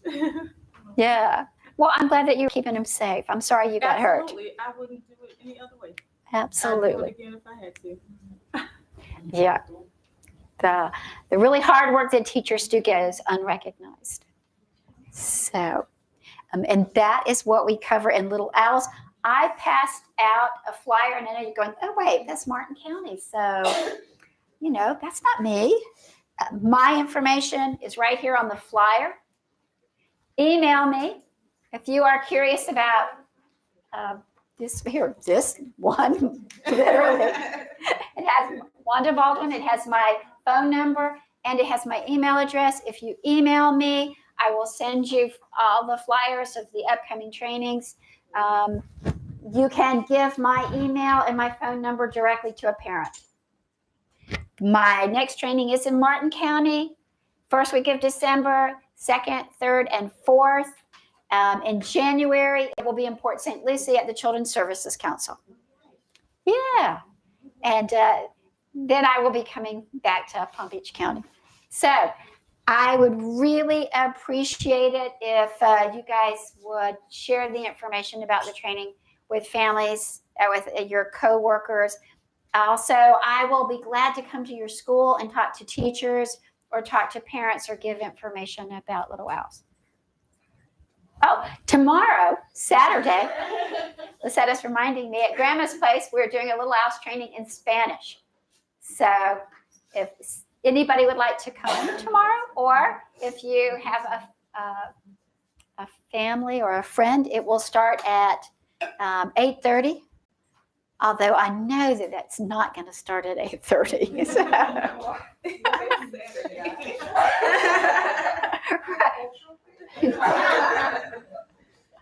So, you know,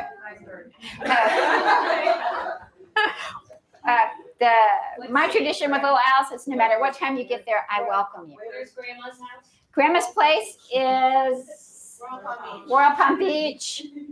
Yeah. Okeechobee and Sparrow. And the training that you're gonna have in January in St. Lucie. The St. Lucie training will be at the St. Lucie Children's Services Council. Yeah, both of those trainings are at the CSCs. So, yes, sir. Do you ever offer a Creole speaking one? No. I thanks for the challenge.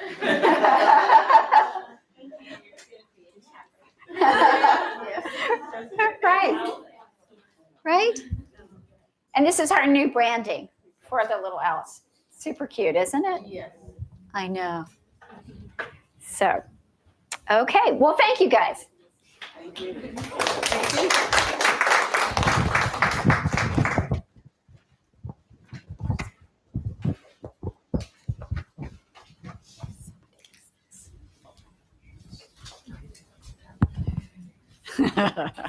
That's how it's kind of like.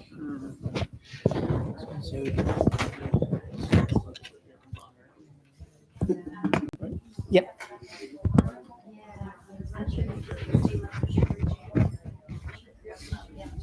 Just do it there. Okay. And you can put it in an inside pocket or on their pen. Okay. Yep. Okay, good afternoon. No, I'm not Robin Jones. But Robin wasn't able to be here today, and I've been working with Robin and was influential in writing the grant. So I'm very happy to be here today to explain a new initiative that we have, that we were able to get funding. And Dr. Kelderman had shared that the underrepresentation of Hispanic Latinos is about 60%, and the underrepresentation of African Americans is about 40%, according to the CDC. So the issue with one of the things that we did was did a literature review, and what we identified is that there are 3 areas that we're looking at, and what the research shares with us is that they're under-identified, delay-identified, and misidentified. And we talked a little bit about this morning, Dr. Kelderman spoke a little bit about that this morning, in that what we see is that African Americans are about 2.5 years delayed in terms of identification as opposed to Caucasians. And they tend to be, when they're identified, it's more severe autism, more impacted autism. What often happens is they're identified instead of autism as intellectual disabilities, emotional behavioral disorders, personality disorders, conduct disorders, ADHD. So we're hoping that all of you will come. We're challenging you to partner with us to be able to make a change. And we wrote a grant looking at Palm Beach County, and this is Robin's picture. There's a flyer that went out with Robin's contact information. This is funded by the Taft Foundation. It will be from January 2019. We received the funding in March, and we were able to hire Robin in July. Okay, So one of the things that we're doing right now, and on the bottom of your flyer, you can see that we have formed a task force because we know what the literature is saying about under-identification, delayed identification, and misidentification. But what we want to know is from our community. And this first grant is addressing Palm Beach County. And what we're hoping to do is to increase the identification of African Americans. And we're doing the grant deliverables. We established a work group within FAU CARD. We did the literature review. Actually, we're on our third level of review of the literature. We identified Black African American constituents, where they lived, looked at the census in terms of Palm Beach County. And we will be doing in the spring, we'll be conducting focus groups with parents. We also looked at our materials. You can see with the little owls, we looked at our materials and really looked at, wait a minute, we're not representational of diversity. We also looked at our staff in terms of looking at making sure our staff is representational of diversity.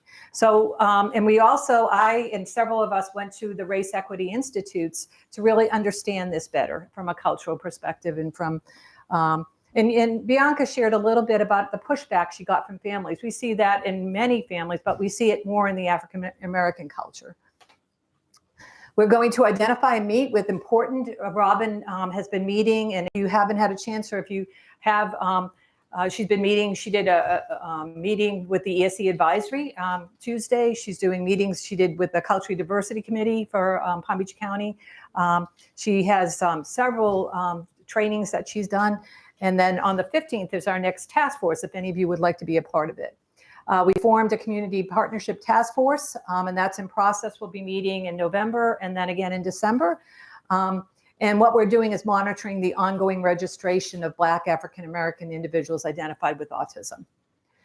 This is some of our data we have identified, and this was as of, I believe that was June 30th, 2019. Every quarter, we're looking at our data.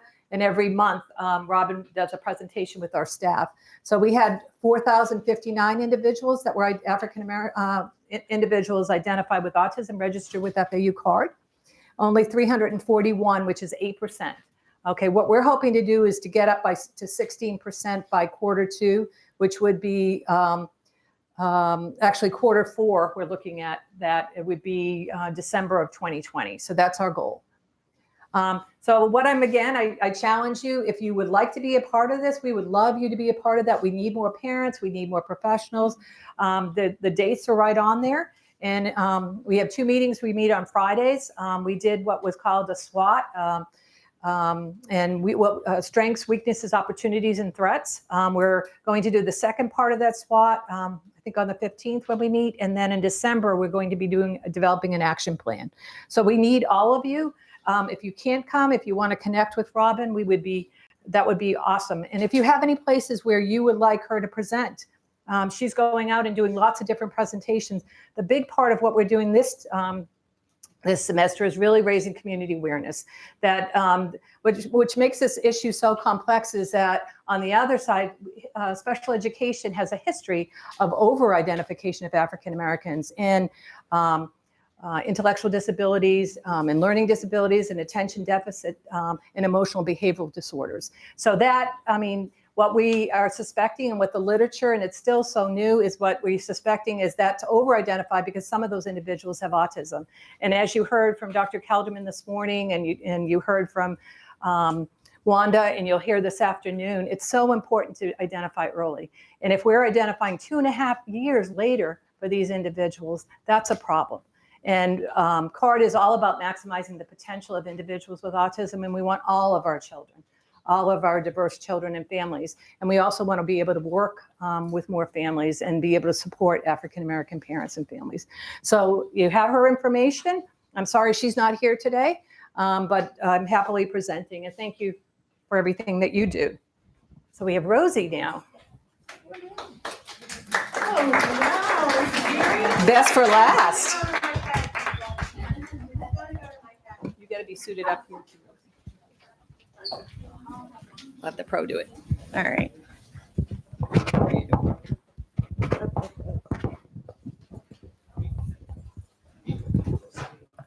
Can y'all hear me? Okay, good.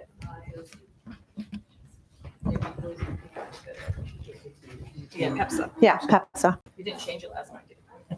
That's the one I took. Well, I changed it a little today. Well, then this is the one. No, we're good. We're good. That's the one that and my, the internet connection I have is there too someplace. It's just minimized, right? Should we just find you? Okay, great. Hi, I'm Rosie Portera. I work for FAU, Center for Autism. I've been with FAU, 5 or 6 years. I'm the clinical specialist that serves currently Martin and Okeechobee counties. I am a speech language pathologist. That's my background. I started at the Arc of Palm Beach County, my professional life, pretty much out of college. And I had the babies. I'm a pediatric speech pathologist. So my youngest babies were 4 weeks old. And we had a large pre-K program too. So I specialized certainly in the birth to 5-year-old group of population of children. And we had, of course, a variety of disabilities. And then Mary Ellen was like, hey, why don't you come and do autism? And I was like, oh, geez, I haven't done autism in a long time, but this should be fun. So when I present, I usually do a lot of from the trenches kind of stuff. I want y'all to be able to leave here and implement strategies and teaching strategies right away. So today we're going to talk about the neurologic processes of autism, more than characteristics, okay? I want you to have a really good understanding of what the autistic brain looks like. Oops, sorry.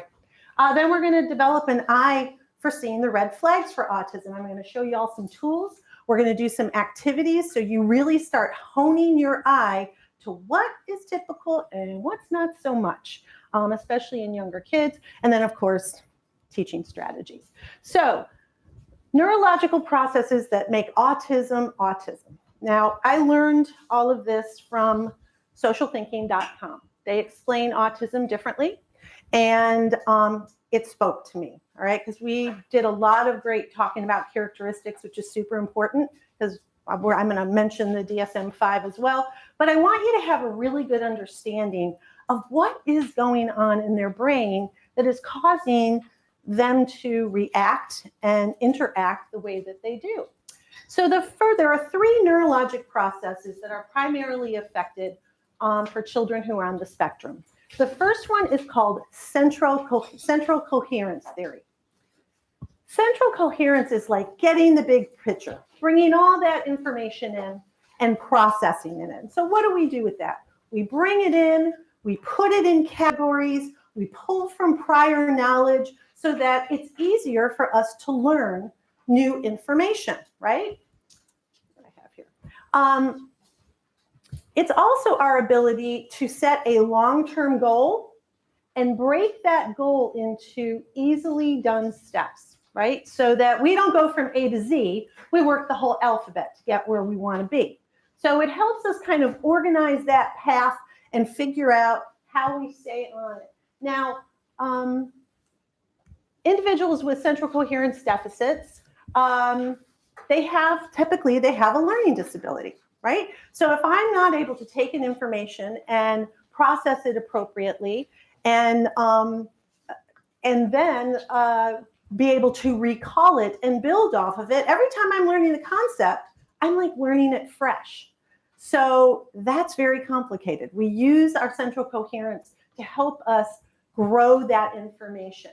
So this affects communication, your ability to summarize. We see this often with our children, especially when it comes to literature, that you ask them to summarize, write me 3 paragraphs on this story. And so the first one may have something to do with the story. Second sentence or paragraph goes off on a crazy tangent because something has crossed their mind and they thought they'd write that down. And then sometimes we see looping around and it mentioning whatever the topic is. So summarizing is a real challenge because to summarize, you have to organize information, okay? Recognizing expectations, and obviously written expression goes along with that. So you can have a learning disability and not have autism, but it is something that we see in autism. It is on its own continuum. So clearly our higher functioning children have better central coherence. Most kids are somewhere in between. So let's just play a game here. How do we learn and take in new information? So let's say we go to Publix and we go to the produce section and we see this crazy thing. Can you see this crazy thing? Maybe not. Okay. All right, so you see this, and what's the first thing you do? Pick it up, right?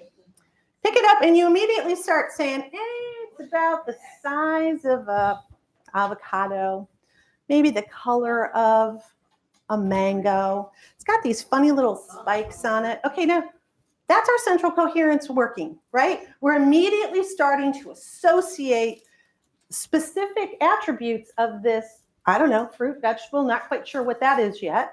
We're immediately able to start associating it so that we can start learning about it, okay? Think about how complicated that can be. It comes easy to us because central coherence is something we were all born with. We were all hardwired for. But if you had to break down the thinking process every time you tried to learn something new, it would be exhausting. So we take this thing home and we decide to cut it open, right?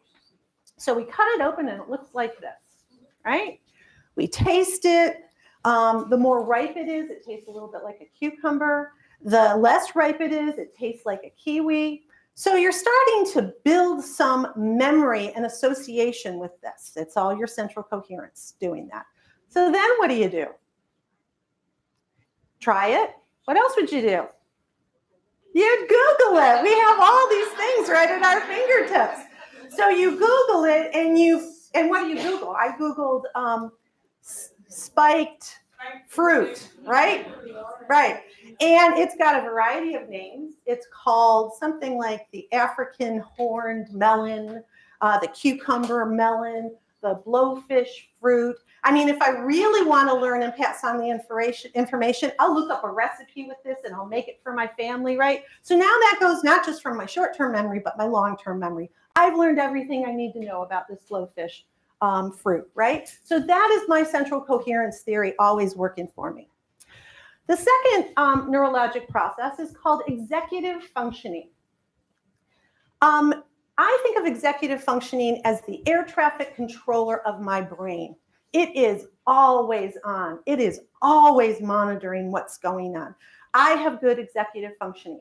I can stay on topic. I can keep my lecture going, even though I hear activity over here. I may see somebody go by the door and catch my peripheral vision, but I'm able to stay on task. Executive functioning is also how I organize things and stay organized. It also has to do with setting a long-term goal, but here's what's tricky about executive functioning. Executive functioning, because it's monitoring us, if we go off task, it recognizes it and comes up with a problem-solving plan to get us back on the path towards our goal. Very complicated, always monitoring us. It also has to do with time management. If I gave you a 30-question quiz and gave you 30 minutes to do it, somewhere around minute 14 to 17, what are you going to do? You're going to look up at the clock. You're going to figure out, this feels like I better check in. Am I going too fast, going too slow? Do I have time to check my answers?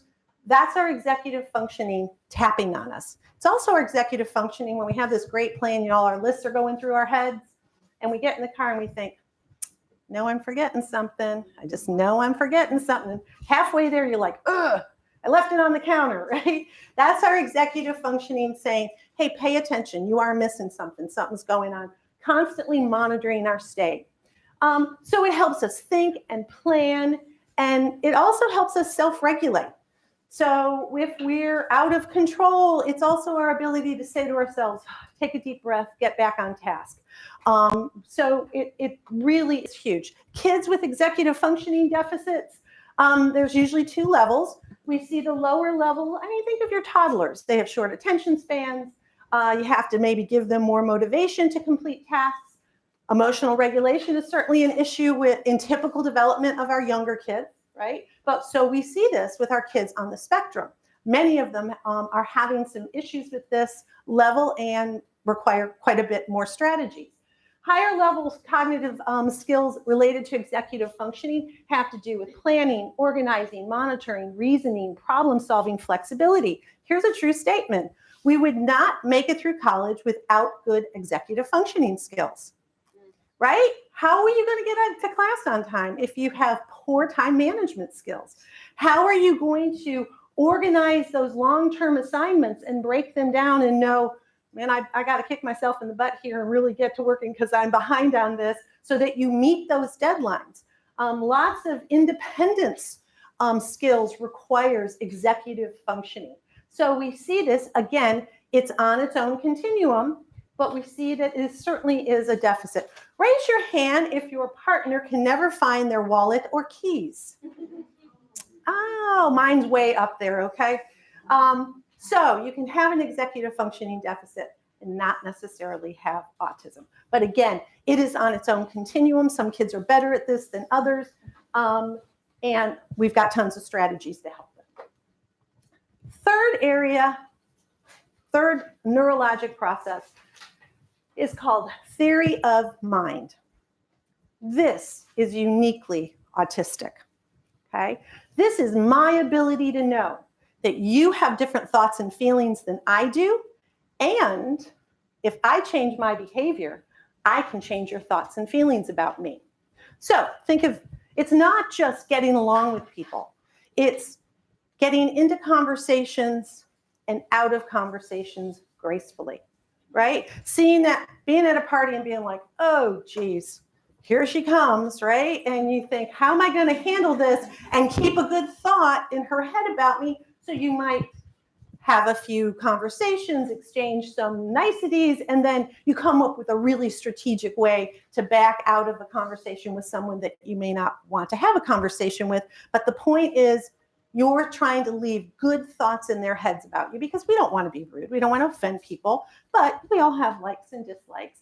But it is a true social skill to be able to get in and out of conversations and maneuver in a way that people have good thoughts about you. If I were to have come today dressed like I was going to the beach, you all would have a thought about me. It may or may not be a bad thought. It may be like, well, you know, I guess we're breaking up her day on her way to the beach or whatever. But I would have to work really, really hard to get you to believe that I know what I'm talking about. It would be really a struggle for me, and I would have to talk a lot and give you lots of good examples and come up with a really good excuse of why I'm dressed for the beach. And then you would buy it probably, right? As long as what was coming out of my mouth seemed reasonable, okay? If what was coming out of my mouth doesn't seem reasonable, you're gonna be like, she doesn't know what she's talking about. We're out of here, right? So really, theory of mind starts from birth. All of those typical social skills that Dr. Kelderman talked about this morning starts from that first connection. We are hardwired to be social beings. And what it looks like as kids get older are those preschool play skills, okay? So what does that preschool play skill look like? Kids are playing. They're doing imaginary play, right? So if I'm going to play cowboys and Indians with you, and I say, this broom is your horse, and you look at it and say, how can a broom be a horse? That's ridiculous, right? Are you going to want to play with me? No. If we're playing family and the child with autism is supposed to be the baby, and instead of acting like a baby, they get up and they talk and they run around and they aren't playing the role of the baby, you're going to want to play with me? No. Those play skills are super, super important. How many birth to 3 providers do I have? Okay, how many 3 to 5 year providers? Okay, that's most of it. How many psychologists do I have left? Just one. Okay, so these play skills are how we practice theory of mind. Think about playing kitchen, little kids playing kitchen. And now, you know, they're talking about making pizza or something, and we're all putting things on the pizza and we're talking about it. Well, if I change the plan and say, yeah, instead of pizza, I'm going to make macaroni and cheese on the side, all the children have to be flexible enough to buy that. They have to be able to say, okay, well, you know what? I like macaroni and cheese, so we're going to have pizza and macaroni and cheese. And you go with the flow. You stay on the plan, but you're still very flexible, okay? That is our theory of mind. And what is imaginary play for young children turns into social conversation as kids get older, okay? Because we aren't playing with manipulatives as much, but it's our language skills that's keeping us interacting with each other, finding shared interests, and growing relationships, basically. So, theory of mind is extremely powerful. Oh, it's going to work. This is one of my favorite clips that demonstrates the power of social pressure and how we all want people to have good thoughts of us. Sorry. The gentleman in the elevator now is the candidate star. These folks who are entering, man with a white shirt, the lady with a trench coat, and subsequently one other member of our staff, will face the ring. And you'll see how this man in the trench coat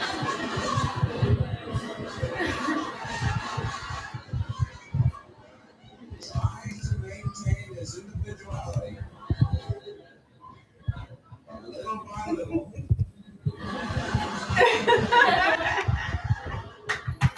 He looks at his watch, but he's really making an excuse for training just a little bit more to the wall. Now we'll try it once again. Here's the candidate subject. Here comes the candidate staff, CLTPs.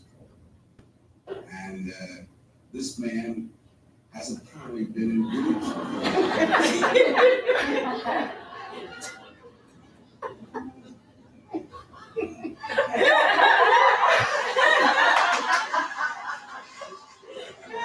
He's my favorite. Here's a fella with his hat on in the elevator. First he makes a full turn to the rear and Charlie closes the door. A moment later, they open the door, everybody's changed positions.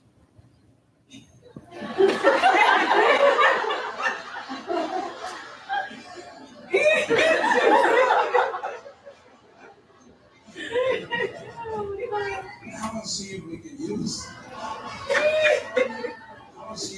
use group pressure for some good. Now, in a moment, on Charlie's signal, everybody turns forward. There, notice they take off their hats. And now, do you think we could reverse the procedure? What?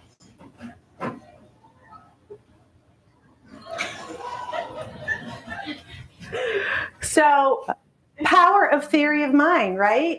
I mean, we all know that that's not typical. That's not what we do. But it is so important to us that other people have good thoughts, that we share the plan, and that we seem like we fit in, that there's a lot of power in getting people to go along with you.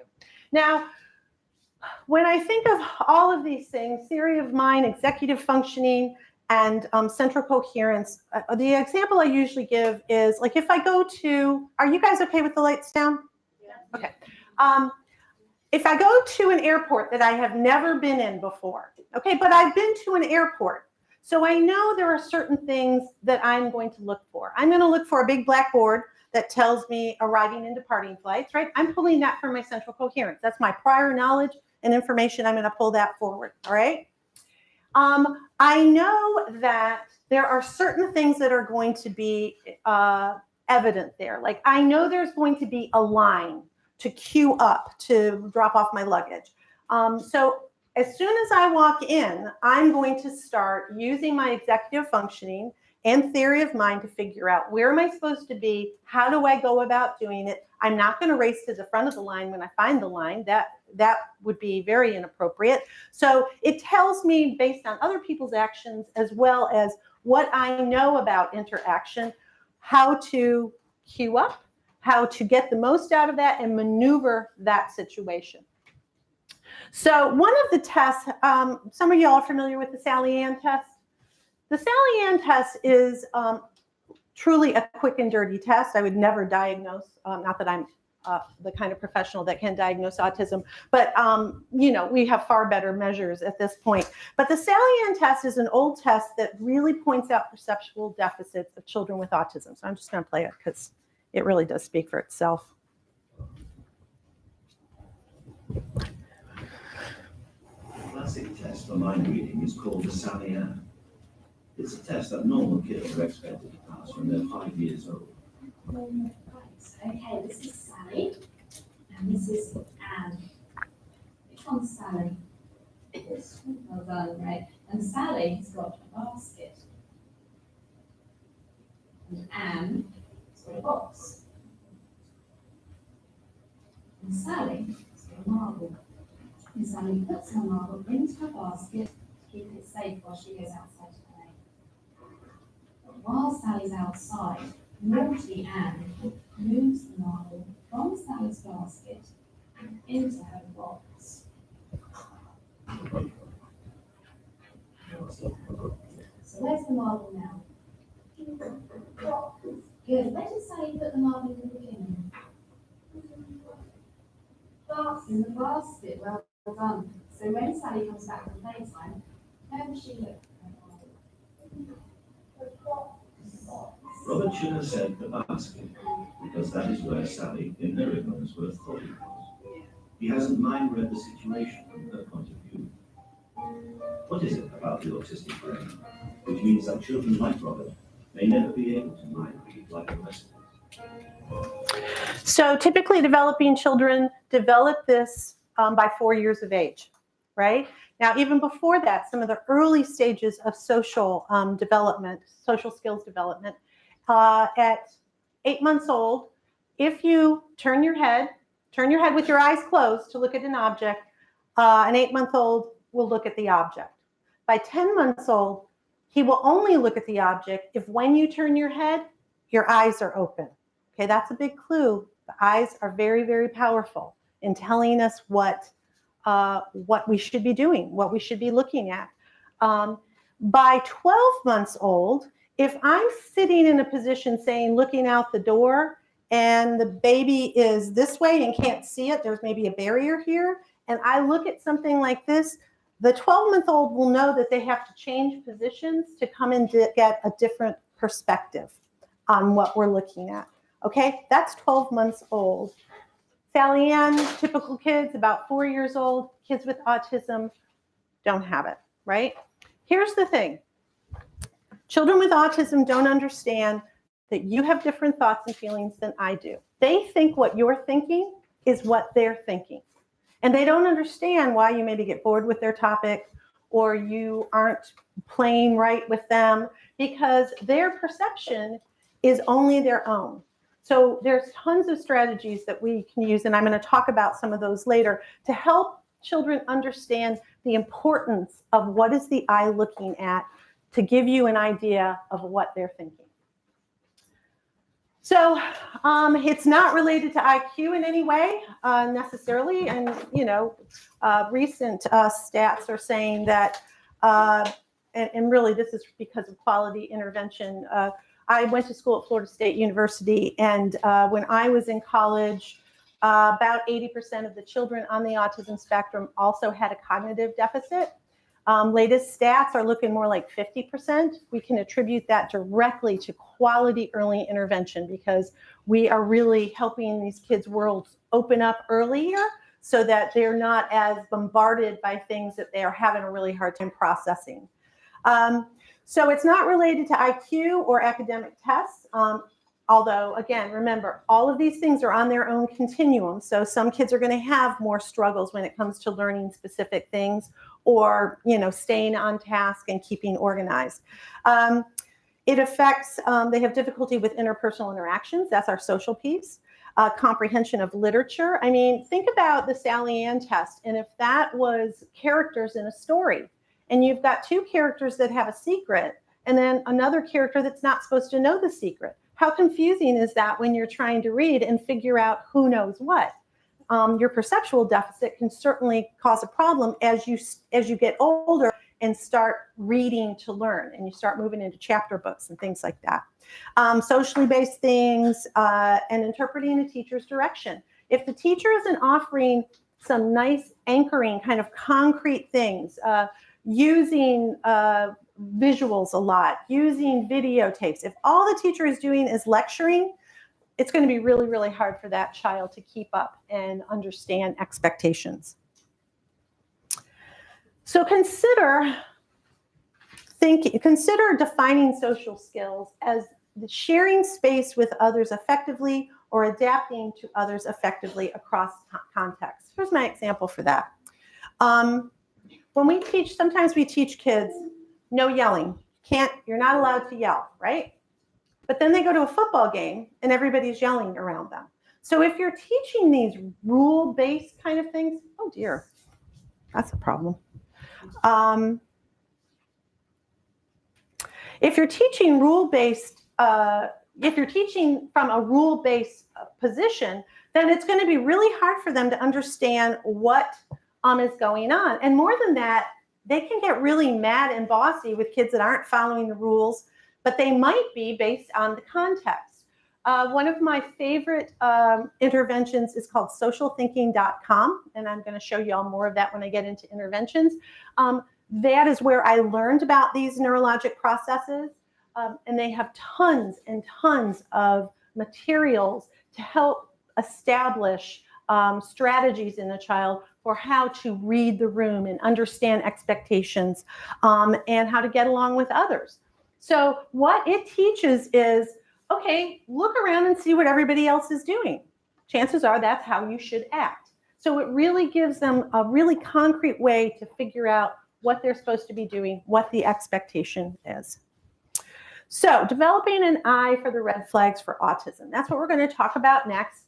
And y'all are going to need, we're going to actually do some activities. My purpose here is to really hone your eyes into what does autism look like in the very young child. So you're going to be using this.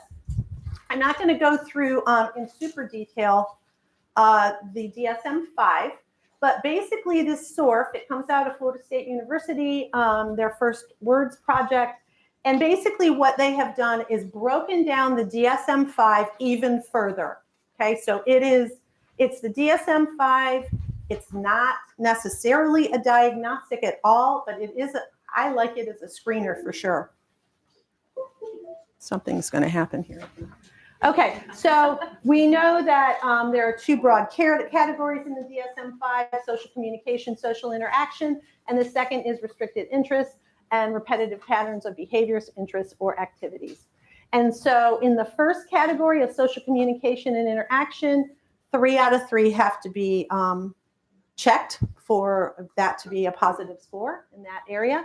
And then 2 out of 4 for the restrictive interest and repetitive patterns of behavior and interests or activities. So that's kind of that. The SORF is something that is free and available online. You can go to Autism Navigator and go to Tools and download it. Autism Navigator has an amazing early intervention course. It's a 30-hour course, and I'm gonna give you all a real taste of it in a minute.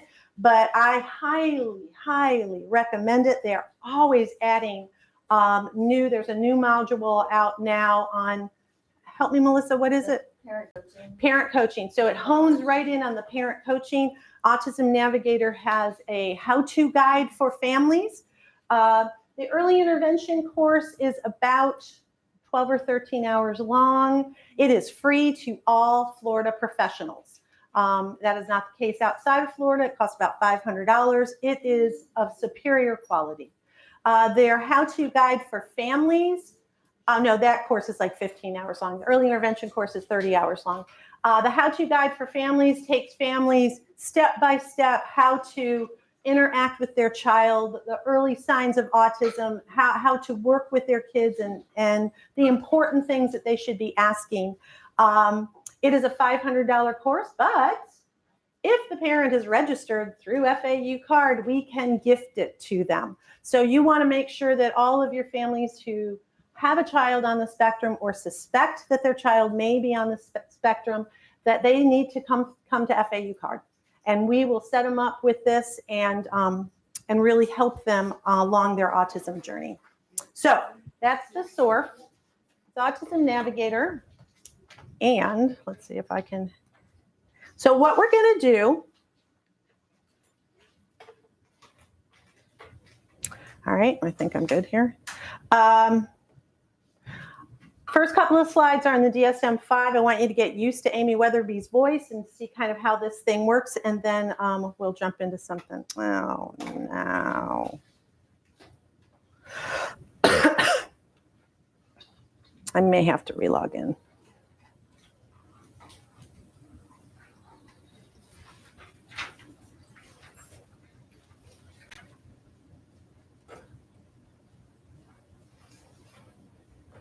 Sorry about that, guys.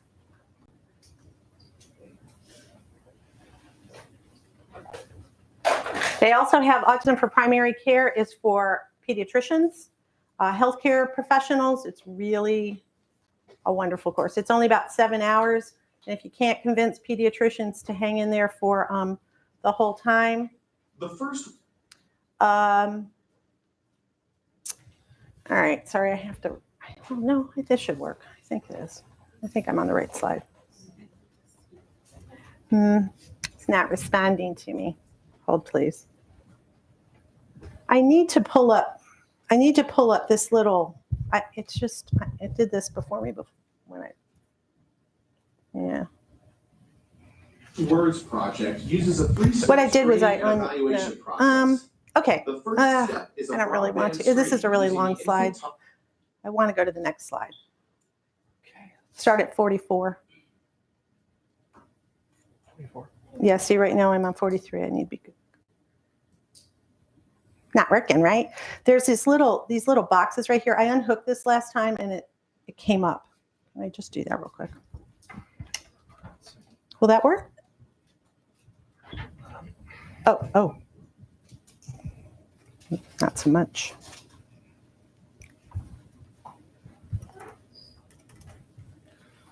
Okay. Oh, no. Let me unhook. Oh gosh, you screwed that in there really strong. Yeah, what I was going to say is that in a second. All right. Oh, there it is. So you go to those and then go to 44 and play. Perfect. That's what I want. The SORF, which stands for the Systematic Observation of Red Flags of... Sorry. Now let's watch video clips of 2 children evaluated by the First Words Project using the CSBS, so you can begin to hone your observation skills. All right, we're just going to start from here. Be sure to have your SORF list handy. First, we will focus on red flags in social communication and social interaction. You will see pairs of clips of these 2 children doing similar activities. Oh, no, it's okay. This is fine. A child who is typical and a child with ASD. We're just going to go through these, so I'm good. Okay, so this first child is Jimmy. He's 15 months old, and he is typically developing. Excuse me. Yes. First, you'll see Jimmy, who is 15 months old and is typically developing. Probably over here. Yeah, right. The far right one. Does anybody else need one? Oh, dear. Here, there's one right here too, on the table on top. Here, there's one right here.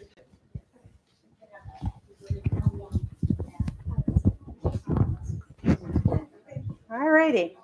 Okay, let's watch Jimmy. Everybody ready? Yes. All right. Developing. When offered the bubbles, notice how Jimmy interacts and communicates with his mother to make his intentions clear.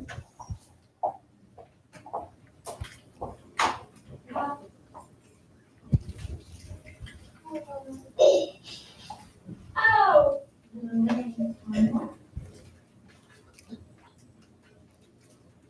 You got it. Very nice. That was for you.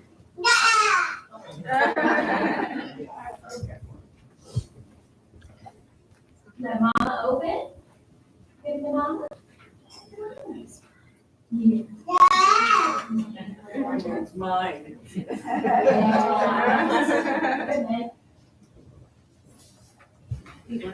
Notice how Jimmy shifted his gaze fluidly between the bubbles and the clinician, and then held up the jar to show his mother just to get her to look at it. Then he coordinated his eye gaze and vocalization with a give gesture to request her help. Next, watch Caleb, who is 20 months old and was diagnosed with autism. See if you can identify red flags in communication and social interaction.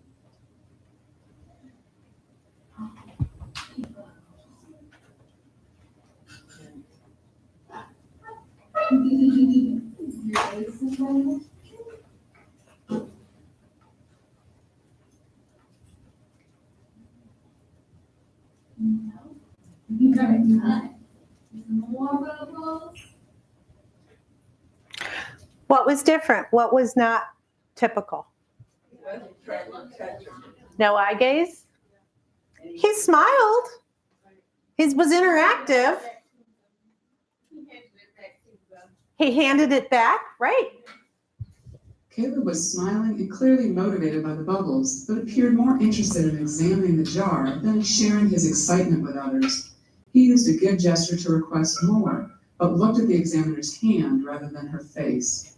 This brief clip illustrates many red flags, including lack of sharing his enjoyment and interests, poor eye gaze, and lack of coordination of nonverbal communication. Okay, so make sure y'all are looking at your list so that you can start really identifying these very specific characteristics. Now watch Jimmy's response when he is asked to follow the clinician's point to a picture across the room. Bye-bye. You see the room up there? Yeah. What do you do? Come. What do you want? What do you want? Okay, I want to say something about gestures, and Dr. Kelderman mentioned it today. Autism Navigator has these amazing tools. They've got a project called 16 by 16, 16 gestures by 16 months, 16 actions with objects by 16 months. These are things like raise your hand, shake your head no, blow a kiss, wave bye-bye. Really important things. I want to talk about the point. This is a very pivotal moment, right? Gesture is their first form of communication and language. I would consider it a form of language because they're very clear about what they want and how to use these gestures. But a point doesn't mean anything on its own, right? This means pick me up. This means bye-bye.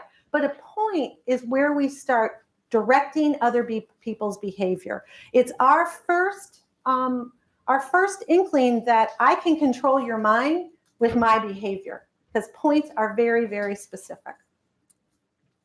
See what she says about Jimmy. Did you notice how quickly Jimmy shifted his attention to the picture when the clinician pointed? He then spontaneously pointed and vocalized to draw their attention back to the picture, demonstrating strengths in social communication. Now watch how Caleb responds when the clinician tries to draw his attention to the same picture.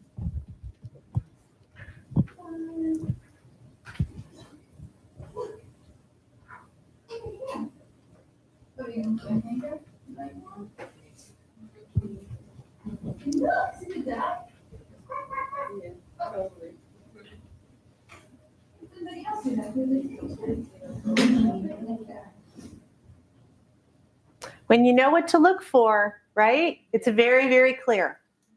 Caleb didn't seem to realize that her point was an attempt to get him to look at the picture. Rather, he reached out to touch her hand as if it was an interesting object that just came into view. Next, you'll see Jimmy when presented with a wind-up toy that is moving toward him. Notice the social communication skills he uses to manage his emotions and work through his initial uncertainty about the toy. There we go. You are the family. Is he senior? Bye-bye. Thank you. Ooh. I made a sweet wiggle.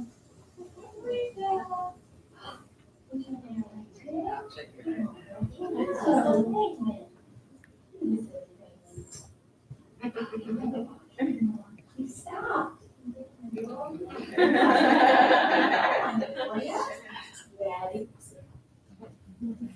Jimmy was afraid of the moving penguin at first, but he quickly expressed his fear by using facial expression, saying no, and reaching for a mom for comfort. He coordinated verbal and nonverbal communication so skillfully but this allowed his mother and the clinician to comfort him and encourage him to notice the wiggling feet, which then motivated him to request more. Now you will see Caleb when presented with a similar wind-up toy.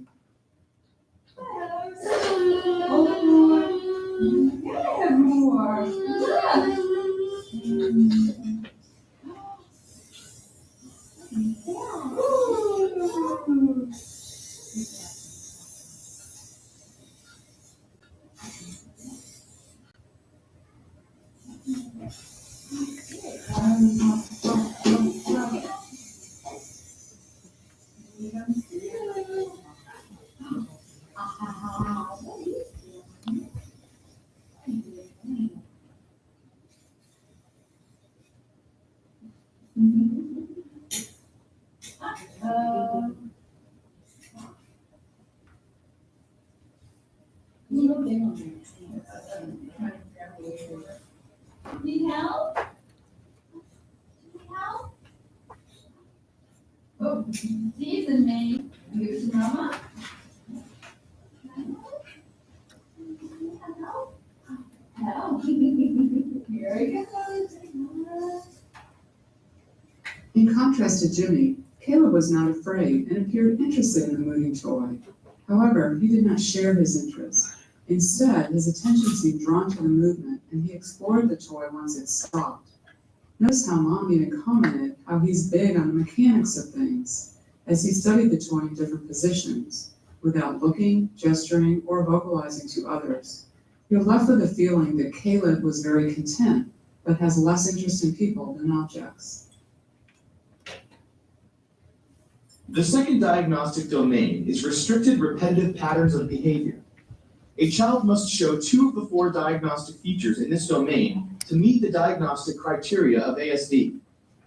Specific red flags that may be apparent in toddlers with ASD are listed for each of the diagnostic features: repetitive behavior, excessive adherence to routines and ritualistic behavior, restricted fixated interests, abnormal in intensity or focus, and hypo or hyperreactivity to sensory input or unusual sensory interests.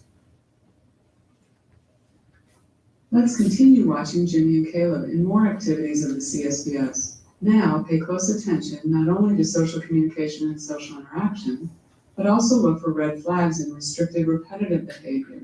Again, refer to your SORF list. Watch Jimmy in the next clip when presented with a book.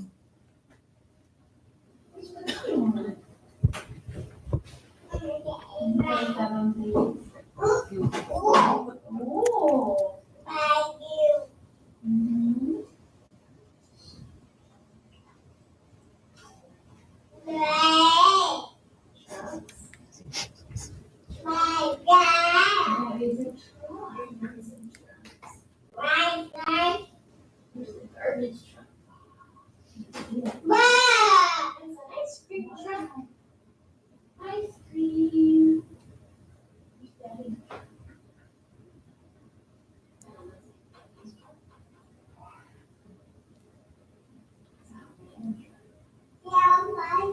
Is that the ice cream truck and Daddy's truck? Ooh. Yeah. Yeah. This is true. Oh. Did you see how once Jimmy opened the book, he quickly became motivated to share it with his mother by pointing and vocalizing to the pictures of interest in him? Jimmy showed the flexible attention and interest that you would expect in a typical toddler. He manipulated the pages as necessary to see more pictures, but was ultimately motivated to have an interaction with his mother about the content of the book. Now watch Caleb during the same book sharing activity.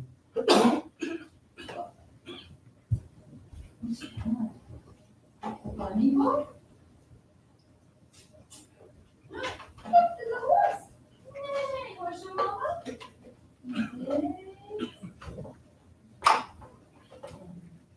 There. There's another name. Kitty.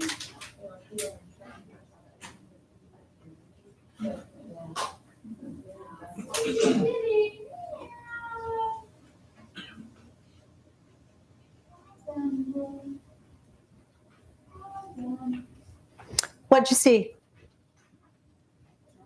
He didn't share with either of them. Yeah, he didn't check in, didn't share. How interested was in the book even? Right? See how you did. Did you see how Caleb's attention stayed focused on turning the pages, despite the clinician's attempt to engage him in interaction about the pictures? His mom explained that he gets upset if she pauses when reading, and he insists on shutting the book, which may be suggestive of a ritualized pattern of behavior. Next, you'll see Jimmy with the 10 play materials. Notice his rich variety of play actions while simultaneously interacting with his mother and the clinician. See the birdie? See the birdie?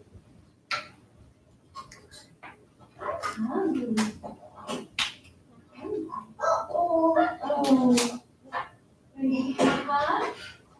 Oh, sweet boy, my hug.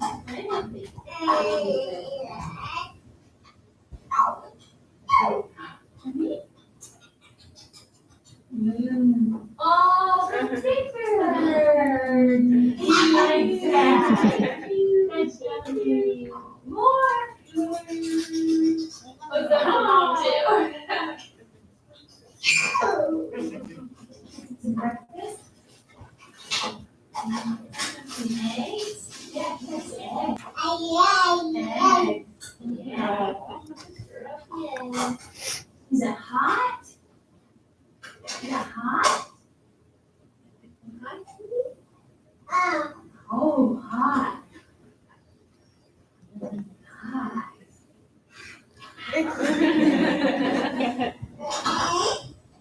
Oh, you poured it in. Very nice.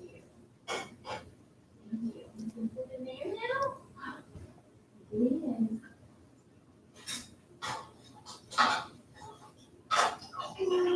Oh, below it is hot. It's hot. Hot. Oh, oh, oh.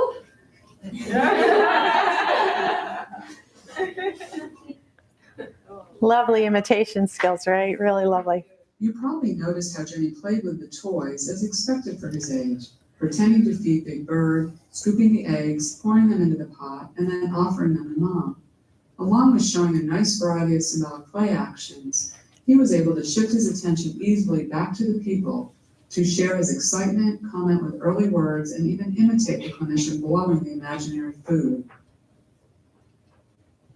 Now you'll see Caleb with the same set of play materials. Compare his actions with what you saw Jimmy do.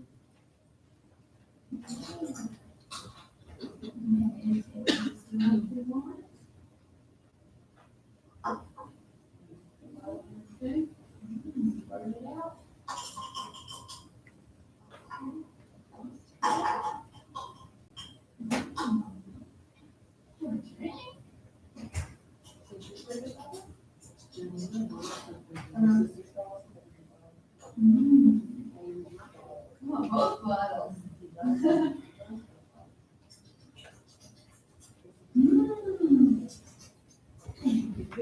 Yummy. No, you gonna push that away.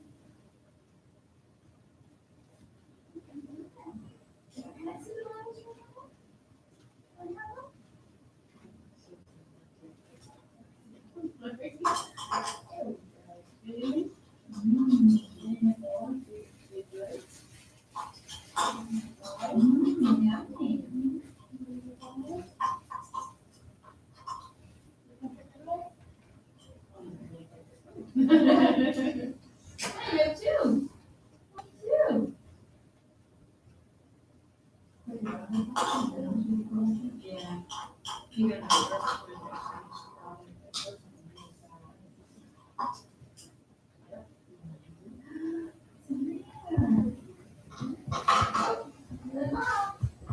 the Mama. Hi.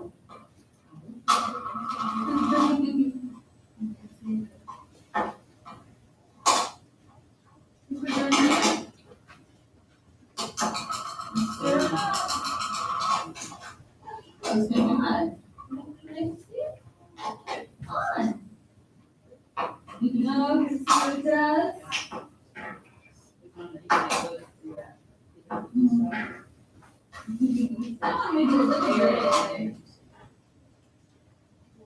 You probably noticed how Caleb was first drawn to the bottle, tipping it over, placing it in the cup, and then closely examining the tip. His attention became stuck on the bottles, focusing closely on how they fit together. When the clinician removed the bottles, his attention became fixated on the spoons that he examined in a similar way. Once the lid for the pots was presented, he became fascinated with how the lid could wobble and spin on the table. Despite several attempts of the clinician to draw his attention to another play action, he remained overly focused on wobbling the lids. If you didn't notice Mom's reaction to his wobbling, you might want to watch and listen again. You'll hear Mom say, "He's learned that he can make lids do that if he does it just right." Caleb clearly had practiced wobbling, studied objects carefully, and may have noticed more details about the objects than Jimmy.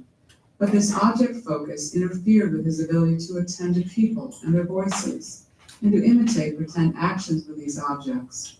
This clip illustrates how restricted repetitive behavior is closely related to deficits in social communication.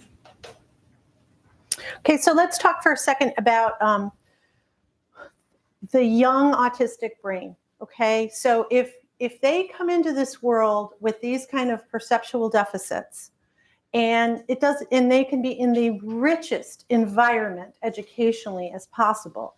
If that learning process is being blocked because they're not perceiving things properly, they're not imitating, they're not interacting, then it can be the same as if it was a child that didn't have any stimulation. So that could account for why sometimes we see kids developing normally, really young. And then parents will say, well, he started talking, and then at 16 months, he stopped talking. These things become overwhelming, and their world becomes much smaller. Another reason why early intervention is so very important, to keep that learning process open, because with specific and quality interventions, we can keep them interacting. This is a child who'd be really easy to just let him play all day in his room. And that's the last thing that we want for this baby. But how would a parent know? I mean, you're just looking at these children and say, I don't see other children. I'm just seeing my little boy. Absolutely. Playing with the pots and pans. And don't all kids play with pots and pans? Right, absolutely. It has to, well, how would they know? You don't know what you don't know, right? So one of the things that Autism Navigator has, and it kind of addresses a question that you all had earlier, how these parents that are resistant to wanting to accept that their child is different, or someone may say, something might be going on, you might want to check that out. Autism Navigator has a 2-hour course about autism in toddlers. It's free to anybody. And it does these side-by-side videos to really, I would hope that you guys would guide families to this, families that were having a hard time figuring out, well, how do I know that's just not normal? So that when you see the kids side by side, these videos side by side, I'm hoping that you're seeing how apparent it is what those deficits are. Well, we are, but we're seeing it side by side. I'm asking about the parent who is clueless. Okay, so first line of defense would be their pediatrician, right? We know what pediatricians do. They kick the can down the road, right? Let's give him another 6 months. Let's wait till he's 3. Right? So, alarm going off. So it's a problem, right? Especially if we can't depend on our pediatricians to early identify, because all kids go to pediatricians. I mean, a large majority of children consistently go to pediatricians. So they are really our first line. But what is going to happen with kids on the spectrum is they're going to start preschool, and they're going to get kicked out of preschool most likely. And that's when professionals start coming in, and this is when we have to start guiding families. I mean, here's the thing. We've got some amazing resources available right now at our fingertips. So how do we convince the family that how would they even know if anything's wrong? It's sometimes kids are missed. Sometimes we don't catch them until they try to get into kindergarten, right?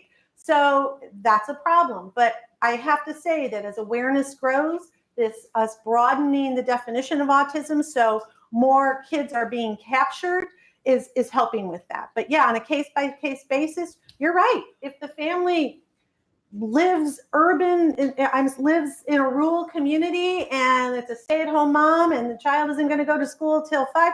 Now, here's the thing. Chances are the child's going to have a speech and language delay, right? That's usually what shows up on our radar first off. So they're going to be like, why is your 3-year-old not talking? So usually families will see that as, oh, well, he's not talking. I need to talk to my pediatrician about it, or get him into a pre-K program, something like that. So most of the time, that is how children are entered into an early intervention system. Is it foolproof? Nope. I mean, if families think, well, he's fine, he'll catch up, his dad was a late talker kind of thing, then hopefully the educational system is catching them when they enter school. It's not perfect. But by then they're already 5 and we've missed all this. You're absolutely right. And here's the thing, quality early intervention changes the trajectory of autism. So yeah, it's unfortunate, but true. Wanda, you got something? I was going to say, one of the things that you can do is you can invite CARD staff to come and speak, and we will speak to everyone. We will go to a church, we'll go to a women's group, we will provide information to other community members about what autism looks like, and we'll be super excited. Yes, we'd be Okay, let's watch. We'll do some comprehension probe here. Next, watch Jimmy as he is asked to demonstrate comprehension of familiar words. Jimmy, can I have a spoon? Where's the spoon? Jimmy, look. Look, Jimmy, can I have a cup? Where's the cup? You see the cup? Give it to me. Are you giving me the spoon? Bottle, thank you. Give her the spoon.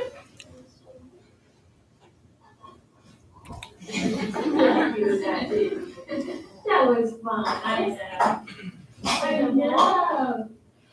Jimmy, where's Mama? Where's Mama? There she goes. You give Mama a hug. Will you give Mama a hug?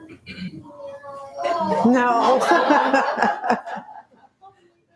At first, Jimmy was not attending to the clinician, but shortly became aware that she was asking him to find something. He didn't demonstrate understanding of words, but did understand the nonverbal cue of the clinician's open hand and gave an object, although it was the wrong one. He even responded with an I don't know gesture when asked, "Where's Mommy?" illustrating comprehension of the social context. Here you'll see Caleb being asked to identify the same items. Watch closely for his responses to the questions being presented.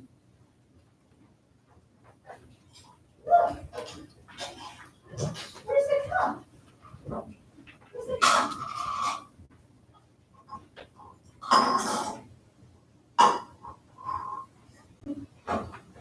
Where's the spoon? Look. Where's the spoon?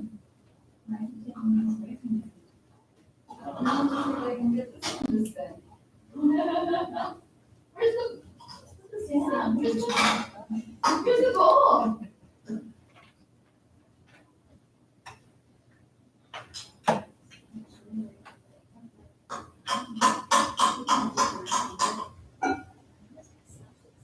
Did you notice how Caleb was drawn to wobble the lid as the questions began? You get the feeling that at first he was somewhat aware that the clinician wanted something, but his attention became drawn more intensely to the toys as he examined them. You can see how over time he was missing opportunities to attend to and respond to language, which will impact the development of language comprehension. It is important to use multiple sources of information and multiple contexts to detect signs of autism in young children. To meet the diagnostic criteria of ASD, a child must show marked deficits that would be evident across contexts: clinic, home, child care, and across methods: parent report, systematic observation, naturalistic observation, This provides critical information to understand variability in children's behavior and to build consensus with families on red flags of ASD. Now let's watch video clips of Jamal in different settings so you can look for how his behaviors are similar or different across contexts. You will see video clips of Jamal at 2 years of age in a clinical setting during the CSBS and ADOS, at preschool and at home. You'll want to refer to your source list as you look for red flags in both domains. First, you'll see Jamal during bubbles in the CSBS. What red flags of autism do you see in this context?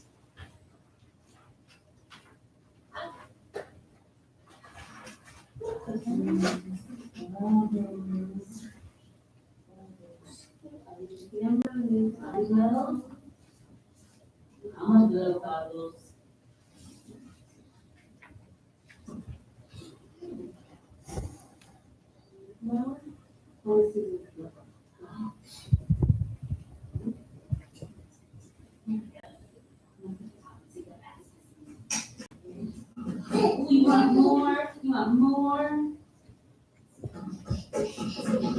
Want more bubbles? More bubbles? Mama blow more? Thank you, very nice. Mama blow. Here they go. Here they go.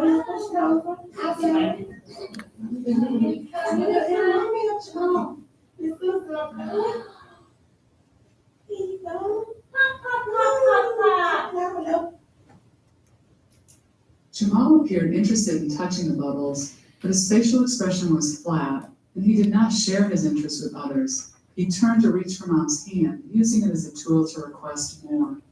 When the clinician placed the lid on the jar, Jamal showed distress with facial expression and arm movements that did not coordinate this with eye gaze. Although he used a give gesture to request more, he did not appear to understand that their actions were offering help, illustrating his deficit in social reciprocity. It is not until the clinician removed the lid and began blowing the bubbles again that he could settle down and attend to the activity. Here you'll see Jamal during a different activity in the CSBS. Watch carefully to see what red flags you notice when he is presented with the pretend play materials.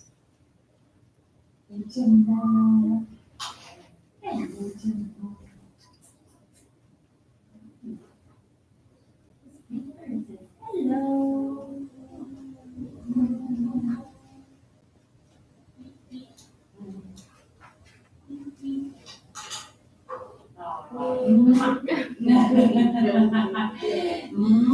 Can you give them some breakfast?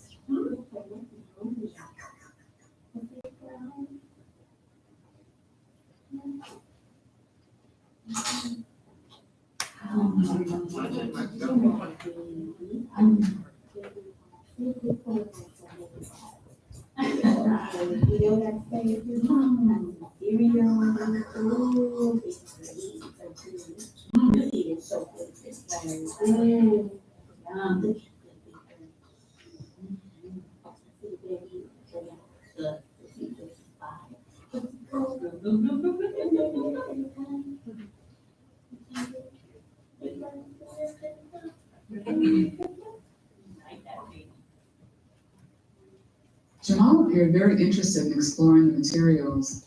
However, on close observation, it is clear how limited his play skills really were. He was holding the spoon, tapping it, touching Big Bird, and using the ball conventionally toward himself, but did not use pretend play actions, which would be expected for a 2-year-old. Despite Mom's concerted efforts to model more sophisticated play for him, he remained focused on putting the bottle to his mouth. You probably also noticed how Jamal was not communicating and showed reduced facial expression, even though he appeared interested in playing. Because Jamal showed red flags for autism, he was invited for an evaluation that included the ADOS, which provides a context to observe specific diagnostic features. In this clip, you'll see Jamal with a variety of toys available. Watch to see what Jamal is interested in and what diagnostic features of ASD are evident.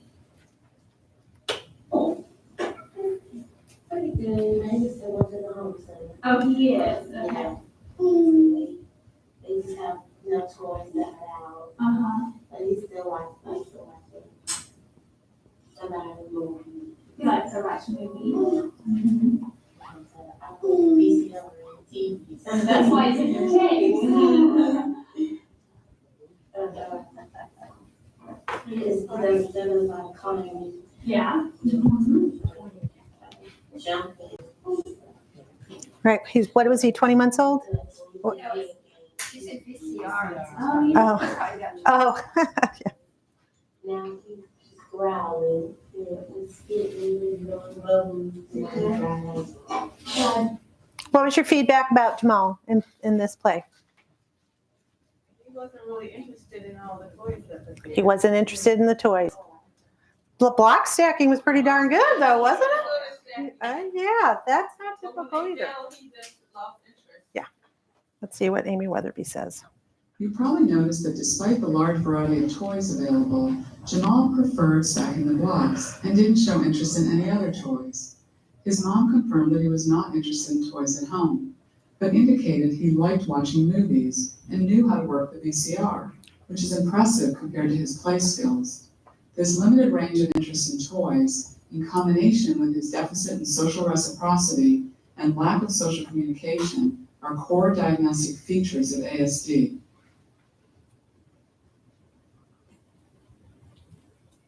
Watch the next clip of a different activity during ADOS and see what diagnostic features you notice. Bubbles. Bubbles. Oh, Bob. Hey, Bob. Bubbles. Need help?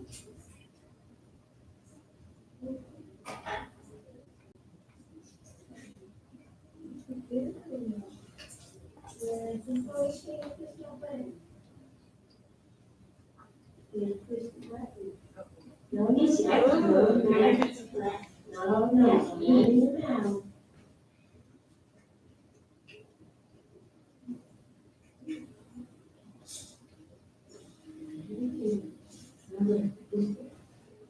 Want to help you? Need help? Help? There you go. Watch. Bubbles! Up! Bubbles! Jamal seemed very interested in the bubble blower. You may have noticed that when the bubbles stopped, Jamal tried to activate the bubbles again on his own, without any attempt to communicate with the person right in front of him who was offering to help, which is similar to what we observed during the bubbles in the CSBS. So what's Jamal going to look like in a preschool program? He's going to be out on his own. I mean, but he did have a little, he's probably going to have meltdowns too, right? He's going to be a mover. So if something he doesn't like, he's probably going to avoid and take off from it. Yeah, he's going to be a challenging child. Here he is in Now you'll preschool. have a chance to watch Jamal on the playground at preschool. Watch carefully for signs of autism that Jamal shows in this natural environment. Jamal, you ready to play? Come on.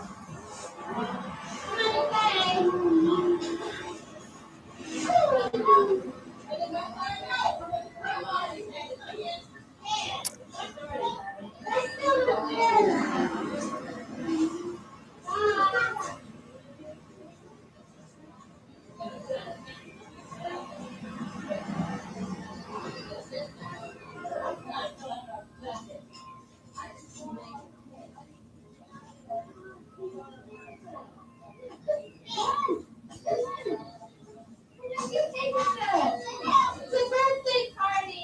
Yay, let's count it down!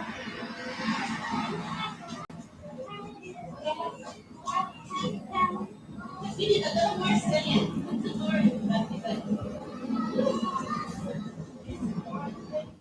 That's a good preschool teacher, right?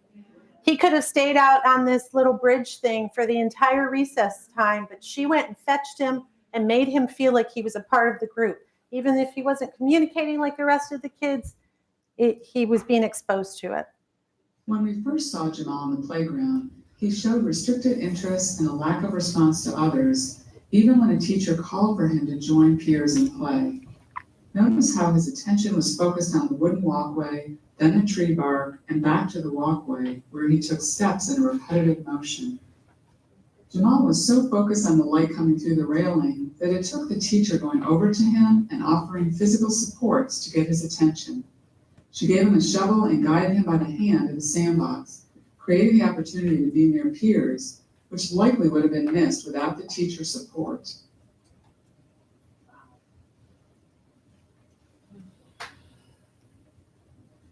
Here you'll see Jamal at home with his tray on his lap during his everyday snack routine. Although you can't see it at first, Mom was holding the snack and waiting for him to indicate he wanted some. Watch as the provider and Mom use dynamic assessment to see what it will take for Jamal to communicate to request the snack.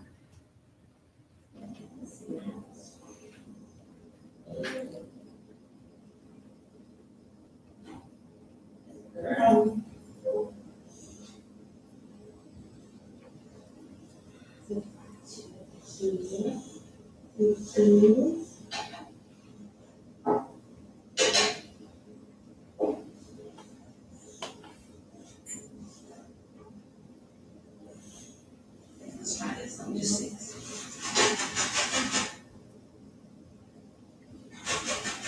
You want more?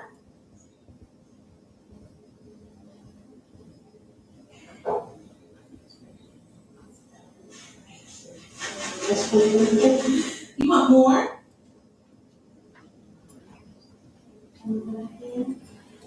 There you go. Good. More. Perfect. Let's go. Reach that. Perfect.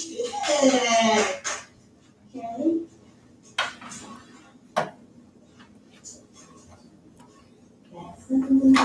Good. Say more. More. Perfect. Great, Justin. Good. Very nice shaping. Similar to the way Jamal was drawn to the walkway at preschool, he stayed focused on his tray at first and did not look to Mom or initiate even during a long, quiet pause. It was only after the provider shook the bag several times to get him to notice that he reached out for the bag. This reach gesture was his way of communicating his request and was what they began to shape into a sign for more. Let's watch video clips of two new children, again during the CSBS, so you can continue to hone your observation skills. You will see Jason, who is 19 months old and has a diagnosis of autism. First, look for a lack of typical social communication skills that would be expected at his age. Then look for any unusual behaviors that may be red flags of ASD. After each clip of Jason, you can watch Charlie to see the robust social communication skills that a typical child shows in each activity. Now you'll see Jason during his snack activity. Have your source list ready and make note of a lack of typical social communication skills and the presence of unusual behaviors.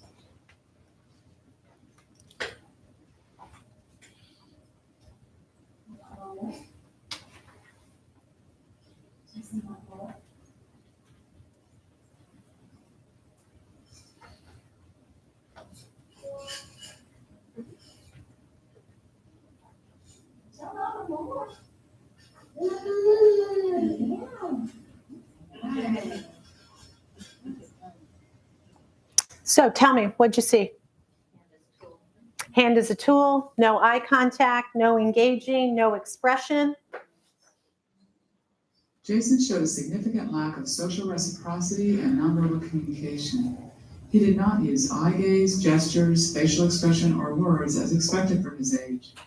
Did you also notice how Jason focused so intently on the jar of Cheerios, turning the jar and shaking it? His fixated interest on the jar itself interfered with his ability to attend to people. Jason did not respond to the clinician's offer to help him get more, but rather reached for his mom's hand as a tool to open the jar without looking at her. Both the fixated interest and the use of a hand as a tool illustrate the presence of unusual behaviors. Now you can see Charlie at 20 months of age, who is typically developing. Watch him during the same snack activity.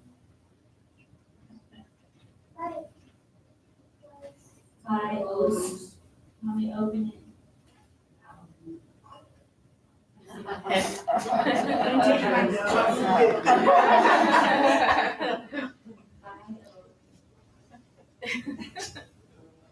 Oh, bye-bye. Yeah.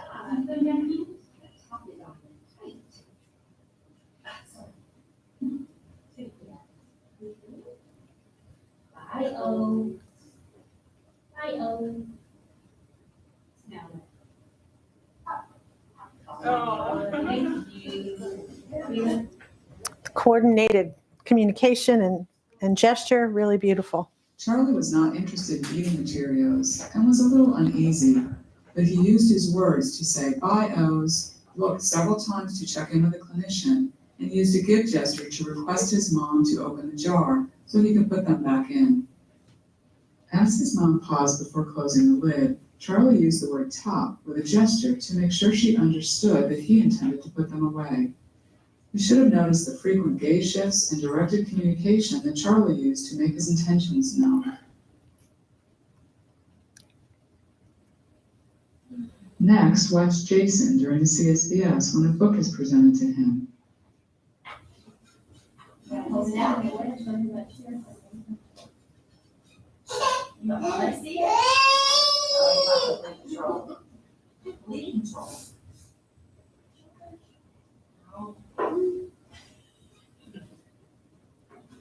Zip.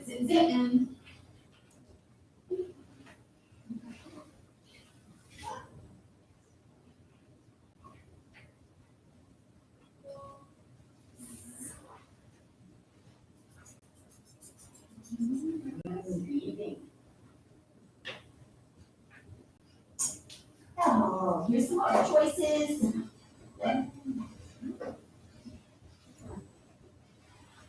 You likely noticed Jason's striking lack of eye gaze, shared affect, and communication while flipping through the book.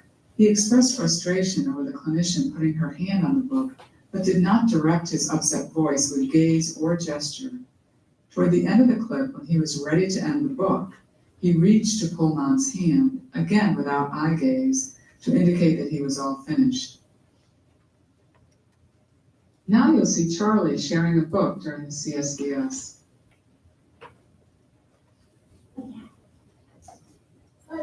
Okay, Hi, Dad. Is that Daddy?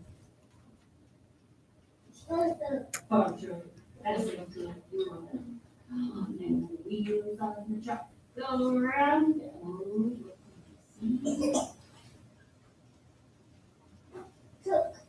Red truck.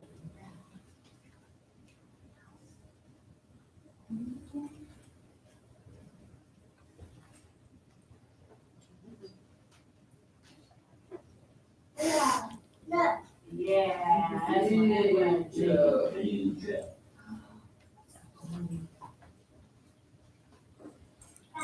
Yeah, look, rock. Dump truck.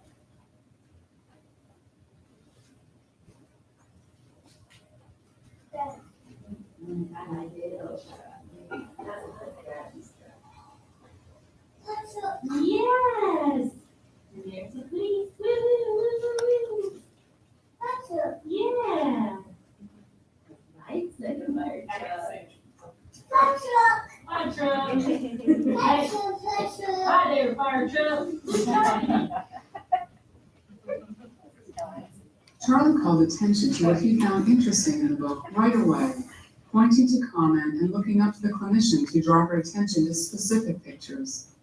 This was a striking contrast from Jason, who was more interested in turning the pages of the book than sharing his interest with others. You probably noticed that Charlie pointed several times without looking up, but he carefully selected pictures, coordinated his point with either a word or facial expression, and timed his turn, showing an awareness that the adults were listening and sharing his focus of attention. Although there was a lull in his gaze shifts, Charlie shifted gaze 4 times in this clip, which is what would be expected for his age, based on the CSBS norms. In contrast, Jason resisted the clinician touching the book and never established looking at the pictures as a shared experience. His behavior limited the potential opportunities for interaction, which preempted the adults from talking about the pictures.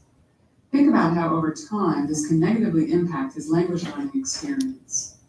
At the end of the book, Charlie was able to skillfully invite the clinician's attention and comments, and was clearly sharing enthusiasm about the fire truck by coordinating looking, pointing, and showing excitement through his voice and facial expression. Because he welcomes social exchanges, think about all the opportunities he has to practice and learn.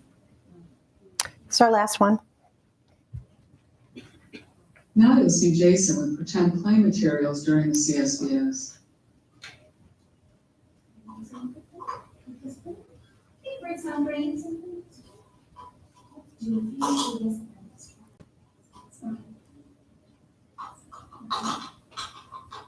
Oh, you put it all on the phone. Are you kidding me? Are you kidding me now? Big Bird's hungry. Big Bird's hungry. Big Bird?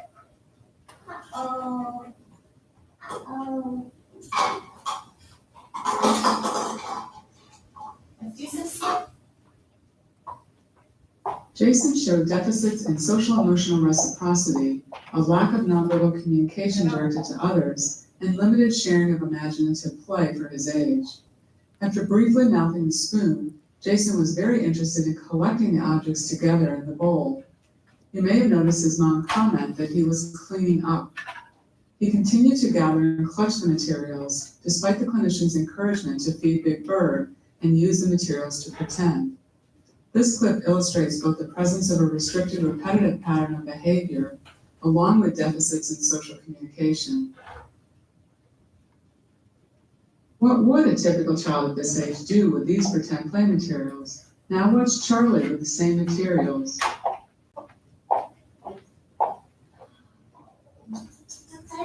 Thank you.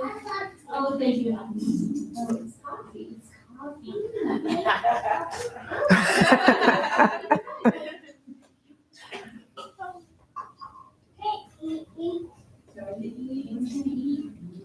is it?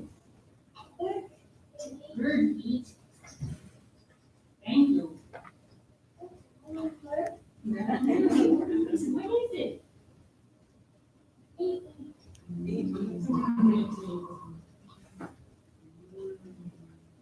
Oh, it looks so delicious.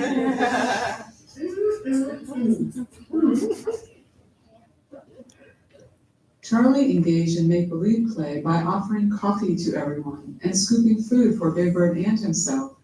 You really had the sense that he knew he was pretending, and it was the pretending and sharing this make-believe play with others that seemed to motivate him. He readily directed his language with gaze shifts and gestures to both his mom and the clinician, and shared his excitement with smiles.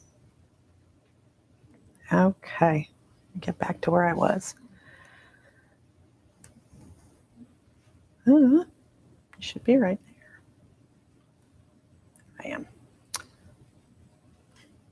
Okay, so can you see the value of the side-by-side stuff that Autism Navigator does? It's become so clear.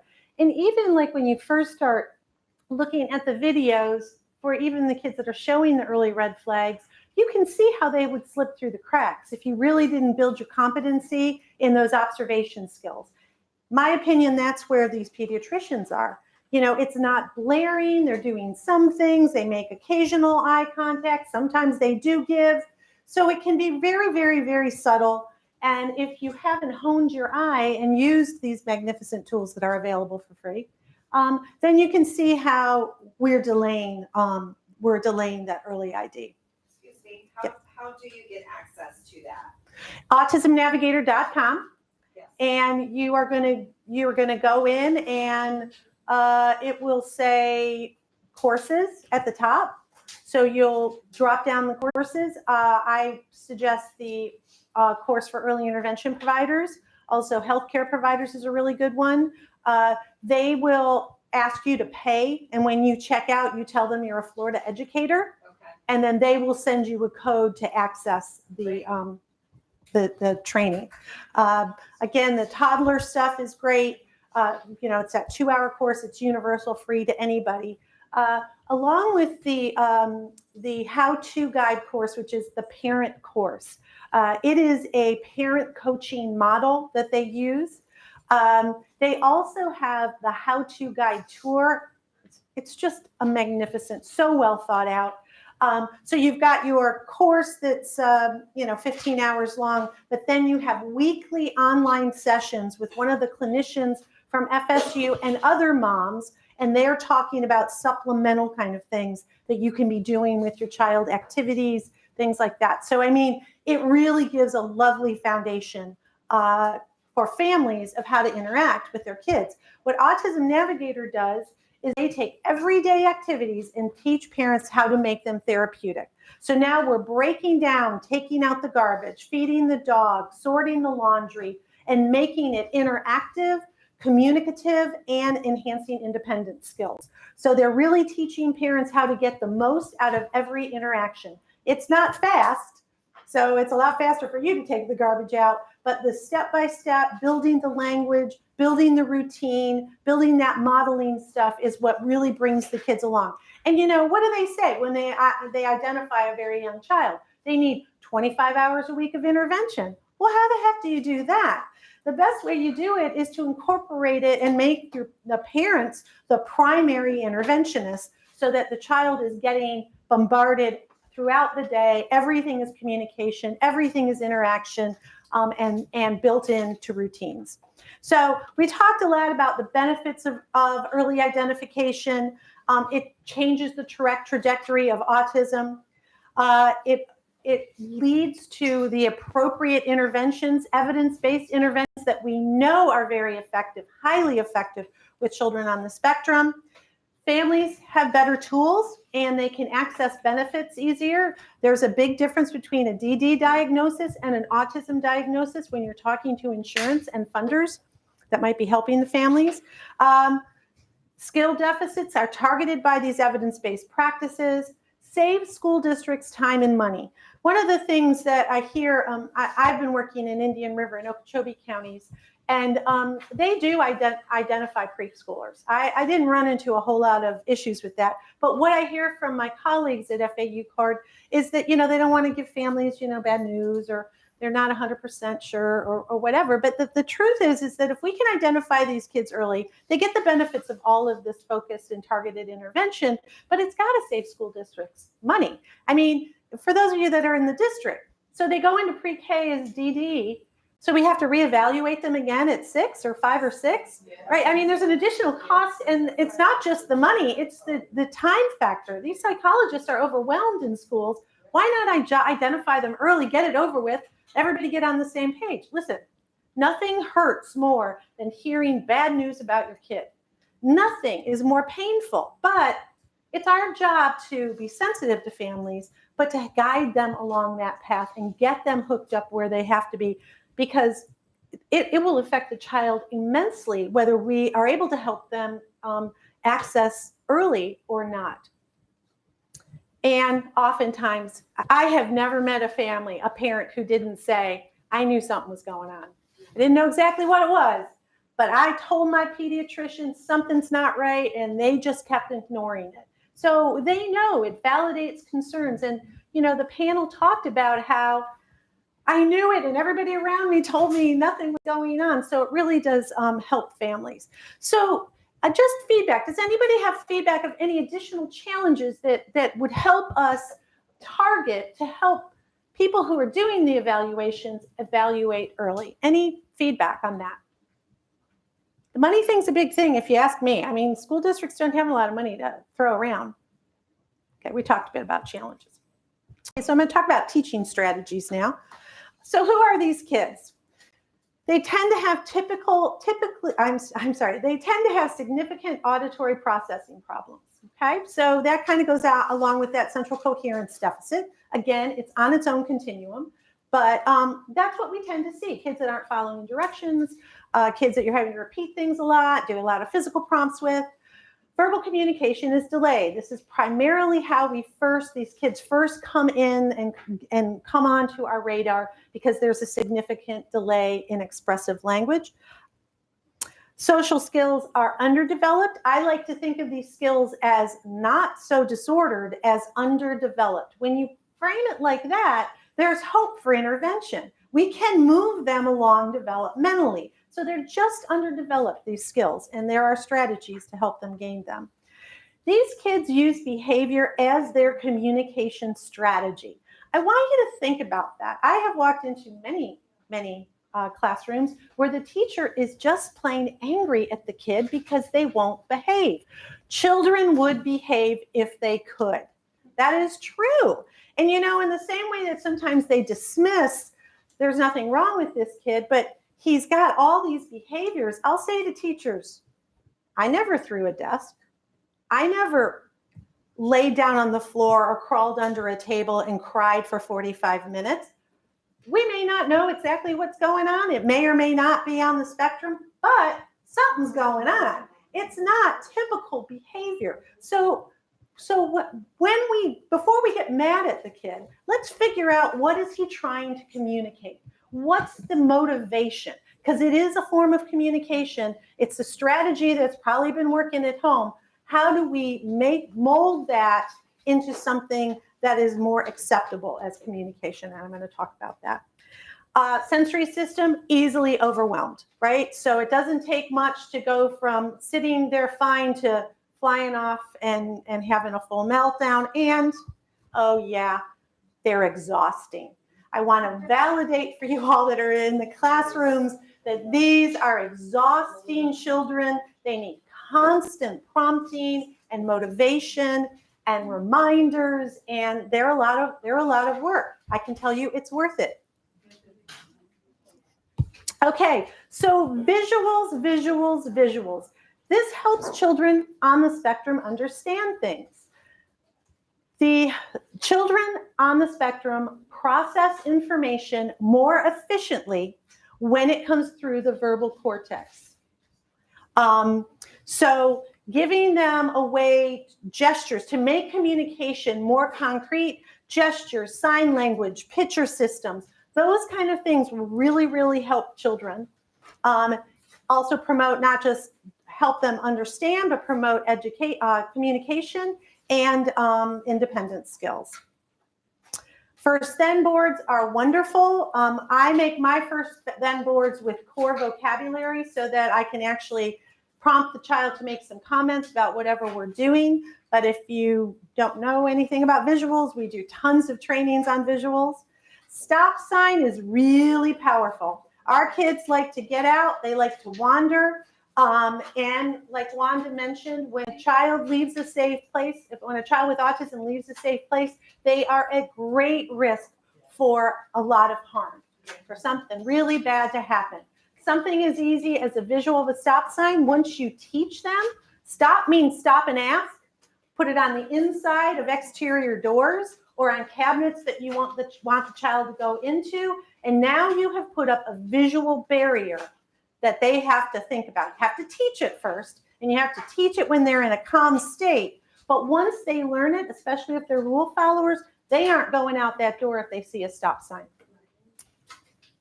So I was working in Martin County Schools as a speech pathologist. After I left the ARC in administration, I decided to see if I still had it. So I went back into practice, and I had gone, by October, I had gone through 3 social skills curriculums. I was working with high-functioning kids with autism in elementary school setting. And I went to my first social thinking conference. And so I tried this thing that they showed me. I took these pretty little blocks, and I put them all around the front of the classroom. And I said, hey, we're going to play a game. I'm going to look at you, I'm going to look at a block, and I want you to get the block I'm looking at, okay? Look at a child, look at the block. There are about 7 or 8 kids in the classroom. They all look at me like I've got 2 heads. They have no idea what I am doing. So I gather my blocks, we go to the back of the room, we sit in closer proximity. And I say, okay, you ready? I'm going to look at you. I'm going to look at block. Great confidence. Little girl gets up, picks up the block over here. Look at the little boy. Look at a block. Great confidence. He gets up, picks up the block in front of me. I look up at the teacher, and she does this. What? And I'm like, I know what to do with these kids. Here's the thing that we miss with autism. They don't think with their eyes. We think with our eyes. When we go into a room, we are scanning for people we know, scanning for open seats. We're getting the lay of the land. All right, if I'm sitting in class and I've wandered in my mind a little bit and everybody's doing something different, I immediately start thinking with my eyes. What page you on? How did that? I didn't see anybody get that book out, right? Thinking with our eyes, all right? So that's where we start. We start with that. I started with identifying the parts of the eye. Here's your eye. This middle part is your pupil, and your eyes are like arrows. If I'm looking at something, I'm probably thinking about it. Okay, big clue. So then we did this. I made eyeballs on the Promethean board, and children came up and took turns making arrows. Your eyes are like arrows. So they would come up and they would draw. Okay, this took about 3 weeks of sessions that we practiced this over and over. Went to photographs so that we were seeing something more real. More photographs, more photographs. Lots and lots of practice. Your eyes are like arrows. Then we did it with each other. So I had the kids pair up. We had 3 blocks each, and a child would look at the block, and the other child would have to guess what block they were looking at. We're just practicing thinking with your eyes. So that was the deal. What you're looking at, you're probably thinking about. I want you to think about, nobody had to teach us that. We were born with it, right? If I look at my watch right now, what are you thinking? What am I thinking? I'm thinking, I wonder how much time I have left, right? I want to make sure that I'm, or she's got some place to go, or something like that, right? You're reading my mind just by reading my actions.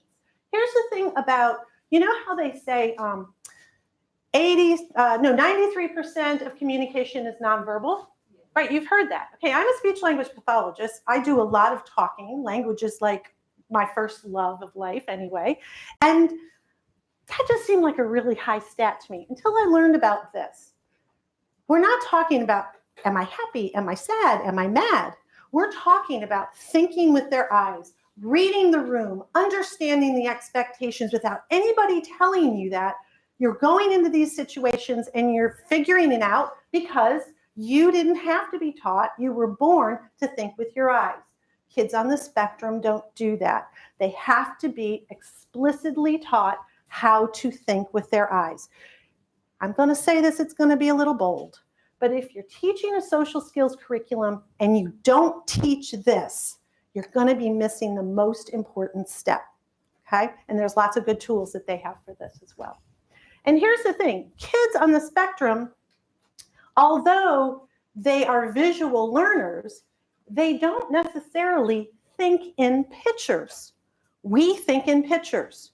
If we had to leave here today to go to the grocery store and get a carton of eggs, I guarantee you, when your foot crosses that threshold, you are picturing in your mind what location it is in the store, what you may have to pass to get there. Think how easy it is to maneuver the world because we visualize it in our mind.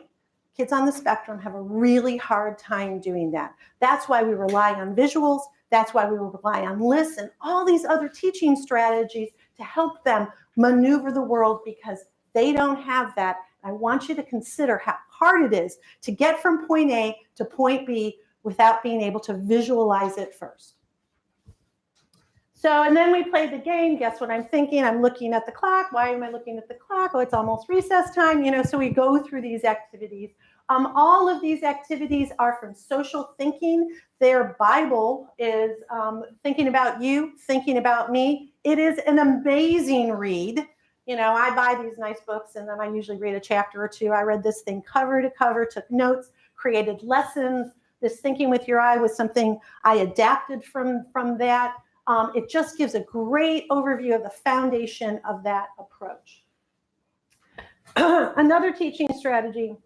What do I have, Mary Ellen? 5 minutes? Okay. Communicative temptations. Remember when they were showing, I think it was Jamal at home, and he was doing snack time and he had that tray. She was doing communicative temptations. She was enhancing, really trying to motivate him to give us some kind of communication so that we could mold and shape it. So this reaching out for something that's huge. I mean, we know that babies are doing that as early as 3 or 4 months old. They're reaching for things. They may not grab it all the way and do things with it, but they're clearly indicating what they want, right? So shaping that into a communication, a word, is the first part of that. But here's the thing about communicative temptations. Give them lots of pause time. It's okay. Let the room go quiet and awkward. Give a lot of,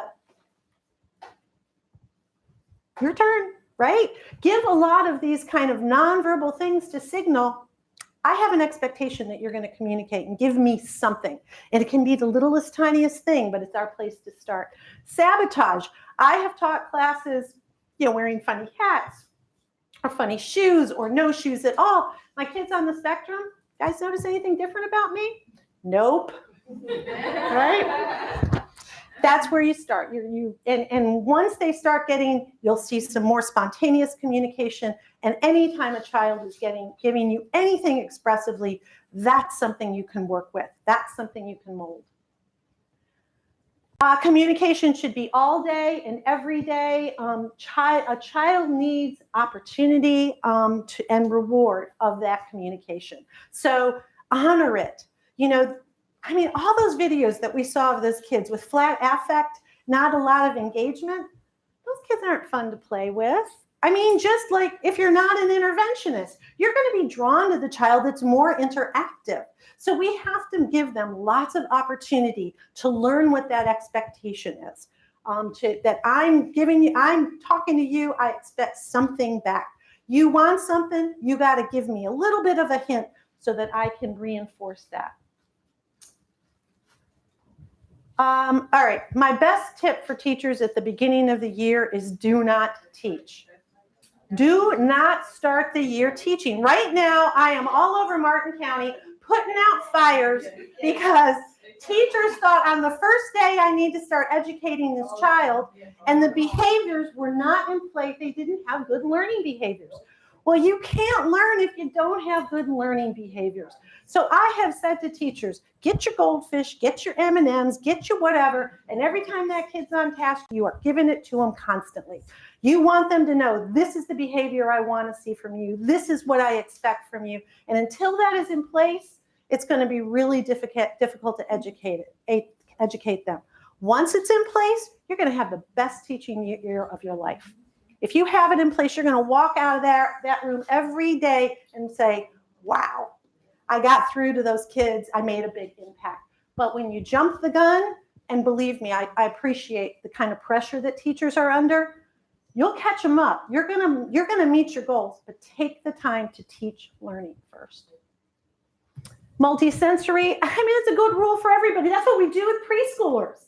There's music and there's lots of fun stuff to touch. Children on the spectrum, because they are visual learners, I always say before you start a lesson, play a video of whatever the subject is. Have them, if they're an older child, get on the computer and find things, in the 1800s. What did it look like to live in the 1800s? Just pull up images and look at them. You're putting pictures in their brain that they don't have. So it's going to make learning easier. Before every lesson, I would start with my box and I'd put a hint in it so the kids would have to guess, and we would work on question forms and things like that. But I always played a video so that before I went into my lesson, now we're kind of closer on the same page, right? They're going to know what I'm referencing because it's at least going to be in their short-term memory. And here's the other thing about my box is the next week I would always say, what did we learn last week? And the kids would be searching their little brains. And I'd say, what was in the box? They'd picture it, they'd get it, and they could recite everything that they learned from the week before. So these little strategies that are multisensory really helps learning go from short-term to long-term memory. I have time to talk about a few words about anxiety. What we're seeing is when someone is in a state of anxiety, that includes everybody in this room, you can lose up to 18 IQ points. Now, I can't afford to lose 18 IQ points, but I'll tell you this, all right? You guys can be sitting here listening very intently to me, and then you get the thought, where's my cell phone? Are you going to hear anything I say? Not a word. And here's what it looks like with kids on the spectrum, because 80% of children on the autism spectrum have anxiety. 50% of them also suffer from depression. All right. So what it looks like is you got this really high functioning kid. He's in a gen ed classroom. We're all just so proud of him. Things are going so great, right? He walks in the classroom. The teacher says to him, did you get your mom to sign that permission slip? Oh, no, I didn't do that. Okay, well, make sure she does it tomorrow. Oh, okay. Kid sits down. In his brain, I'm so stupid. She hates me. I can't believe I didn't do that. 20, 30 minutes later, now he's back in. Well, he's missed 20, 30 minutes of instruction. So we see these weird gaps in learning, and that could be because of anxiety. It is very significant with our kids, and we are trying to do more and more interventions. Jessica Minahan, I've gone to her trainings a couple of times. She truly is the greatest behavior analyst I've ever seen. She's out of Boston. She's getting her PhD. She's written 2 books called The Behavior Code. Everything in them is totally practical. Really, really good clinician. These are a couple of curriculums that address self-regulation, that can help calm kids that have anxiety. They use visual cues to help remind them of the steps that they need to do to bring down, just help them relax, help them recognize when they are starting to get nervous or upset about something, and how to kind of keep.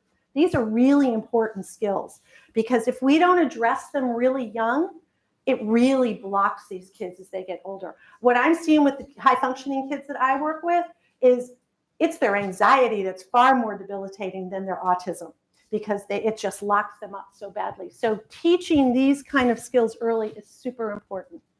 Did I mention that FAU CARD has created an ASD classroom tool? For classroom teachers, this is an interactive tool. It took us about 3 years to create. It goes over a ton of evidence-based practices. It is a self-assessment. We're happy to give it to you. You go through, things are either in place, somewhat in place, or not in place. And it comes up, I don't have it on this presentation, comes up with a beautiful pie chart to help you figure out what your professional development goals are going to be for that year. And each one of these indicators corresponds with an evidence-based practice. We can come out and train you on how to use the tool. We can come out and teach you how to do the evidence-based practice. So highly recommend that. Does that work with all age groups? Is that early childhood? Sure, no, all age groups. We did it very universally. Typically, we see it with self-contained ASD classrooms, but gen ed teachers can certainly learn stuff from it too, in my opinion. This is a social skills curriculum done by Social Thinking for early childhood. I want to say 4 to 8-year-olds, something like that. They have a series of books, Thinking Thoughts and Feeling Feelings. It's a great way, group plan is like they're going to make an apple pie. Everybody's got a list of things that they have to get, and they have to work together to make it happen. So it reinforces some of these foundation neurological deficits that we are seeing with children. Thinking with your eyes. These kids go on a spaceship to an alien planet, and the alien can't talk, but he's got eyes. So they got to figure out, by just looking at his eyes, what he wants. It's a wonderful curriculum, body in the group. I have kids all the time that I'm like, you got any friends? You play with kids on the playground? Oh yeah, he's the kid out in the field. Everybody else is playing. Perceptually, he doesn't even realize that he's not with the group. Whole body listening, simple things like just turning your body to the group, squaring off your shoulders and your hips towards somebody tells them, I'm interested in you. Versus, our kids with the spectrum that are oblivious to body posture. And it comes with music because it is preschool.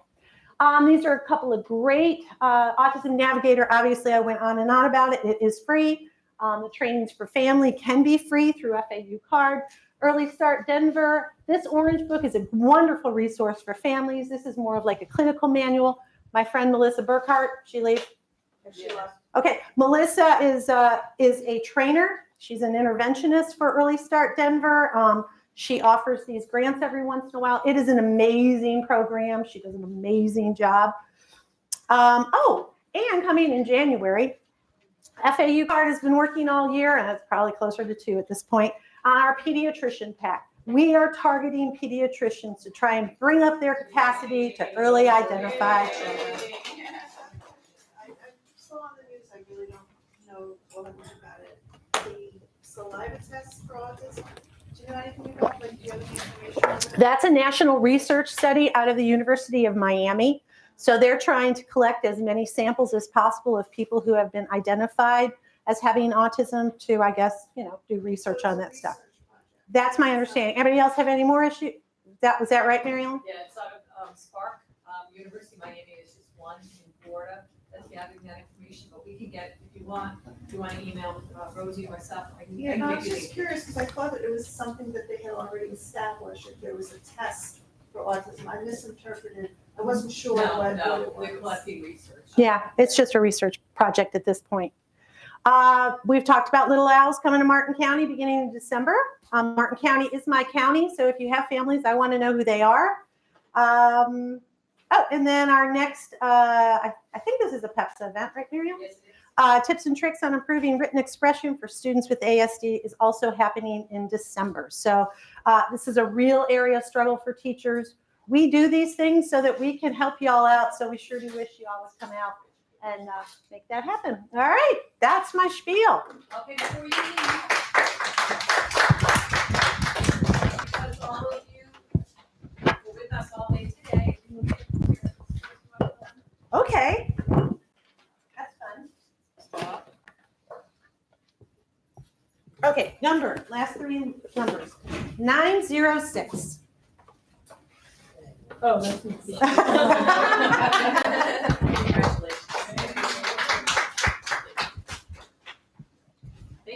Thank you, all of you, for everything. Thank you for being here throughout the day, and if there's anything we can do to support you, please let us know. I'm sorry, can you take it right back off back with you? I'm trying to take a picture. Oh, sure. Sorry. I don't know why that turned out green. That's just plain white, isn't it? Do you have any more handouts of this PowerPoint presentation? We can, or can I get them somewhere? You got it? You've got one, it's yours. But we can send it to you if you want.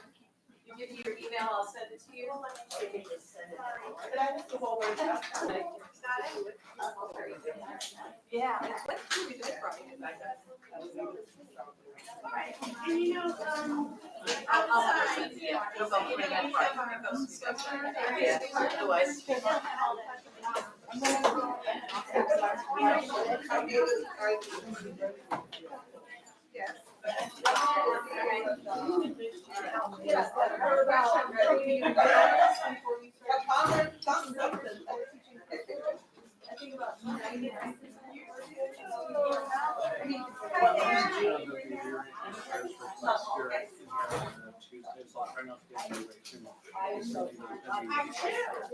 okay, that's fine.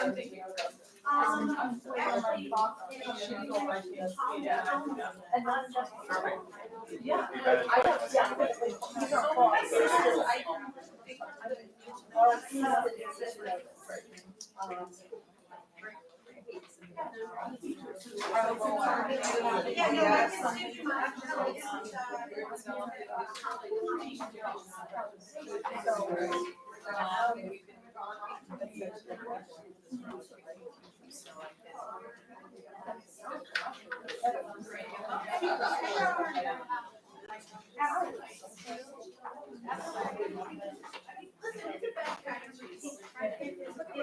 I mean, it's typical development.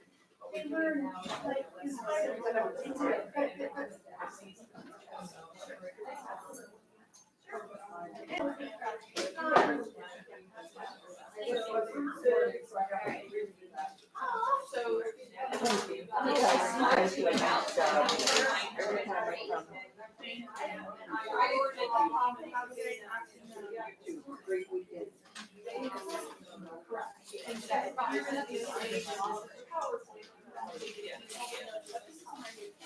Okay.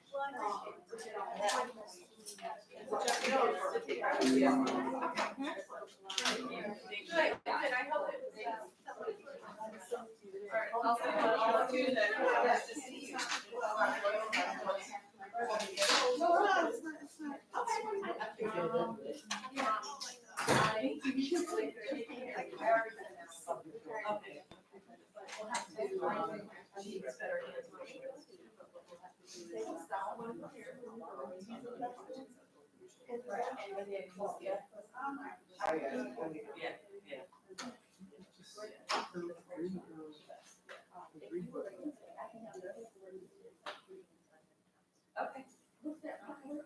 We'll work it out, we'll figure it out. Well, I mean, yeah, she's probably. Are you seeing any cognitive deficits or sensory deficits?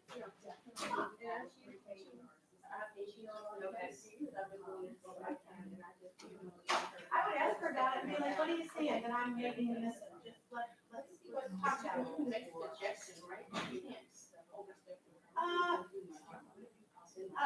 Our therapists aren't allowed to make referrals? I think so, but, I mean, it's just, it's a referral, or they'll do a screening and then they'll determine if she can get out later. But she certainly, there's a thing that, to me, is